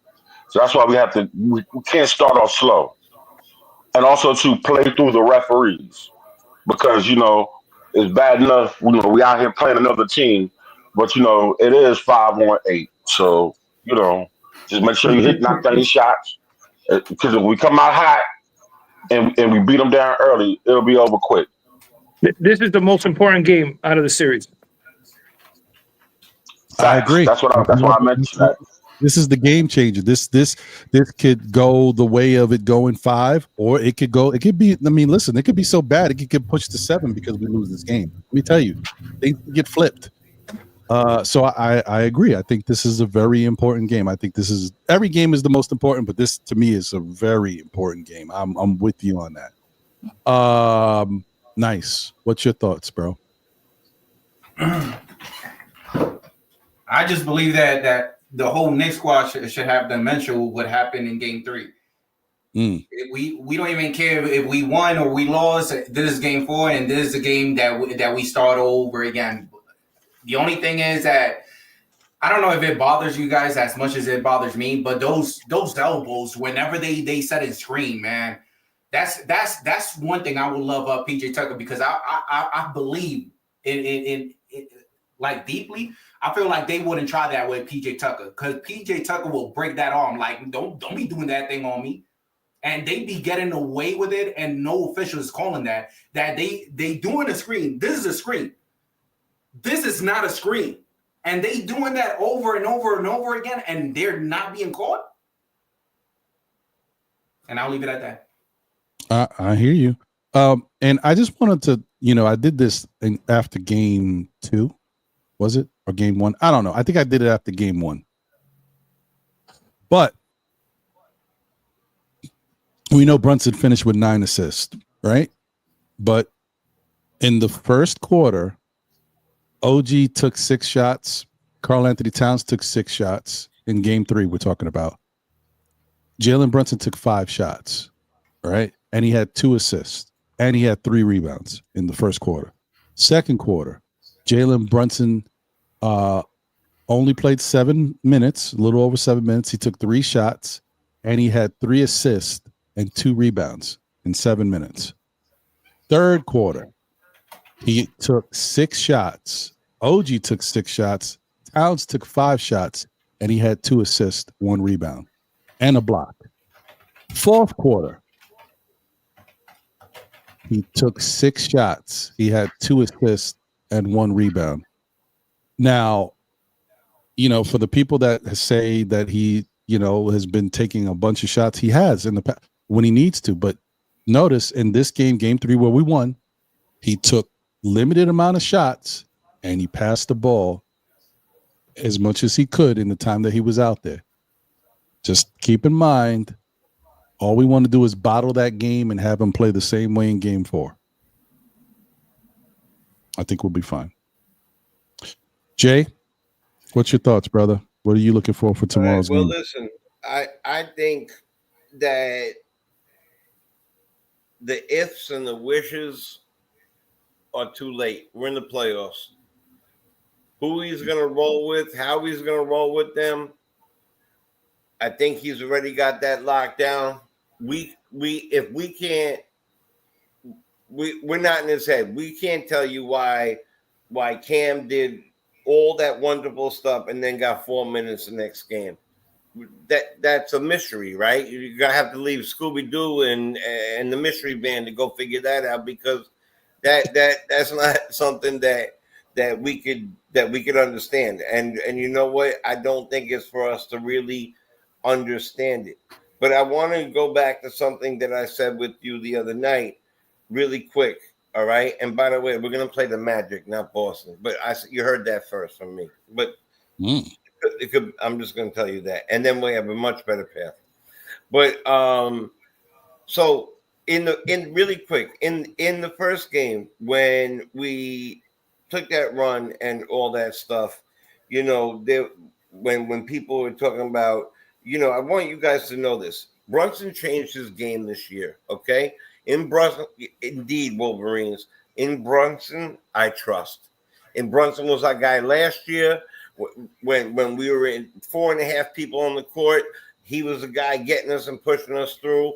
He changed his game. He upped his assist numbers, and he still was getting his regular numbers or better in the 30s. I just want you to know, if you're passing the ball to somebody and they're not scoring, at some point you stop doing that, and you just take over and start and try to win the game. In that last game, all right, in the very first game, he had the same amount of points. He had less points, 34 points, 8 assists. But Towns had 23 points, 11 rebounds, 5 assists, 4 steals, 2 blocks. And OG had 23 points, 7 rebounds. Card had 13 points, 7 rebounds. All right. And then Campaign had 14 points. All right. Robinson 6 and 6. Bridges had a pooper game of 8, 2 and 2. All right. That's that game. We gotta stick to whatever that plan was. But if you're gonna pass the ball, because the very next game, remember, 34 and 80 had that game. And in the game following that, Brunson had 37 and 7. The next highest one was Bridges at 19. All 3 other starters had 10. All right, and he had one less assist, 7. So if they're not going to make it, right? McBride came in for 13 points, got 8. I don't know why he didn't play the other guys like that. You don't expect, like Ron has told me, you don't expect points. I had mentioned that Robinson had 0, but the game before he was 6 and 6, right? He has 6 and 6. So we got to make them. We got to either fight back or in some sort of way to make the refs make calls, because Brunson hits the floor every time, and it's not the OG type of hitting the floor. It's getting knocked over. All right. We got to stick with what got us 51 points and got us in 3rd place the entire year. Fluidity, 30 plus assists, right? 40%, 45% from the field, 40% from the field, and same thing from threes. We got to have fluidity. I would love to see PJ come in and put and spank one of these big mouth dudes. But if he hasn't done it already, the maybiness of that, the possibility of that is probably 1.1. You know what I'm saying? So look, one game at a time. We win this game tomorrow. I don't like early games only because I got to rush back and do things and do that. But I don't like super late games either, so I'll take the 1 o'clock. That being said, hey, Ron, thank you for helping news. us off the ledge today, Ron. It's been a great show. I always like rocking with you, Ron. Rocking, Ron. You know what it is. Appreciate you, my guy. Thank you. Always. Thank you. It's always a pleasure. What happened, Nice? Yeah, there's a news saying that Mitchell Robinson didn't practice today, and he's probably out for tomorrow. Well, guess who's playing, guys? Precious Achiuwa. Ewing? No.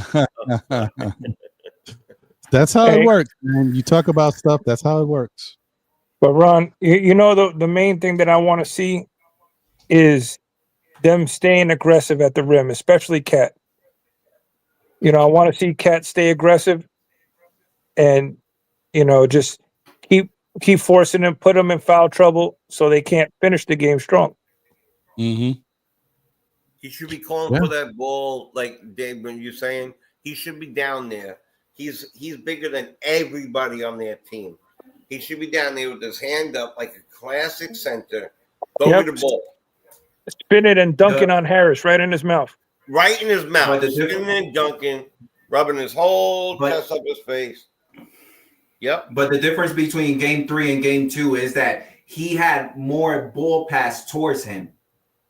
You cannot like if there's something with Karl Anthony Towns, he's humble. He's not the type of player like Julius Randle that he's gonna let's say ask for the ball like he's gonna demand it.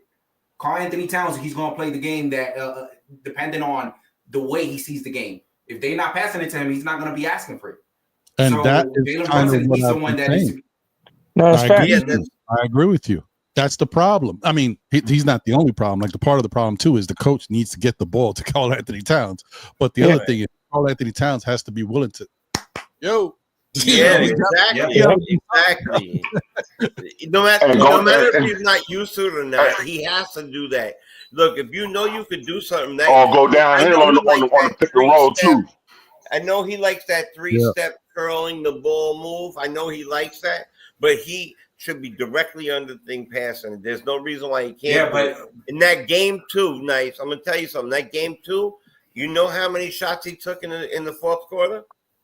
0. They didn't pass it to him. 0. You don't need but that's you don't need no. But he doesn't need to be at the top of the game neither. Jay, he should have been posted up. Let me say this real quick. When you're seeing that Mikal Bridges, I don't have no problem with OG Anunoby or Brunson taking threes. But when you're seeing those three taking more three than the actual player that has better rating on taking threes, you are seeing Kay Cunningham, you seeing Hardaway, you seeing even Schroeder setting screens so they could take threes very comfortably. You can't do that for Cat. Cat should be doing it for them. He's 7 feet. No. And no, so Jay, you're not listening. Jay, let me say it again. Let me say it again, brother. Let me say it again. When you have the best 3-point shooter not taking 3 points, you see Mikal Bridges taking more threes. You seeing OG taking 3. You seeing even Brunson taking 3. Not having better 3-point percentage than Cat. But you're seeing on Detroit setting screens for Cade, even Hardaway, or even Schroeder. And what are they doing? They lighting them up. But they setting the screen. Why the Knicks cannot set screens for Karl Anthony Towns to take those comfortable threes? There's many occasions that Karl Anthony Towns is taking 3 and not even thinking about it because, hey, there's no screen being set up for him. Let's try that. It still doesn't look. Who's gonna set the screen? I'll agree that. We can do who's gonna? No. Hold on. Who's gonna set? Hold on. The fact of the matter is, you don't take no shots in the fourth quarter in a playoff game, and you're a superstar. What's the difference of game 2 and game 3? There's no difference. The only difference is that Cat, he did not demand the ball in game 3. They just passed it to him. They passed it to him. Cat was far more ferocious. He was throwing other people. He was. Wait. Jay. Jay, Bro, listen, you have your opinion, brother. It's all good. You have your opinion. I have my opinion. I watch it. You don't take zero. Wait. I don't give a damn who's not doing it. Call the ball, or then you're soft. Call the ball. Well, look, this is gonna keep me here another 45 minutes. I can't do it. Yeah, I hear you, bro. Yeah, you guys are both right. Jay's right in his way. Cat, didn't demand the ball. And as a matter of fact, people complaining because he was just stuck in the corner at the 3-point line, not doing much. I complained that, and so this is where I make my point. That kind of brings it together on both sides. I think I'm not 100% on anything, but to Nice's point that in essence, you're basically kind of like the Knicks froze him out because they didn't get him the ball. He's not the type to really demand it and ask for it. But you know what also that did? It took him out of the game. Because whether you want to look at it or not, it took him out of the game because in his mindset, not getting the ball, not being a part of the offense, took him out of the game because he played 12 minutes and had 2 rebounds. And we were out-rebounded by Detroit. We needed rebounds. We needed opportunities. We needed Cat to mix it up. And he basically kept himself on the perimeter, not getting the ball, and didn't try to do anything else to help the team. But that's why I was upset with Cat about that. But that's the purpose of the pick and roll. But you're supposed to roll downhill. Yeah, but that's too where Thibodeau should be slamming his clipboard and telling the guys, get him the ball. I agree with you 100%. This is what I be saying. Like people make it seem like it's just Jalen Brunson. No, it's not just Jalen Brunson. It's Josh Hart. It's OG Anunoby. It's Mikal Bridges. They all got to do their job. Yep. There's the other 4 people out there with them. And coach needs to be like, yo, hey guys, time out. Look, I like what you guys did there, but what are you doing? Cat's over there in the corner. We got to get him in the game. He is the mismatch. They can't guard him. Get him the ball. Next 2 possessions down, I want Cat to have the ball. Whatever you got to say, whatever you got to do. Because the flip side is we saw they made a concerted effort in game 3 to get Cat the ball. Cat also came out feeling a little fiery because Tobias Harris said some stuff about him. So, that's what did it. That's what does it. Cat and he rolled downhill on a pick and roll. Cat kind of reminds me a little bit of me when I used to play. Because I used to play a little docile, a little timid sometimes until somebody started talking smack. I got mad. Then I started turning up. Maybe Cat's like that too. I don't know. My bad. I don't know. So anyway. Some people like this happens. Look, it is what it is. Sometimes it happens. Yeah, you got to go with the flow. But we need to get Cat involved. It's less about what Cat should be doing out there and more about Tibbs understanding Cat is a big part of this series. You want to win this series, Cat got to be involved. That's 100% bottom line. And Ron, like you said, why do you think that people would never get Kobe mad? Oh yeah, because, you know what Kobe would do. Same thing to Michael. Michael will set you up to get him mad. Oh yeah, and then when you get him mad, then forget it. It was just, it's all downhill from there for everybody else. Exactly, 100%. Our coach needs to coach. In the mortal words of Spike Lee, money came to the Garden, went 4-5 and dropped a double nickel. 100%. 100%. Yeah, but look at Porzingis. Porzingis be taking 2 to 3 times more shots than Karl Anthony Towns, and he plays for the Celtics. Karl Anthony Towns has better. That's the structure of their offense. It's the structure of their offense. Still. Hold on a second. That whole offense is the whole offense. Wait, bro. You want to cut me off right in the middle of me saying something? Oh God. Go ahead. What? First off, what I don't understand is how is everybody so passionate in the last 5 minutes of me trying to get out of here? Everybody's like, I don't know what the hell happened here. Go ahead, Nice, and then let Court. Go ahead, Nice. I'm just saying that you have those type of games that you're not shooting well, and we all understand that. Even with Porzingis, he has even certain nights that he's not shooting well. But how could you have your best shooting 3 player not taking more threes than other players that has worse ratings? Like Mikal Bridges, well, in his 3-point percentage, what is he? 33 or 35? 35. This is what I'm saying. Like Karl Anthony Towns has 41 or 42, but it's the best 3-point shooter that we have. Why are we not using it? Why are we not setting screen for our best 3-point percentage? Come on. What you're saying is right. Nice. The problem is you. All right, let me slow it down. The problem is you don't, as much as it seems like the right thing to do, should he be shooting around 8, at least 6 to 8 times from 3? I would say he should be shooting. Some people want him to shoot more because he's so accurate. The problem with that is the more you keep him out on the perimeter, the less he's inside rebounding, right? So that's one. 2 is it all depends on how he's shooting. Sometimes Cat comes out and he ain't got the touch. You don't want him shooting more that day, but and eventually will he shoot himself into a couple shots that go in? Yeah, but listen, if he's going 4 for 8 or like 6 for 10, I can live with it. But if he's going 2 for 8, am I going to be happy that he knocked down the 2? No. If the 2 come in the fourth quarter when we need it, yes, of course, we'll take it. But you know what I mean? Like, we want him to play within the realm of the game.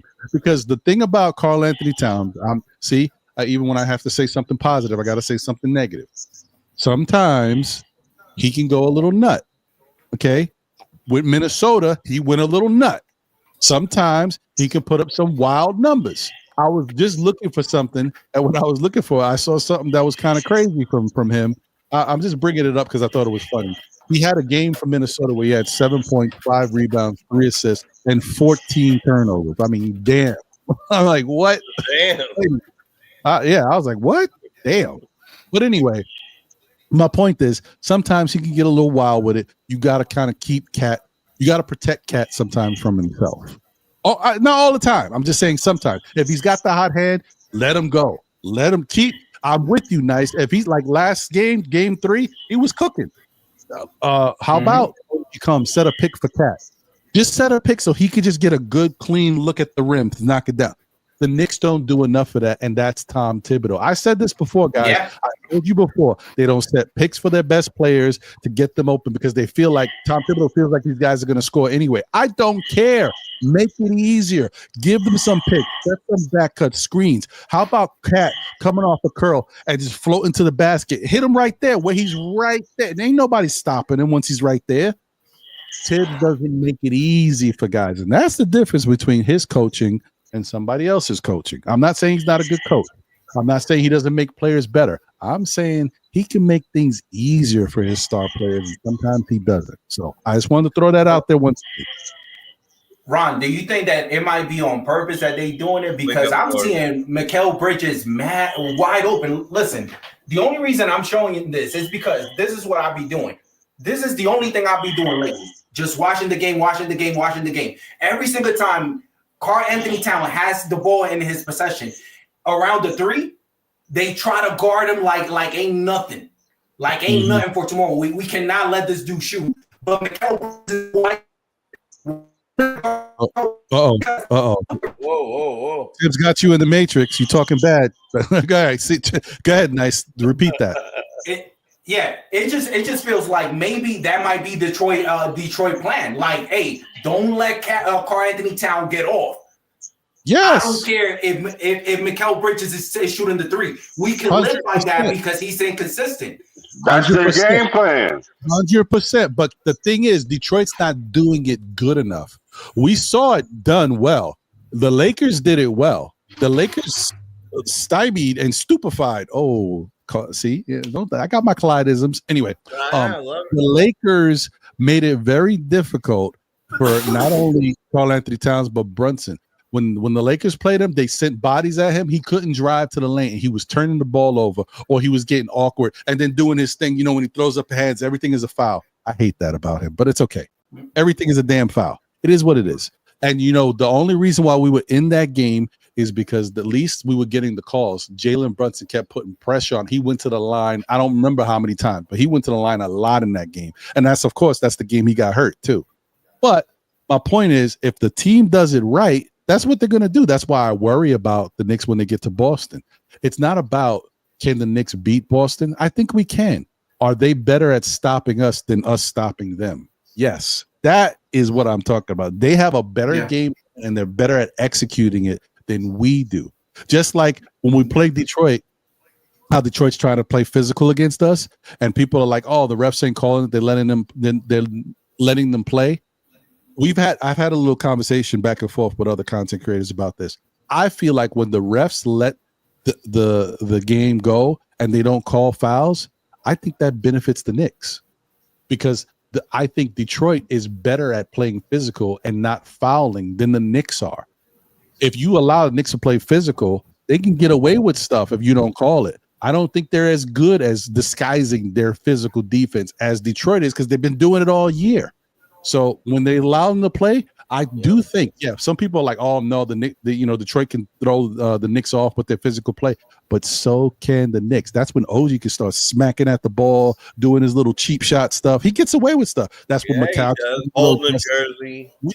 We need that sometimes. So when they start calling it tight, it may not necessarily benefit the Knicks all the time. So that's what I'm saying. Just putting that out there. Yeah, and something nice is like 2 or 3 things could be right at the same time. You know what I mean? Like, so I'm not discrediting anything you're saying. You could be right about 100% of it. And I could be right about 100% of it. And then we mix that together and it becomes like this, we're kind of right salad, right? Where everything is like, I want to say pasta so bad, but I'm trying to diet. Diets die with a T. It's very hard. But we all could, like, there are right answers and wrong answers in all of it, right?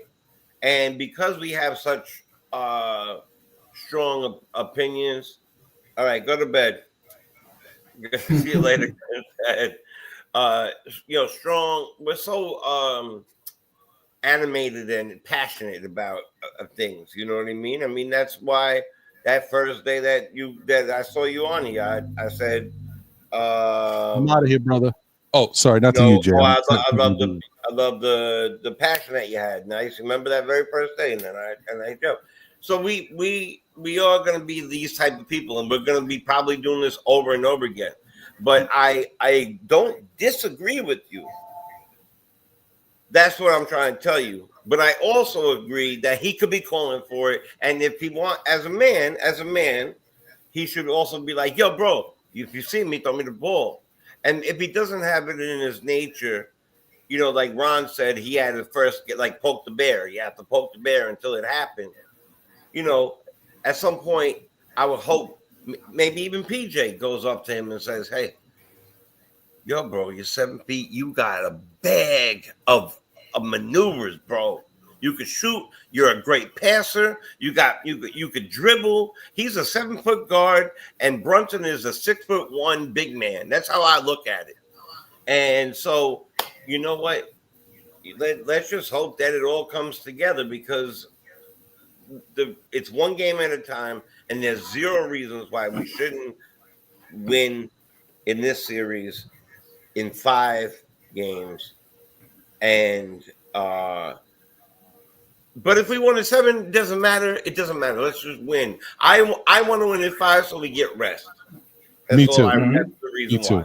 Agreed. All right. So being that you brought that up, this is a yes or no answer. Knicks win tomorrow, Jay? Yes.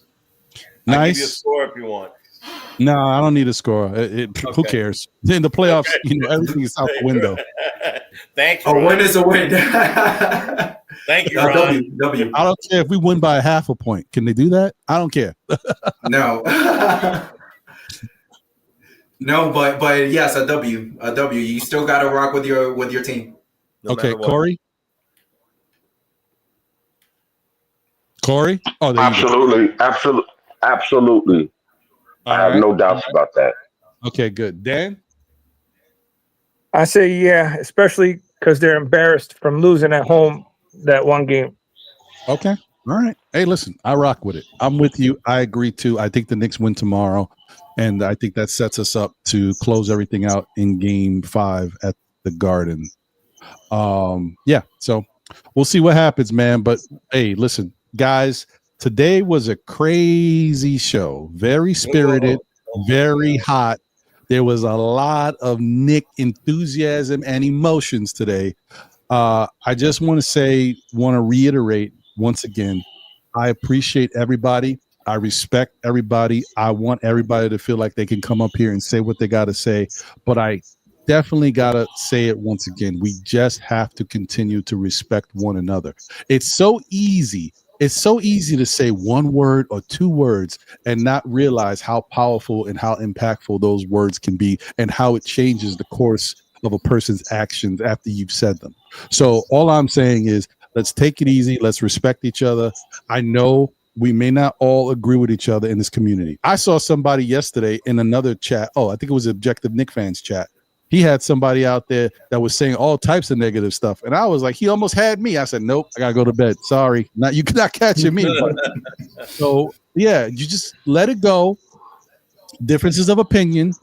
And as much as I may have got on David Smith today, I still respect David Smith for his opinion and the fact that he really cares about one of the players on our team. He wants the Knicks to win. I may not agree with him all the time with everything he says, but I still respect him. And he shows me that level of respect. I just want him to show the chat that same level of respect. And I want the chat to show him that same level of respect. That's all I'm asking for. We don't have to agree with everything. That's it. Just respect. We're all adults, grown men, grown women, whatever. And need to learn how to respect each other and just let it flow like water. Stay fluid. Yeah, that's it. That's it. Man. And Especially also, in a world that has turned kind of like the opposite of that. This is a getaway from that. This should be something that everybody's like, we're talking to each other. So like I said, it's emotional and passionate, but it should never be mean. You know what I mean? Right. So right. I mean, you can see even the difference. That's why guys, like, I don't stress. I know today might have been a little bit much because I'm like, okay, what are we doing here?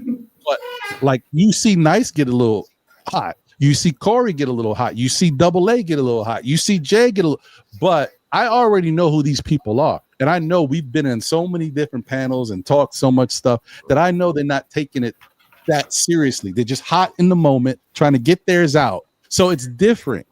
But in the chat, I don't know how people are reacting. Hey, you say one more thing, brother. You lucky this is a chat. You know what I mean? You know how people take it too far. You don't need all that. So, and also one more thing I wanted to say. Shout out to my moderators. Look, I told my moderators, if you're ever going to do something too extreme, let me know first so I can make the decision. But when it comes to something like putting somebody in timeout, if things are getting a little too hot and bothered and people are saying negative stuff, if somebody has to go in timeout, you go in timeout. Whatever. You get out of timeout, you come back, and hopefully you don't have that same energy. It's not that big of a deal. You only go into timeout for like 30 seconds or whatever it is, and you come right back out. Sometimes I think it's maybe 2 minutes or 3 minutes. I don't know. I don't put a lot of people in timeout, but the bottom line is you come back. All I can say is I don't care to do all that unless I have to. The only time if I have to do something to you is because you've done enough. And that's when I ban you. Because I'm not going to go back and forth this week, next week, the week after that. No, you're getting banned and I never have to deal with you again. So, but we're not going there. I don't want to put anybody in that situation. Like I said, I just want everybody to respect each other. I want everybody to respect each other. Not the pot calling the kettle black. It's not good for you and not good for the other person. Let's everybody do the right thing. Oh, Spike Lee reference. Now you know the show is over. Let's go, baby. You're putting it together, brother. You're putting it together. Man, listen. Anyway, once again, I want to thank everybody who's been up here. Shout out to Corey. Shout out to Dan. Shout out to Double A. Shout out to Just Knicks. Shout out to Nice. Shout out to Jay Chosen. I don't know if shout out to Delano Steele, DSJ. Appreciate all you guys for being up here, showing love and having a really good spirited panel. We had some good conversations today. We got some stuff to work through, man. Shout out to the chat. You guys had a lot to say. I know things got a little hot and bothered, but I appreciate all y'all. And, I want y'all to understand that sometimes things happen. We can move on. We can be better from this. It's not that big of a deal. So once again, I appreciate all you guys. Remember what I always say. Tell a friend who tells a friend who tells another friend. Still Knicks fans will be back again, whether it be on Saturdays at 11:30 for Know the Ledge. Mondays at 9 p.m. for SKF Weekly with my brother John or my brother Jose or both. But right now, John is on a little bit of a hiatus because of his scheduling. So, I'm I get guest hosts to come on with me here and there, or I just hold it down myself. But please tune into that. Please continue to subscribe and support the show. Please join the Discord if you haven't already. And also just continue to support and show love, man. That's all that really matters. I appreciate all you guys and thank you for your time. Once again, I tell you this, hey, the good, the bad, the ups and downs, no matter what, we are here. We still Knicks fans, y'all. We got to represent our team. It doesn't matter. In the end, we want to win, right? And in the end, we want to celebrate with each other. We don't just want to be like, oh, the Knicks won the championship. Peace. Yep. No, you want to go to the parade. You want to be like, yo, we did it, baby. You want all that. So let's be there for each other, man. And so lastly, I like to tell y'all, listen, don't stress. It's not that serious. Tomorrow's a better day. We'll be good. So peace out. One yourself. All right. and relax. We're going to be okay. Hey, and like I always say, guys, be good. And if you can't be good at it. I'm out of here. Later, y'all. Peace. Peace. Have a good one.